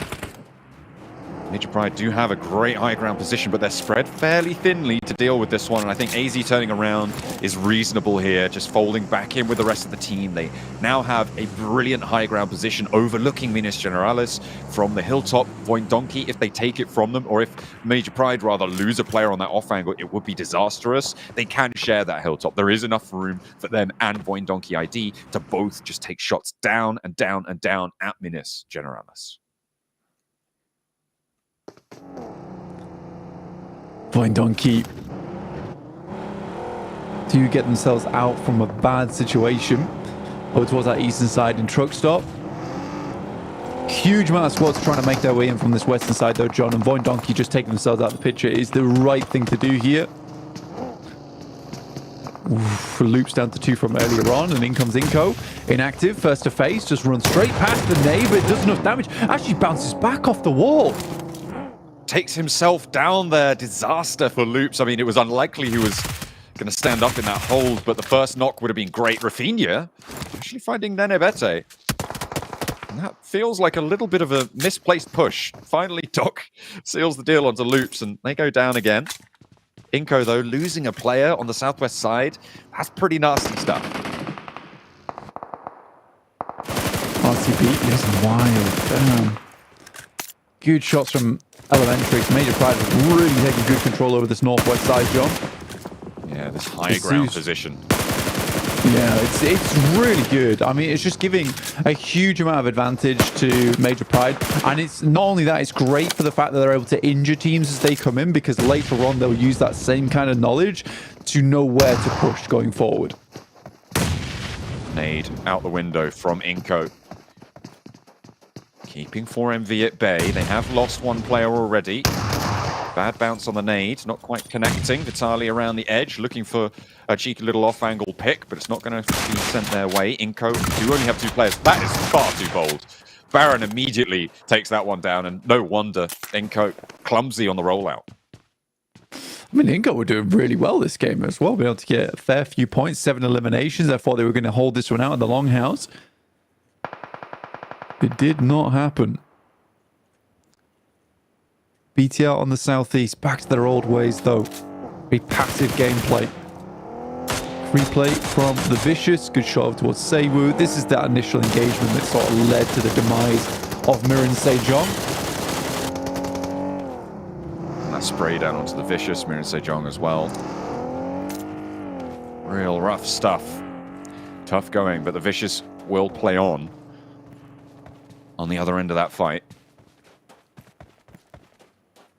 And now, from the northwest, they'll try and make their way up. But Major Pride, that high ground that Becca sits on, the position that they've got awarded to them is so tough to deal with now. It's very unlikely that teams can deal with it, but the circle shifting away, putting Team Liquid in the middle, is going to be a little bit of a lifeline.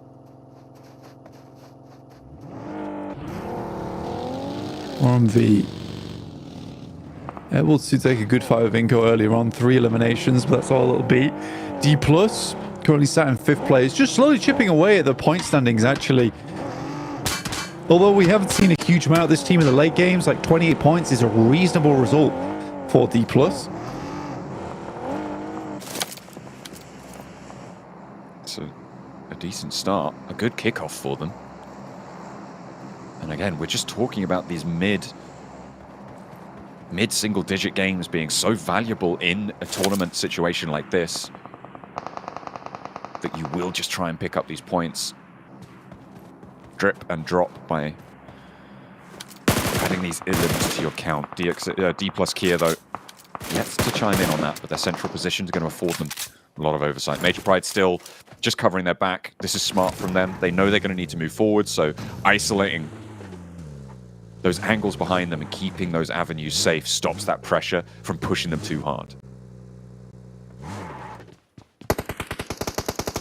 RCB did take a knock, but were able to... Well, actually weren't able to. Down to just 1 player now. I think that is Loxy all on his lonesome. Osal currently scouting over towards the north side for D+. Definitely an interesting circle to play here, John, because over towards that northeast side, you do have a lot of it being isolated with the way the terrain works, sloping downwards towards Truck Stop. So the Vicious trying to break in here versus Void Donkey. Seemingly getting a good opener, spots one on the off, but doesn't quite connect. Took some damage there from somewhere, actually, which isn't going to be ideal. Hasn't got those stims sticking up. It doesn't actually have any meds in the back pocket. And having a little trouble putting his car into park there. David takes quite a bit of damage. Devastating when you don't have the meds to back it up. Fortunately, there's a couple of first aids in the building. That'll do. Very fortunate. They're just there, sat, waiting for him. Void Donkey, they'll make the right move. They see the circle is pushing in, so they're going to take advantage of that high ground. Send 2 players further down towards the southwest and Potato as well as Zeta to provide information, make sure they're not getting third-partied into the future. Loxy's still sitting inside that shack, making sure he stays as safe as possible. But a lot of positions to keep these teams safe means that we do have 11 going into stage 4, almost into stage 5.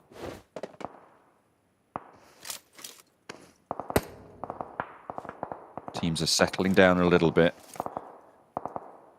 No one forced to move by this next circle. Everyone waiting for that pop. In 13 seconds, I'll find out just where they have to go.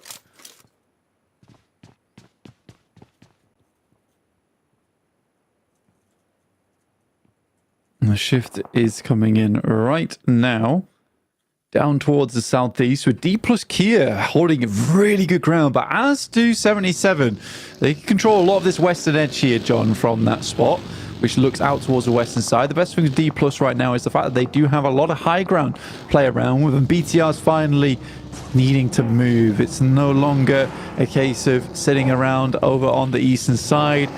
The circle demands it, and they'll have to follow suit. I like the hilltop that Loxy is currently the only player playing towards, but it needs this northeast side, the southeast side, and major prize position to conclude. We'll start this off with Void Donkey and the remnants of the Vicious trying to move on out, and of course they're still very lacking on those meds. The first aid needing to be popped there, but they are very, very low on it. They've been through the blue for a long time, with that scrap with Miran Sejong as well, depleted heavily on resources. Very, very few nades and utility in the pockets as well. That's going to make this so hard to make the maneuver. And that off angle being left at the back there for Zeta, that's going to be the end of the Vicious. Surely he can't make it too much further. Goes down to the play zone, denies the point. Actually, a much more beneficial strategy denying points here in the survival stage. Every single point has so much more impact. Yeah, it's incredibly important. And especially for RCP right now with Loxy in his position. If you can get any placement points off this game, it would be an ideal result for RCP, considering that they went from incredible momentum to slowing things right down at this stage of the match. What is BTR doing? Are they ever going to move? I don't know. A little bit of a rhythmic volley there from David at the end, just to cap off their first Miramar lap. 3 eliminations, only the 3 points found, not super big, but still is worth something. D plus Kia shots over towards 4MV. Void Donkey finally have pressure put on them by BTR. They figured it out. There's a team up there. Ooh, maybe we can get some points. Get out of 13th place, and they only find the one, but that'll do them. That'll do them. We're done now. Back we go. I mean, for Void Donkey, I'm not surprised they didn't know BTR was here. They have made no sounds whatsoever. Vampire currently getting cut down a little bit by Zeus on that north side, but Zeus opts to move over towards the northeast. But do get shot at. Eren going down to Elementrix. And will get knocked out. Yeah, tough position to move up to, especially if you don't know there's still players holding on that high ground. Vampire trying to go for the rollout, the sweep down towards the south, over towards 77.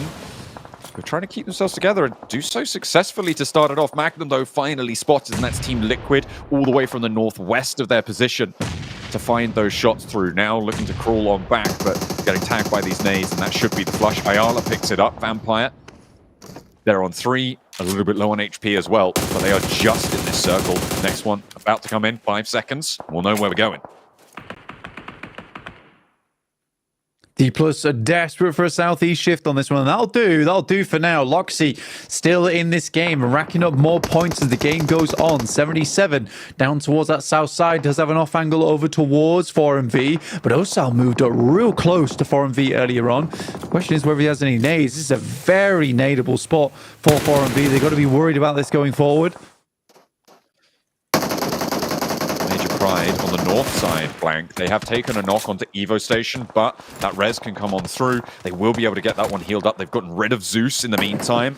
AZ, though, just covered in the crossfire, and BTR will be able to get that knock, likely profile on that crawling player visible on the skyline, so BTR may be able to get that flush.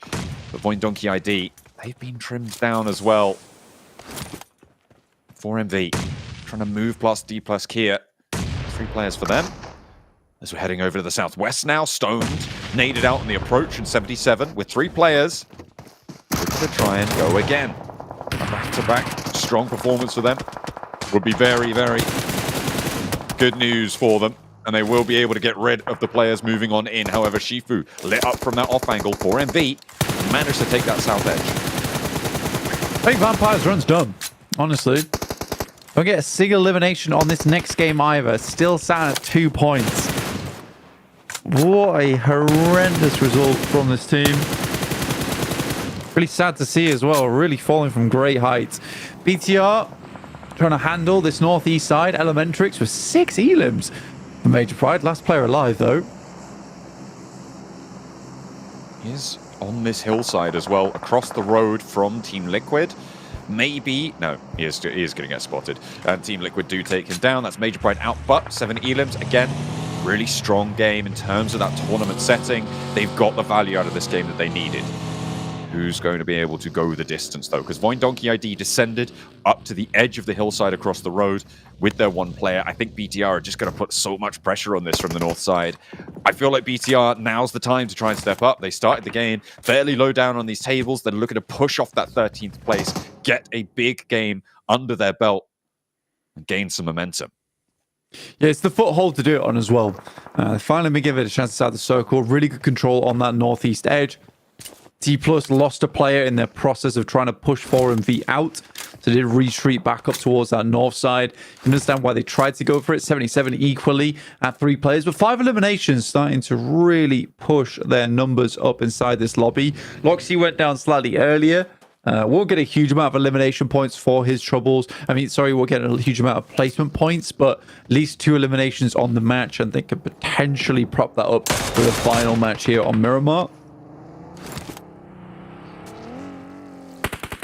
Ayala going down to the deck, playing discipline. Takes a couple of shots, retreats back. BTR spreading out over the north side.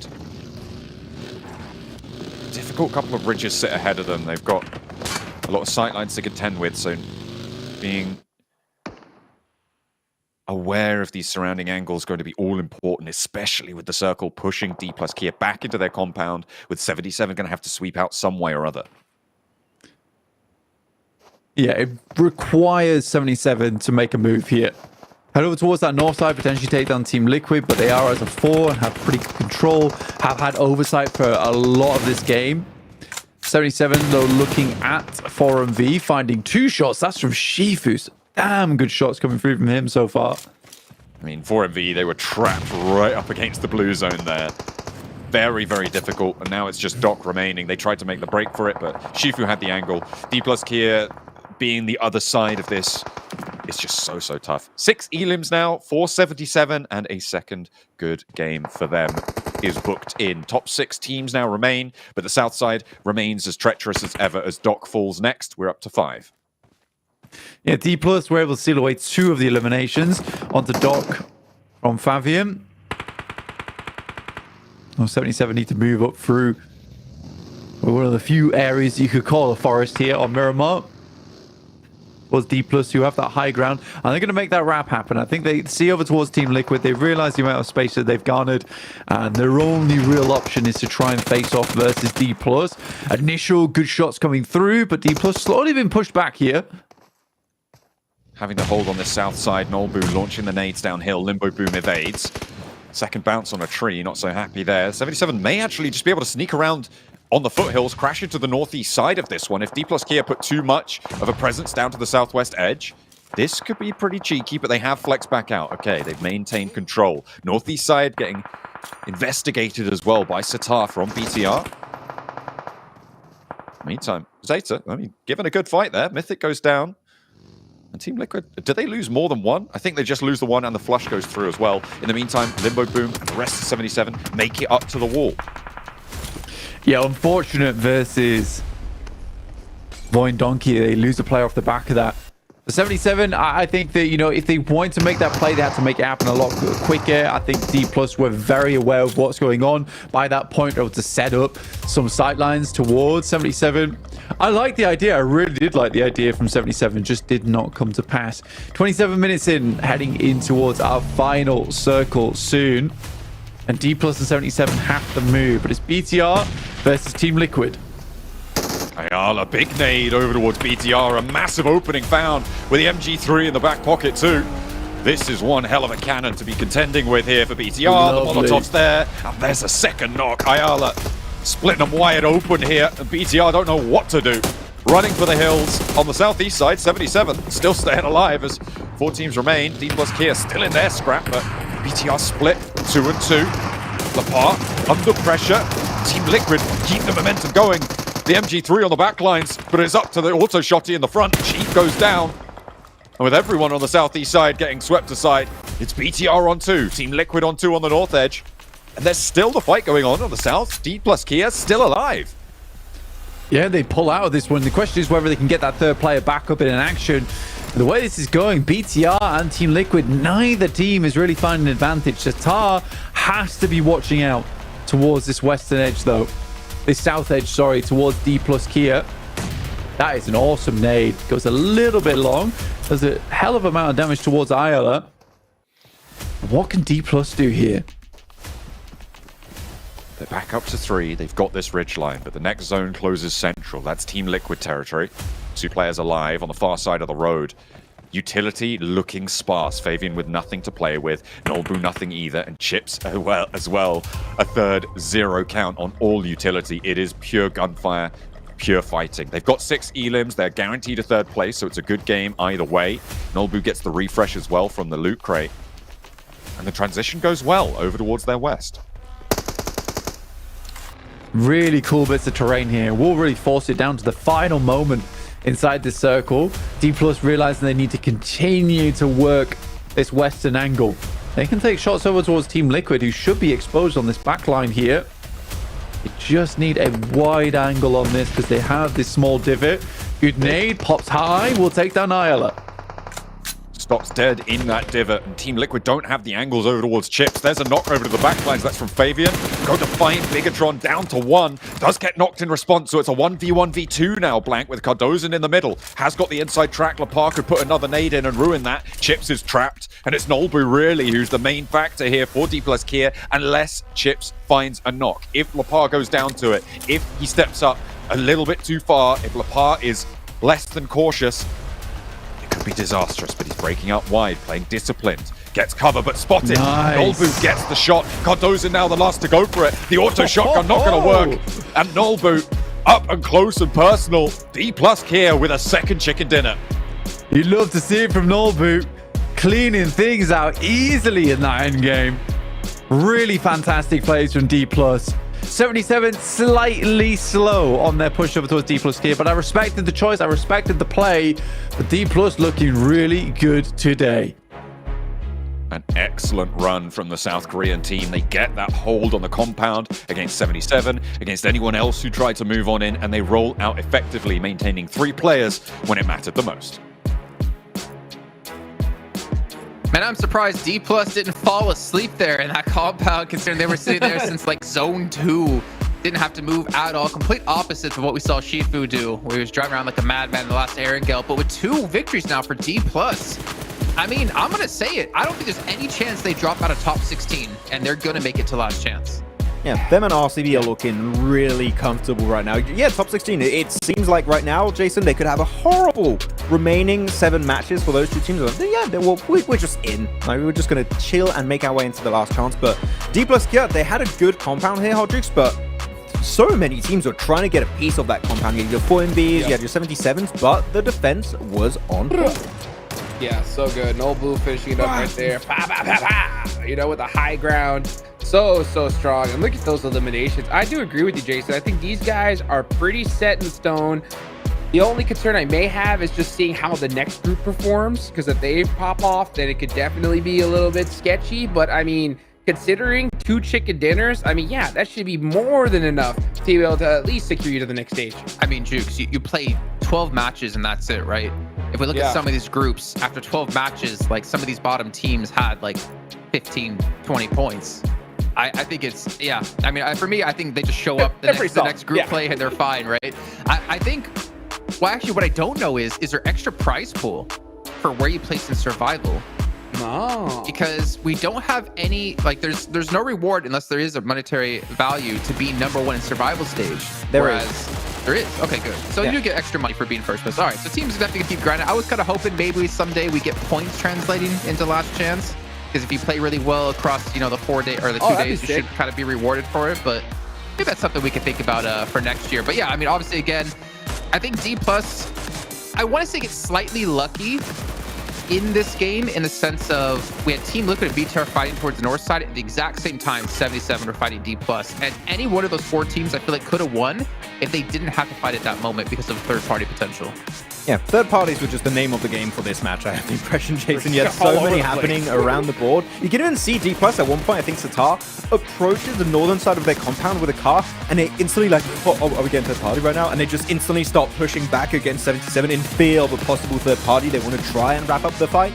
But luckily enough, Satar was just scouting, getting some info, maybe trying to play a spooky prank on D+ here. But yeah, D+ here, a great defense, and especially we see the game-winning move, Hot Jukes for D+, we're going to see at the end of these replays, is splitting across that southern ridge of the road and just having all the angles you would ever truly need to make sure that game is 100% secured in the bag, that you're going to get it. And even the spot that really was a good position for Team Liquid, they could not use, and then they just come over the ridge with the S12K. Nobu destroys them. D+ here, sure, they're given a strong position, but they make full use of that terrain. Dude, I'll tell you what, even when they don't get a good position, these guys are, like, in my opinion, the best when it comes to rotations at the end of like circle 2, 3. Like they have a perfect amount of awareness of where to be, what areas are most likely going to be free, and then they'll just sneak around and just rotate right into that spot. And yeah, they get themselves in a good position. They get the circle here, but they utilize it to their maximum potential, and that's what makes D+ Kia so dang dangerous. Well, they got themselves 19 points for this match. Team Liquid 13, if you didn't see on the front page. BTR finally able to step up here. And yeah, Hotjux, Vampire, they were at 2 points before this game, and they're going to stay at 2 points after this game. Dude, like, I mean, what do we even say at this point? I mean, this is unprecedented bad. Like, even if they won this next game, they'll have some breathability, but it is like, it's so horrible because they're going to be leaving it to the last match in order to try and make this max, man. And we've talked about just how toxic the last matches of stages like this can be. So, I mean, Vampire, I mean, you couldn't have dug a bigger hole for yourself, literally. I mean, you could have 1 point or 0. Yeah, they need a win, right? I mean, we'll see. They're going to need a win, but here we go looking at the rankings. Of course, we said it. D+ Kia, they're safe. RCB, they're giga safe right now with those 49 points, so they're going to be completely chilling at the top. But the fact that 77 are up there right now, and actually almost being the top fragging team with Dig Xavier of 29-31 between those two teams, without a win, that is insane consistency on the elimination front of things. So, like, I'm impressed. 77 came out swinging so far this survival stage. I like it. I mean, you look at RCB and D+, they have 2 placement points outside of their 2 wins. So I guess in 3 matches, they only have 2 placement points. It's not ideal, but I mean, they're still gonna be first and second place at the end of the day. As I see Team Liquid able to move up to 5th place. Major pride as well. We were wondering, can they maintain the sort of momentum they had in group stage? And we can see they're going to be currently sitting in 6th place. We move on down the leaderboards here. Bigatron have been able to move up to 10th place. Dude, I don't want to talk about it too much, but just seeing 15th and 16th place, 11 point difference. Jason, does this mean that Inko's 5 times better than Vampire right now? No. No? No. Okay. Just chill. I'm just kidding. I'm just Inko kidding. has 0 No, placement points. it's wild though. It's crazy. It makes no sense. I don't know what else to say. Like, if you were to bet any team that would have 2 points after I think one of the last ones I would say is Vampire for sure. It's interesting because we did our predictions, and I think a lot of people were like, oh, Vampire, they're easily going to qualify. Like, they're top contender globally, locally. Like, they're up there. But some people, actually, there were some people that were questioning them a lot in the comments of videos and stuff. I was looking around, Jason. A lot of people were like, hey, Vampire, they've been kind of looking a little bit weird recently. And I didn't think they looked this off coming in survival stage. This is a very, very big upset. Uh-oh. Oh, no. It's there. You learned from Redox.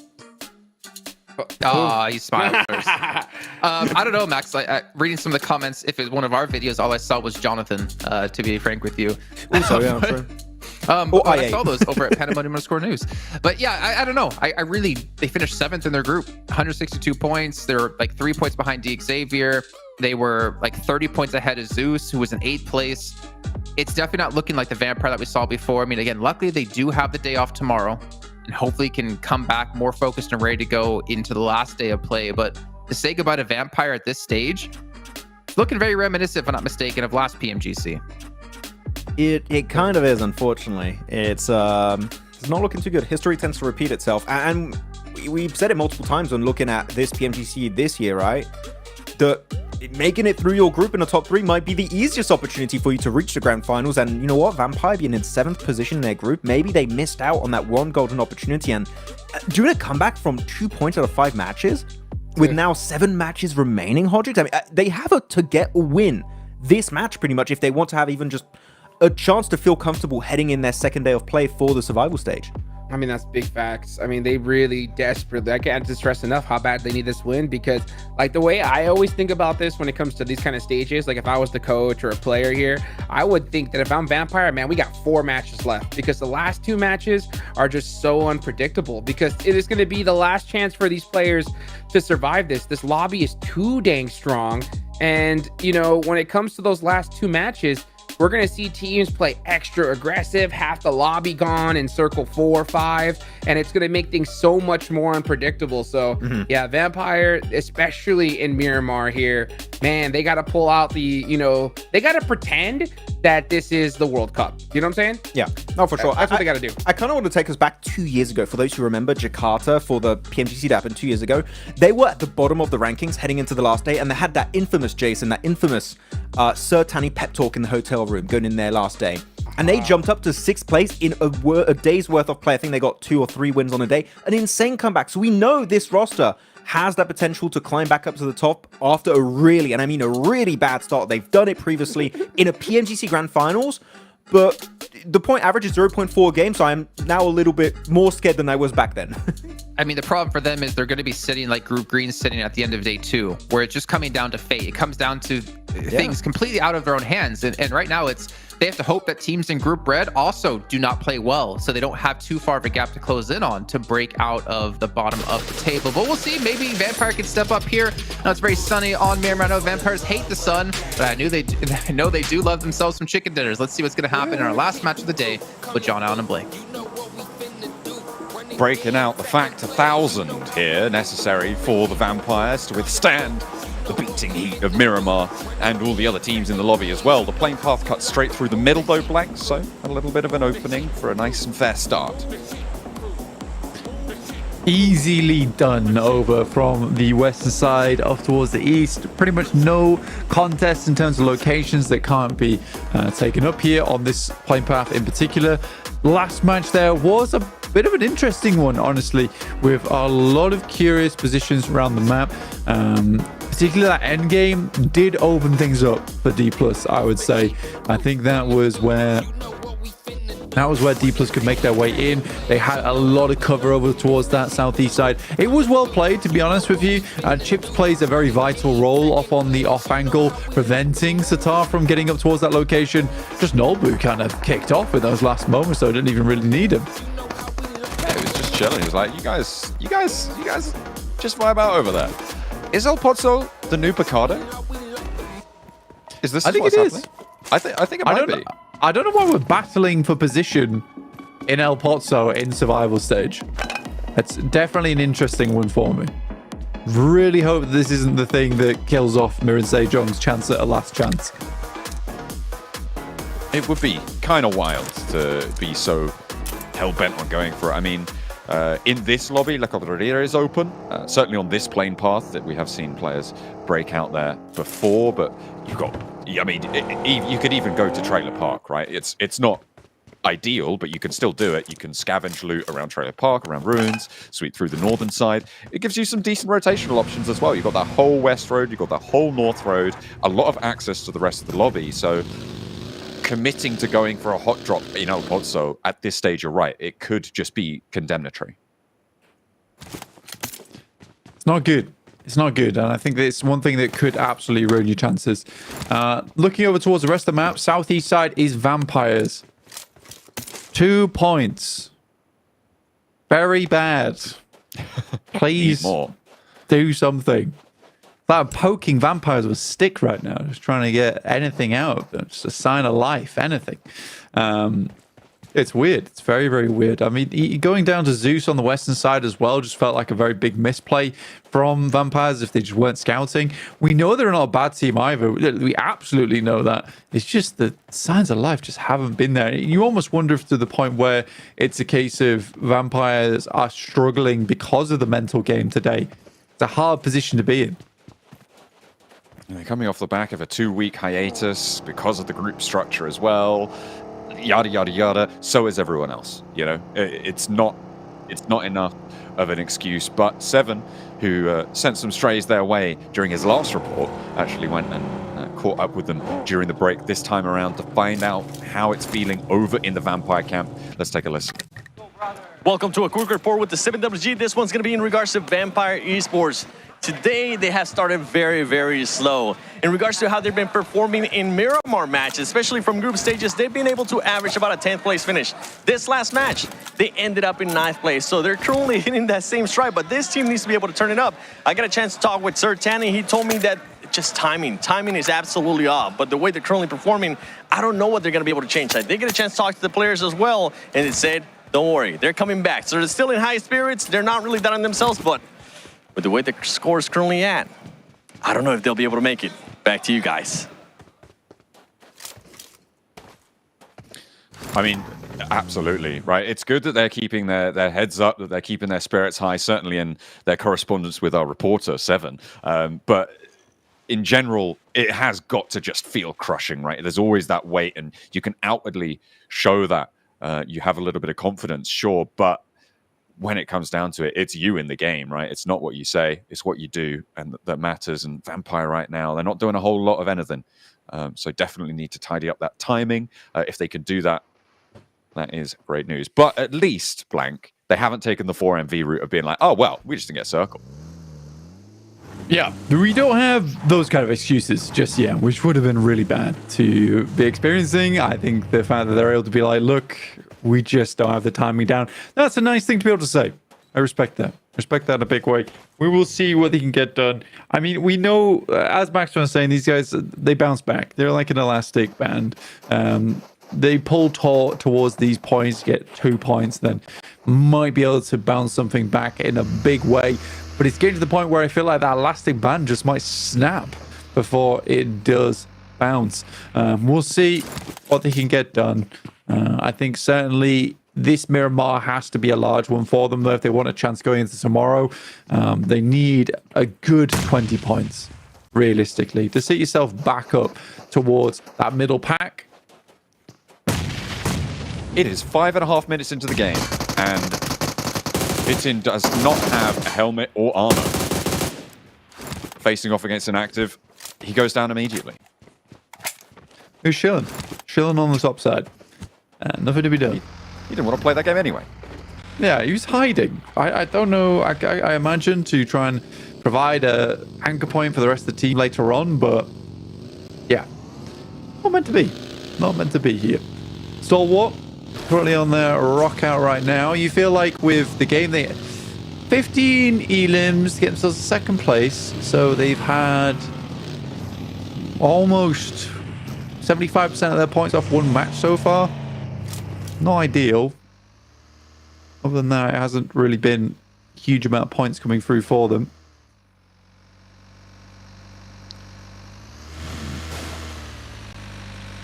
Oh dear, the party bus. I'm waiting for the spray down. Here it comes. An opportunity for BTR, but diversion. I mean, Inco know how vulnerable they are in this setup, and they will not be taking any risk that they don't have to, or at least you'd hope they wouldn't. And they'll head on over. As the circle does keep Graveyard towards the middle, Vampire lose a player. Yet again, having a rough time of it. That point goes over to RCB, who are contending with the top ground Stoned. Well, Mirin Sejong, it's not worth it. Seiwu currently up against David with an M249 and a DBS. Terrifying combination. Lovely jump shot, but dropping down through the hole, David had an idea of what to do next. Is he going to bounce this? Oh. I was so ready for him to knock himself there. But not to be. Not this time around. It's just a really awful time. El Pozo, I don't think we've really ever seen this at a competitive level. Teams being so aggressive in El Pozo. We've certainly seen in the past, like, two teams holding El Pozo together. You know, you hold stadium, you can play the L block here, and comfortably another team can play down towards that south side. And most teams do break away, take a south rotate and a north rotate. This is highly aggressive. And I feel bad for Mir and Sejong in a way, because I think that the way they're playing it is that they have stadium, they take L block, they're pleased with that. Vicious, though, really uncomfortable and not willing to give up the rest of El Pozo, which is not typical behavior of PUBG Mobile teams. But I think because the Vicious are so confident in their fights between them and Mir and Sejong, they're just going to keep doing this. Good shots, though, from Vampire to start things off. Tony K clipping the wings of the stalwart roller, doing a lot of damage over to them. This Vampire still have more to contend with. Shreps. Oh, brought down upon by Critter, and two flushes are going to come through thick and fast. It's all up to Tony K now for the Vampires. They haven't gotten a limb yet, and Stalwart have managed to look for the res. Is Fearless nearly down, but I think that res is happening. Oh dear, Vampires. This is, again, disaster striking. Just up the hill from the graveyard, they tried to rise, but once more, put back to sleep. Tony K does get a little bit of a nap, but finally, they get an elim. A point. Wait, was that taken away? No, they do get the point. Tony K with one. Now, three players left to handle. Into the warehouse they go, moving out the side, does get the reload. The Molotov there to slow things down, but Satchir off the top rope sends on through. Vampire down with one elim. They are now on 3 points total. 77 That's moving in for a third party. 0.5 point average. Let's go. Amazing. There's humongous news here for Vampires. 77 now looking to take down Stalwart. Avenge their fearsome comrades within this lobby of Vampires.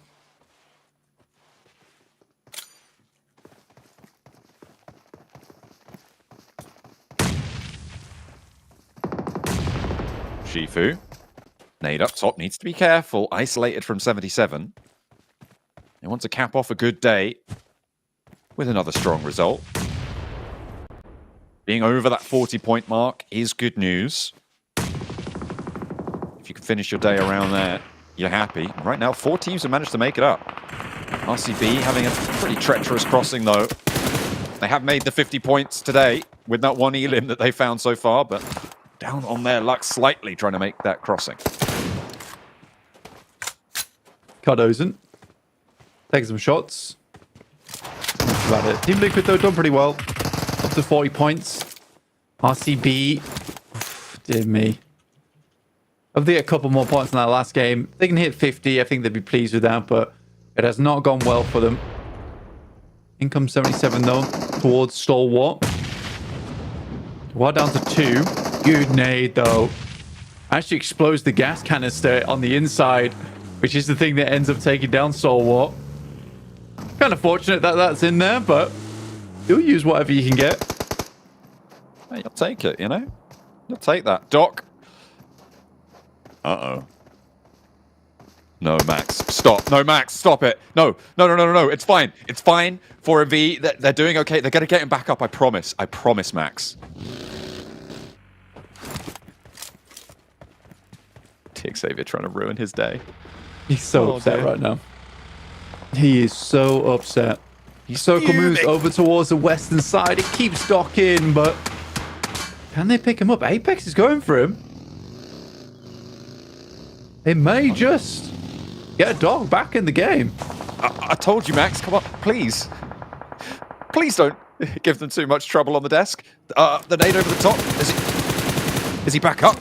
Good Lamborghini has the angle. Oh dear, the smoke is the only thing keeping them safe. Reefus needs to protect his team now. They haven't managed to get the res, and Doc is down. They've also thrown Apex at him. Doc is dead. A double Doc.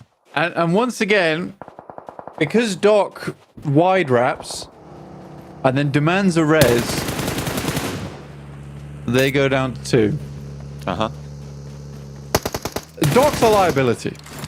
It's bad right now. It's terminal for this team if they don't fix it. How do you fix it, then? You sub him out? Tell him to stop. Stop it. You naughty man. You can't be doing that. Not in the survival stages. Ah, dear me. Well, RMV's day is ruined.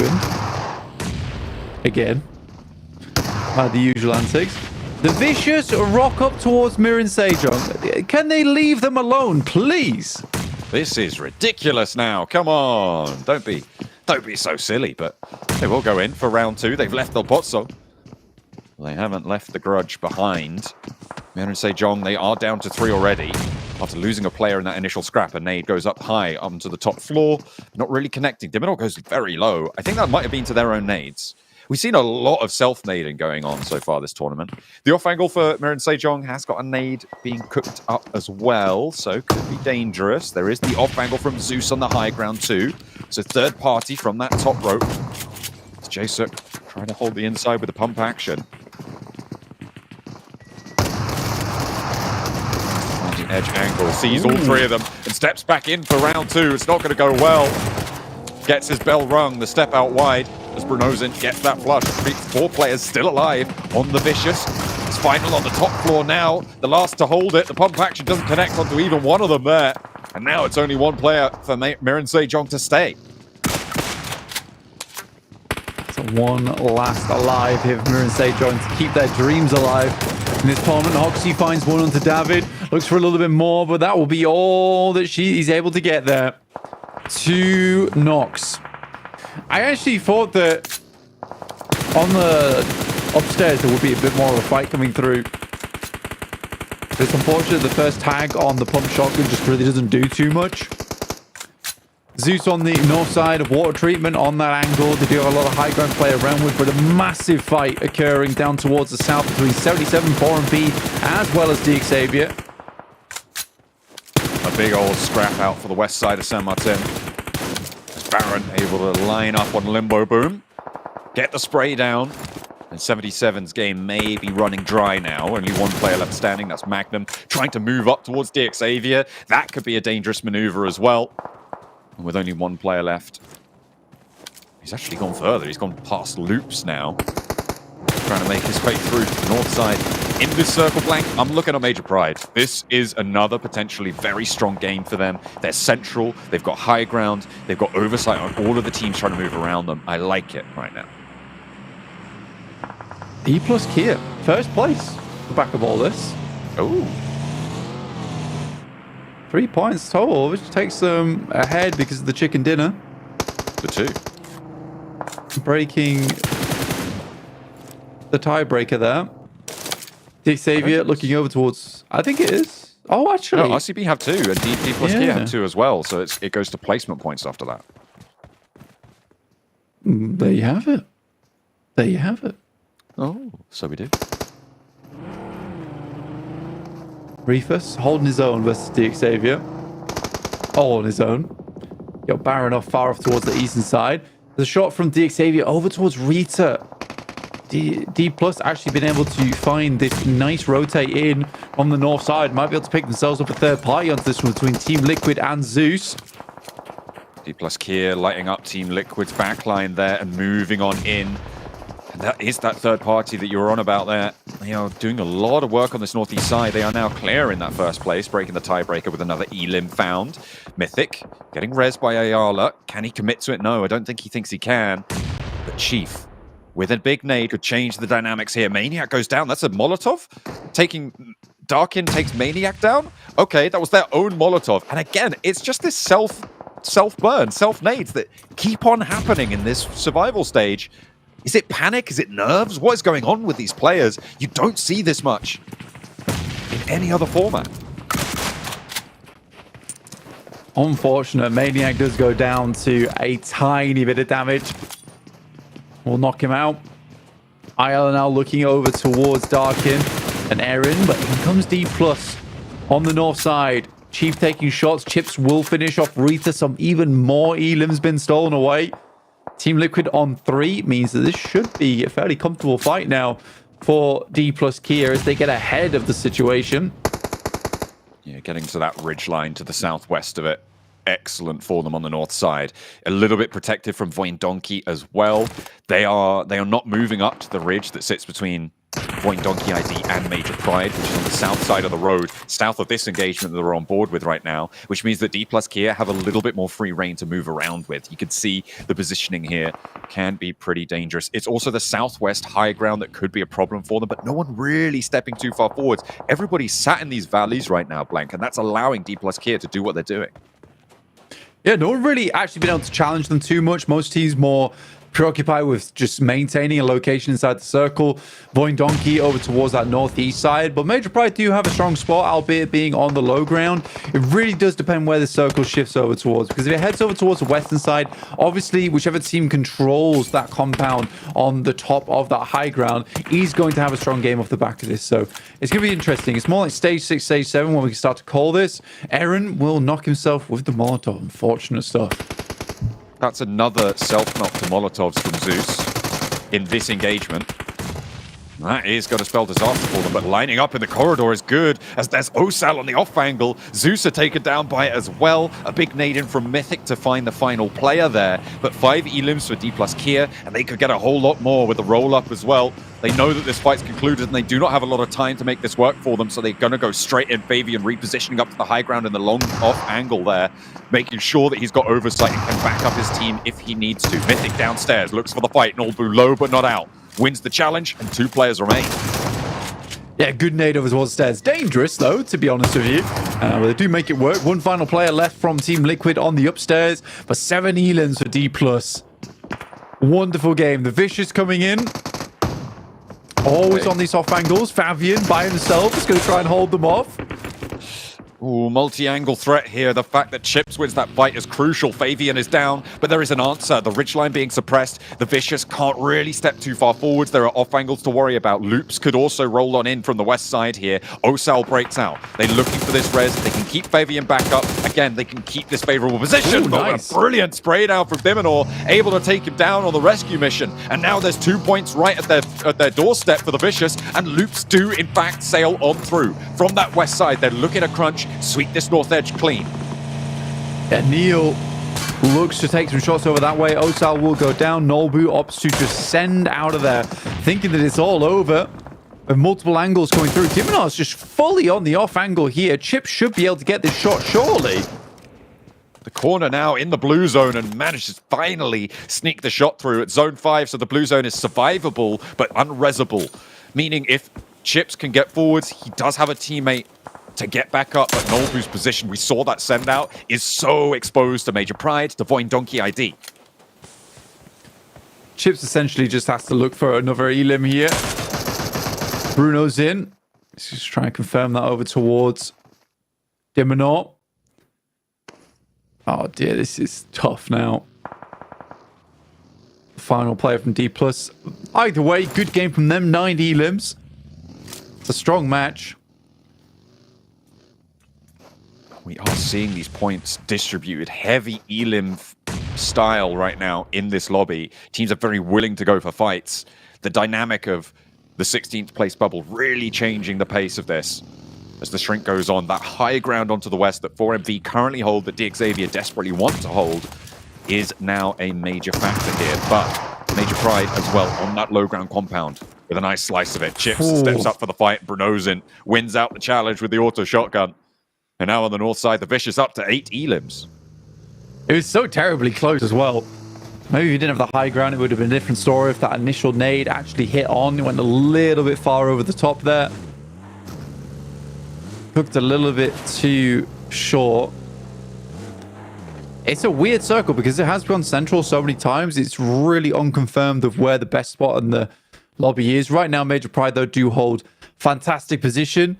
It's a bit raggedy in terms of a compound, but it gives cover, which is all important. Xavier now moving in over on that western edge. 4MV scared. Fraser with the angle. Donkey ID do have that position that they can regroup towards on the west side of this hold that we're on board with now. They've left 2 players out on the backstop to stop late rotates down the hill from the north side. Maybe late sweeps from the west, but very, very unlikely. You can see they're starting to move back together now. With 2 minutes until the zone touches, they have to hold for a little while longer. And Brenozen's still just trapped out in the blue zone. Does manage to spot Rafinha from loops, though. Maybe look to confirm that. 10 extra point on board, why not? Go up to 8 elims, go up to 9 even, rather, for the Vicious on the north side, if you do. That's a nice shot. It's a very nice shot. And Nino has to push even further forward to even pick him up. Great opportunity for them. Xavier taking control of this high ground. 4MV was to head down towards the southeast side. I think that was a smart decision. As 2 players, try and cut yourself a little bit of the circle that is a bit safer to play from. Levi's, though, goes down to check it. Donkey ID regrouped 4 players on the hilltop now. They have complete oversight onto the Major Pride compound, but it's the far high ground they're worried about. Baron, low HP as Xavier finally looks to push them out of the way. Around the edge, they find the shotgun. But there's an off. Look at that Major Pride still having their say. Nade over from Reefus to try to stay alive. I thought that one was going to connect from the low ground on Xavier, but Reefus hops out wide and Elementrix has the lineup. Immediately suppressing Reefus as soon as he tries to turn the corner, but Reefus doesn't let it face him. Paragin is down, and they need to try and hold this angle away. Levi's in for the fight, and the spray around the back will work out. 4MV taken out, 6 teams remain. Xavier look for the res. Yeah, and they should be able to get it. To be fair to Reefus, I felt like he maybe had that one in the bag, but honestly, very good wrap from Levi's in a very stressful situation as well. To pick up that elimination. It's a good thing that at least 1 player stayed alive from Xavier on that front line. Now, BTR, Zuxi, as well as Bruno's in 2 last surviving players for their team. Donkey ID going for the res. Next shift in 5 seconds time. Will it go to the high ground? Will it split the difference? Or will it give Donkey ID a big opportunity? It's a little bit split here. I mean, that Xavier high ground is still in. The Major Pride compound is still in as well, which basically means Loops, Donkey ID, BTR, good luck. Yeah, I think for Major Pride, they might just have it in the bag. Obviously, I think on Zone 7 and Zone 8, they likely will have to leave, though. And I think that Xavier currently cuts in quite a lot of space on that high ground down towards the southwest, because this has been just kind circle after kind circle. Hasn't really favored anyone inside the lobby. Give an opportunity for every single team. This is a wonderful rollout coming through from Donkey. Not sure Razor should have stopped short like that, though. I wonder if one of the tires got popped. I mean, there was a volley of fire from Major Pride to try and slow this rotation down. They know that this is a major challenge position here. And Donkey ID up with 3, up to Xavier. As BTR do get taken out, that's 4 teams remaining now. On the northwest side, we got rid of the Vicious last player as well. In the meantime, Donkey ID, I mean, they potentially could get a reset, but Xavier don't want to let that happen. The number of nades that they have left may be diminished by their fight with 4MV. Zeta needs cover but won't find it, and that will go to Paragin. Vexy, though, unknown quantity on the eastern edge. Good shot from Elementrix. Major Pride did actually move out towards this location and respect it as well. I think they realized that, look, we're likely going to have to leave. So why don't we leave now under all this fighting that's currently going on? Vexy attempting to keep things alive for the rest of the team, but Levi's once again stepping up for the squad. Good shots from him. Nadetti equally leading the charge for the squad. Well, there down goes Donkey ID. With only the 1 elimination, Blank, I feel like the rotations indicated a higher scoreline there, but it is not to be. Major Pride make that flow across the open ground, like you said, under cover of that fight on the south edge. And now Major Pride in a great position to win this one out. But Xavier, they could close the day and take back that first place spot. They've had a massive day today and are looking good for that last chance. Evo Station not able to win the fight versus loops. Xavier's going to take advantage of that. Elementrix very low. Not sure how likely it's going to be to get Evo Station back up. He is out in cover, though. Might be able to pick him up on the shoulders or just go for the res right now. Still 30 seconds before it closes, so a very fortuitous timing on the knock coming through for Evo Station. A little bit of damage passed back over towards Levi's. Not able to get the knock, though, John. And that leaves Xavier in a forward position. If Major Pride had left a player out to the compound on the northeast side, I feel like this would be a done and dusted game. But now that they've fully committed all four to this ridge, they cannot really turn around and go back. The sprays will just be too strong. AZ creates a little opening there with a tickle of damage to Paragin, who has to fall back. Nadeti on the off angle there, looking for the nade over towards Becca or AZ. Major Pride 2-2, forward and back, linearizing the fight. But Xavier have the inside track on the circle. Some great chip damage coming through from AZ on the two players, and that forces them into this awkward scenario. Big nade, another one over the top, might do enough damage, but it stops too long. They know they're damaging, so they have good angles on them. Nadeti is gonna have to be the hero in this situation. They don't really know where he's located, dropping smokes, might have to get a side swipe. Big. Not quite connecting. Nadeti with a nade over towards Evo Station on the high ground. They know this rock is going to be a turning point here. Xavier still with a small advantage, but Major Pride making gains every moment, every step. Closer to that central area. And it will close central next. A nade over the side. Nice. Finds Paragin. Big opening for Major Pride, and immediately Becca there for that research. Levi's look for the challenge. Nadeti with the crossfire. Low ground nade. Becca caught out by it. 3 players versus 2 for Xavier. AZ Evo Station. One goes down, and Levi's and Nadeti holding their nerve against the assault from Major Pride. Another, and Elementrix the last to go. A 1v1 over the top of the hill, and from the top rope, it's Major Pride just about to bring it back under control. It got so dangerous there, and the points don't even get pulled away by Xavier. A big win for Major Pride. Real dicey there in the end game, and for Nadeti almost pulls it back from the low ground. I genuinely thought Elementrix was going out there in that moment. A good push forward from the squad as soon as they hit that nade, and Levi's as well as Nadeti just had to be ready for it. They found a couple. I feel pretty upset about that one because it could have easily been a chicken dinner for them, but again, big props to Nadeti there.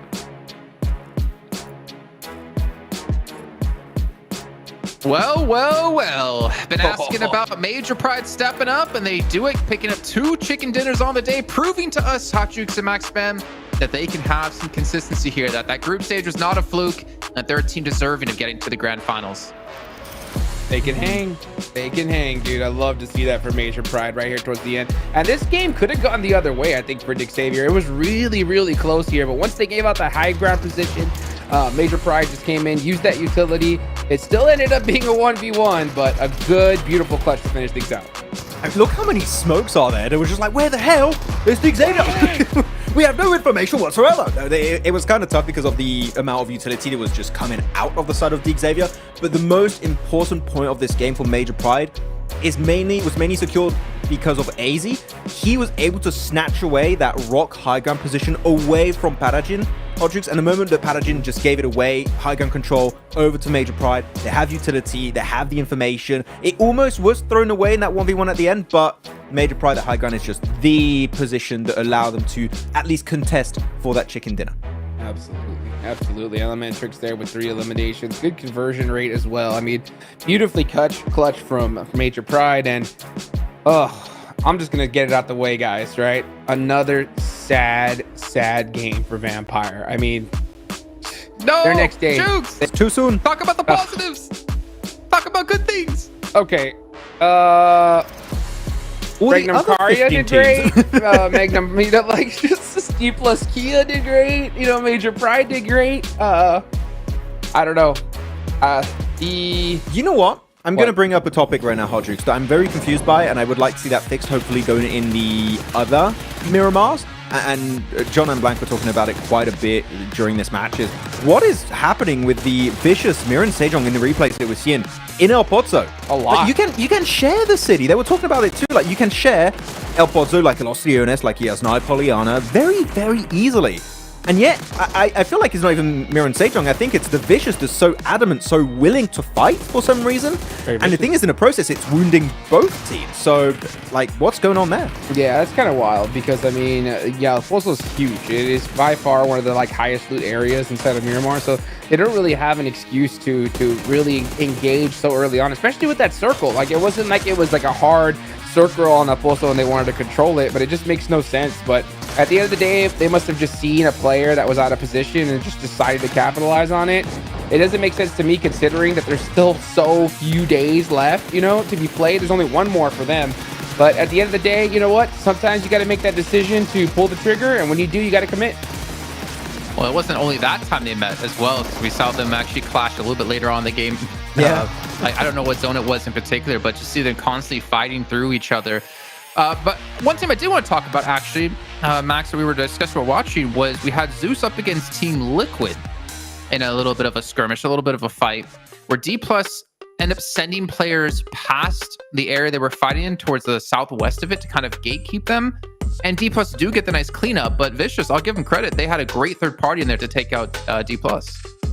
I think it was a really good approach from D+, actually, Jason, sending it down there. They're just, we're just going to use the circle and the terrain to our advantage, wait for them to have to push our way, and we're just going to get 3 eliminations. But they got a bit tunnel visioned at that point, and Vicious, I think, saw that from a distance. Wait, they're not really looking our direction. Let's get in the cars, rock up to the hill, and we're going to third party your third party, and we're just going to get complete northern side control. I think they knew, Vicious, we're not going to win this game. So let's just capitalize on as many eliminations as possible while we are still alive on the northern edge, and that's a good way for us to try and get something of value out of this match. I actually don't dislike it from Vicious. I think that was a good secondary option to just go along instead of trying to go for the win and send it when it was just not going to work out. I mean, at the end of the day, right, it's just about surviving here, Hot Jukes. It's just about being top 16 at the end of Friday, so you can make sure to get into last chance to be one of those top 6 teams.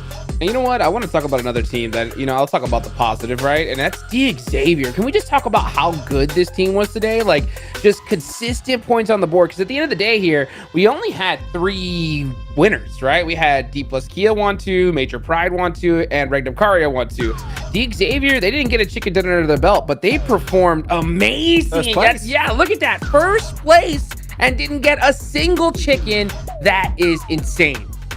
Who needs chickens when you get 41 eliminations, Hot Jukes? You don't need it. They are completely crushing it. I'm actually quite surprised because we had, before this game, if I'm not mistaken, Regnum Karia Browin first place? Or did I miss something? Because they fell off. Oh, yeah. So now fourth, of course, they tied with Major Pride. It's just going to be... actually, they tied everywhere in placement points, elims, and even chicken dinners. What?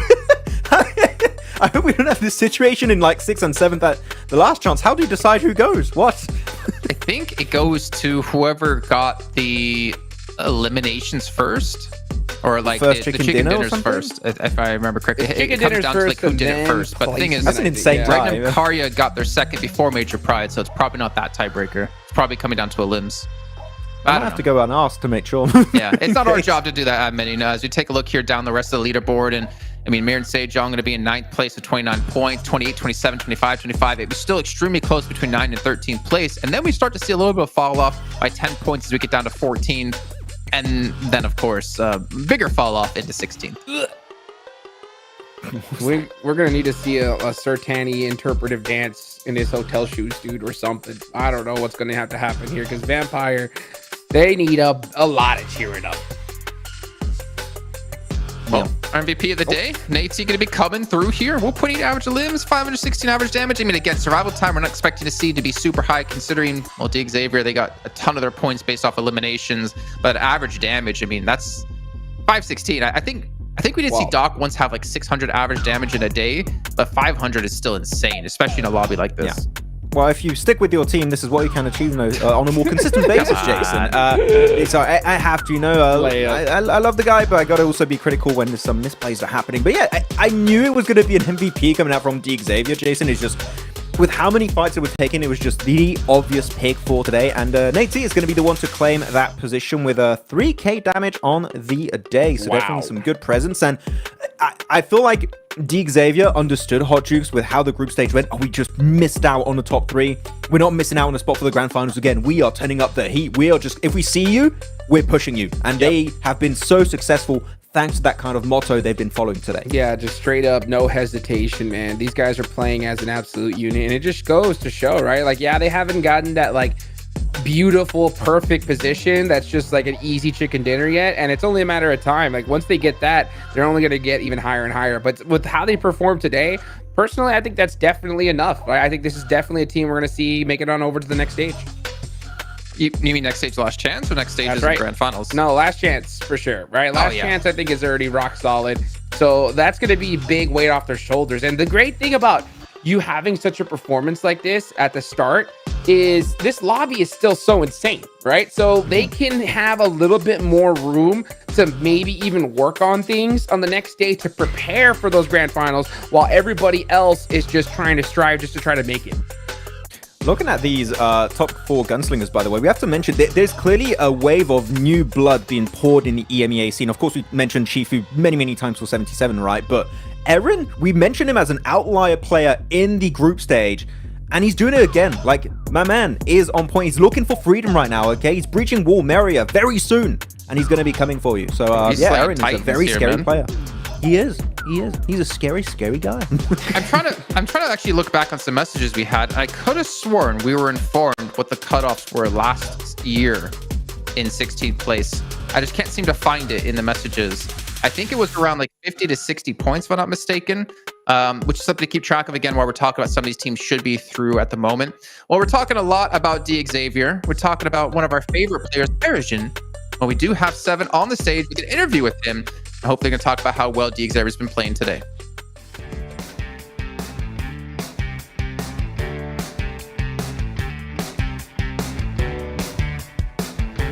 Welcome back as we finish day 1 of Survival Stage. I have none other than Perigin from DX with me.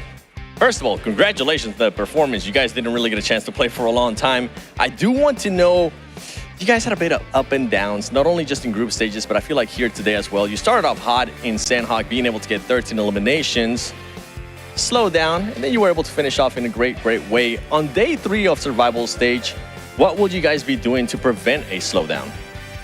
Trước hết là chúc mừng các bạn vì các bạn đã thi đấu tốt. Tuy nhiên là chúng tôi cảm thấy là cái phong độ thi đấu của các bạn không có được ổn định, lúc cao lúc hơi chững lại. Vậy thì trong ngày thi đấu thứ 3 cuối cùng của vòng sinh tồn Survival Stage, các bạn sẽ thay đổi điều gì để giữ vững được phong độ thi đấu của mình? Em nghĩ thì ngày hôm nay tụi em đã làm khá là tốt rồi, thì em nghĩ là tụi em sẽ cải thiện tinh thần hơn để bắn ngày thứ 3 thôi, chứ không có thay đổi điều gì hết. I think today we have done well already. So what we'll do is to improve our mentality and make no other changes to make our performance consistent. Right on. Well, yeah, we're all looking. I'm pretty sure Max out there, okay? Perigin, your favorite player, Max. I'm sure he's going to be looking for you guys to be really consistent. What are you guys' expectations at a survival stage? Where do you guys want to be placed at? Vậy thì kỳ vọng của các bạn trong vòng sinh tồn này là gì? Các bạn kỳ vọng mình sẽ đạt được thứ hạng bao nhiêu? Tụi em nghĩ thì tụi em vẫn cố gắng đạt top cao nhất thôi, thì là ưu tiên vẫn là top 1 đó. Bởi vì top 1 thì càng nhiều tiền mà. We will try to be placed in the highest rank possible, and of course that is top 1 because it has the greatest prize. Okay, all right. He's thinking about that. He's wanting to go into last chance with even just the bragging rights that they finished in first place. Thank you so much for your time. Back to you guys.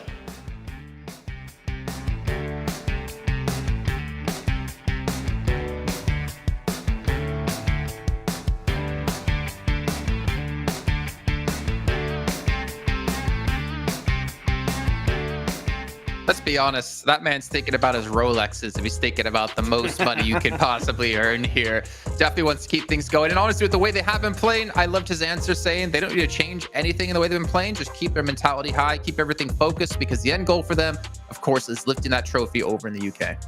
Yeah, my boy Paraparajin is on fire. I mean, really, the way they are picking fights here is truly incredible. I think that their main weakness is them getting third parties because they're fighting so often in these games. So yeah, I mean, as of right now, they're already looking so comfortable. I think they're into the last chance, no doubt about it. But now top 6, that's going to be a different question. And if they, again, maintain these kind of results, top 6 should definitely be achievable for Xavier. Okay, well, Max, my question to you is, have you managed to update the GT20 Pro? Or is it still going to be 7 Worlds Gaming here? Because Infinix GT20 Pro, you guys can play like a pro.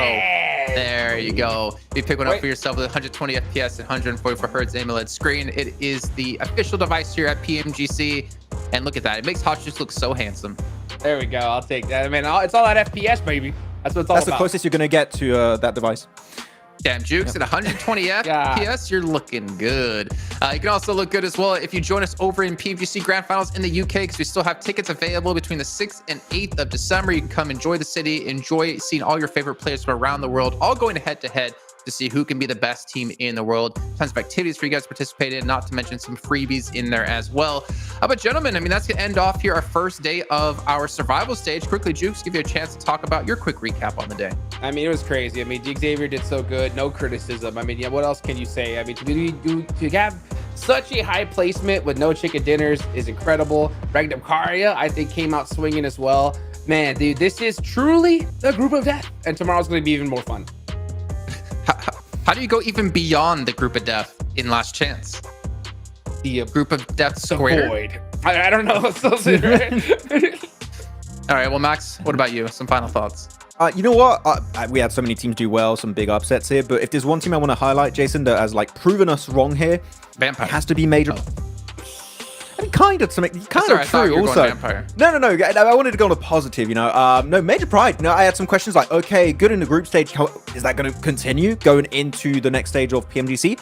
As of right now, they're in 3rd position, tied with Regnum Karia, which is one of the most improved teams with 2 chicken dinners. I gotta say, you proved us wrong. So, no, good job to you guys, and I hope it's going to continue in their 2nd day here of the survival stage. Well, they're looking pretty good to get into Last Chance. For me, it's about if they can continue to do so and continue to maintain a high ranking, because again, Last Chance, top 6 teams will be going into PMGC, and we'll finally have all 16 teams participating in the biggest event of the year. But for now, we do have to end off the show. We'll be back tomorrow at the exact same time for the continuation of the survival stage with, of course, Group Green playing up against Group Ed. We'll see you then.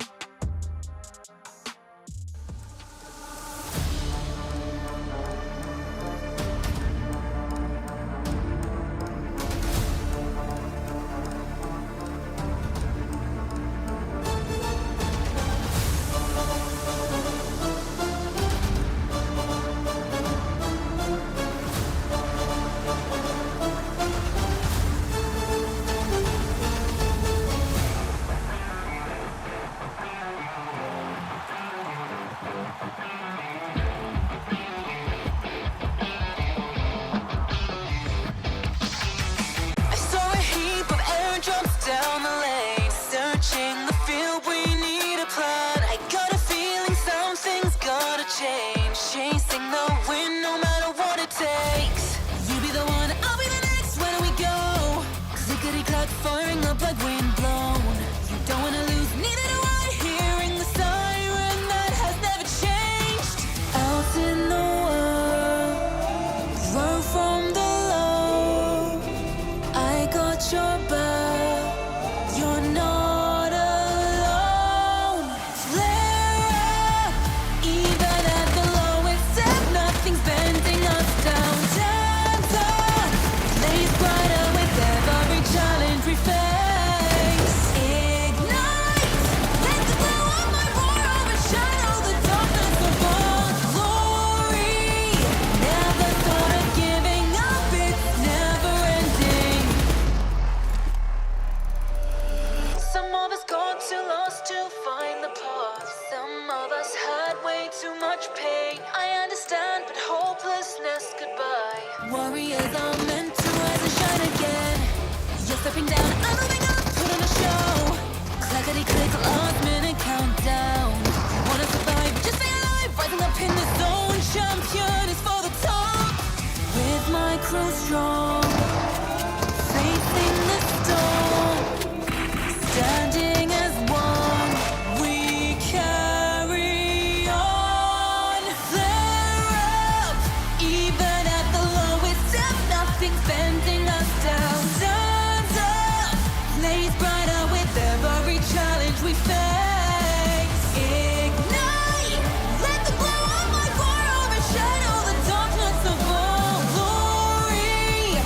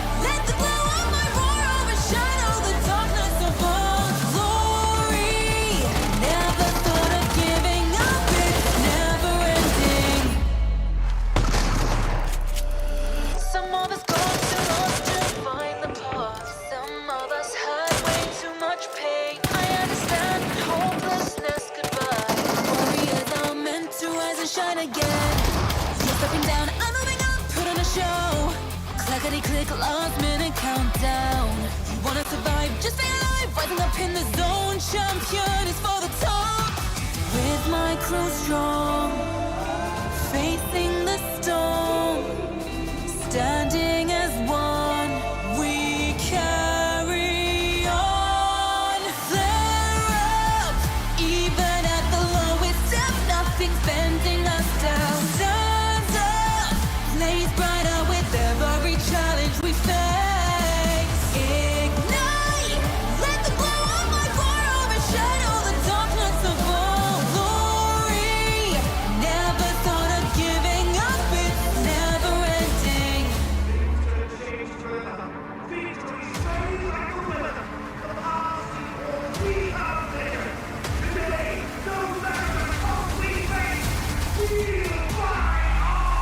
Flare up, even at the lowest step, nothing's bending us down. Stand up, blaze brighter with every challenge we face. Ignite, let the glow of my fire overshadow the darkness of our glory. Never thought of giving up, it's never ending.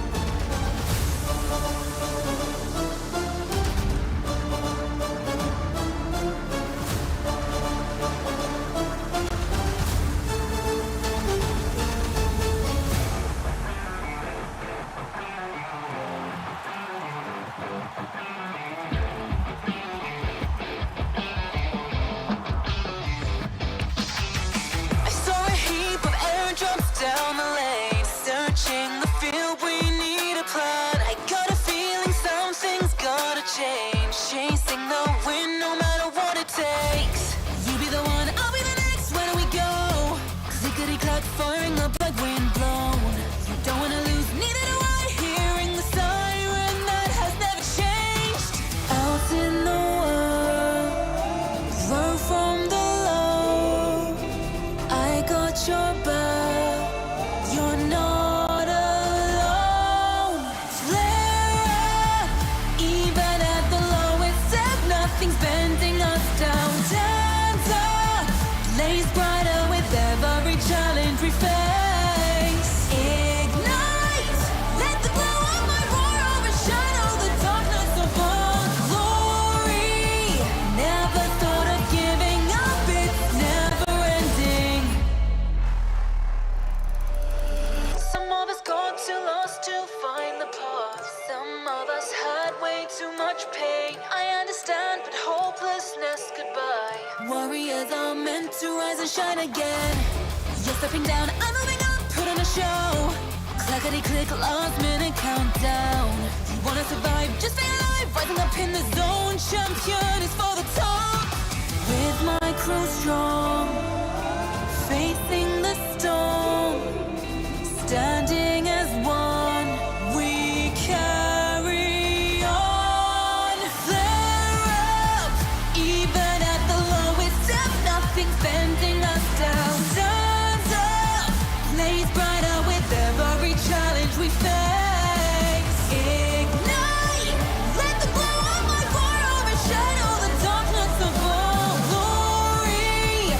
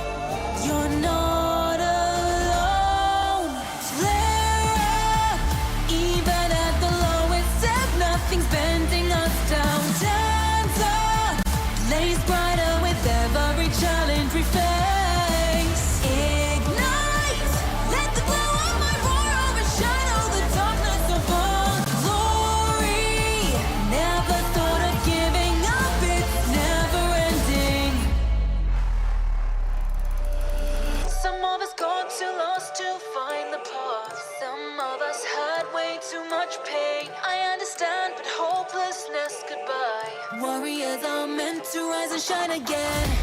You're stepping down, I'm moving up, put on a show. Clickety click, last minute countdown. You wanna survive, just stay alive, rising up in the zone. Champion is for the top. With my crew strong.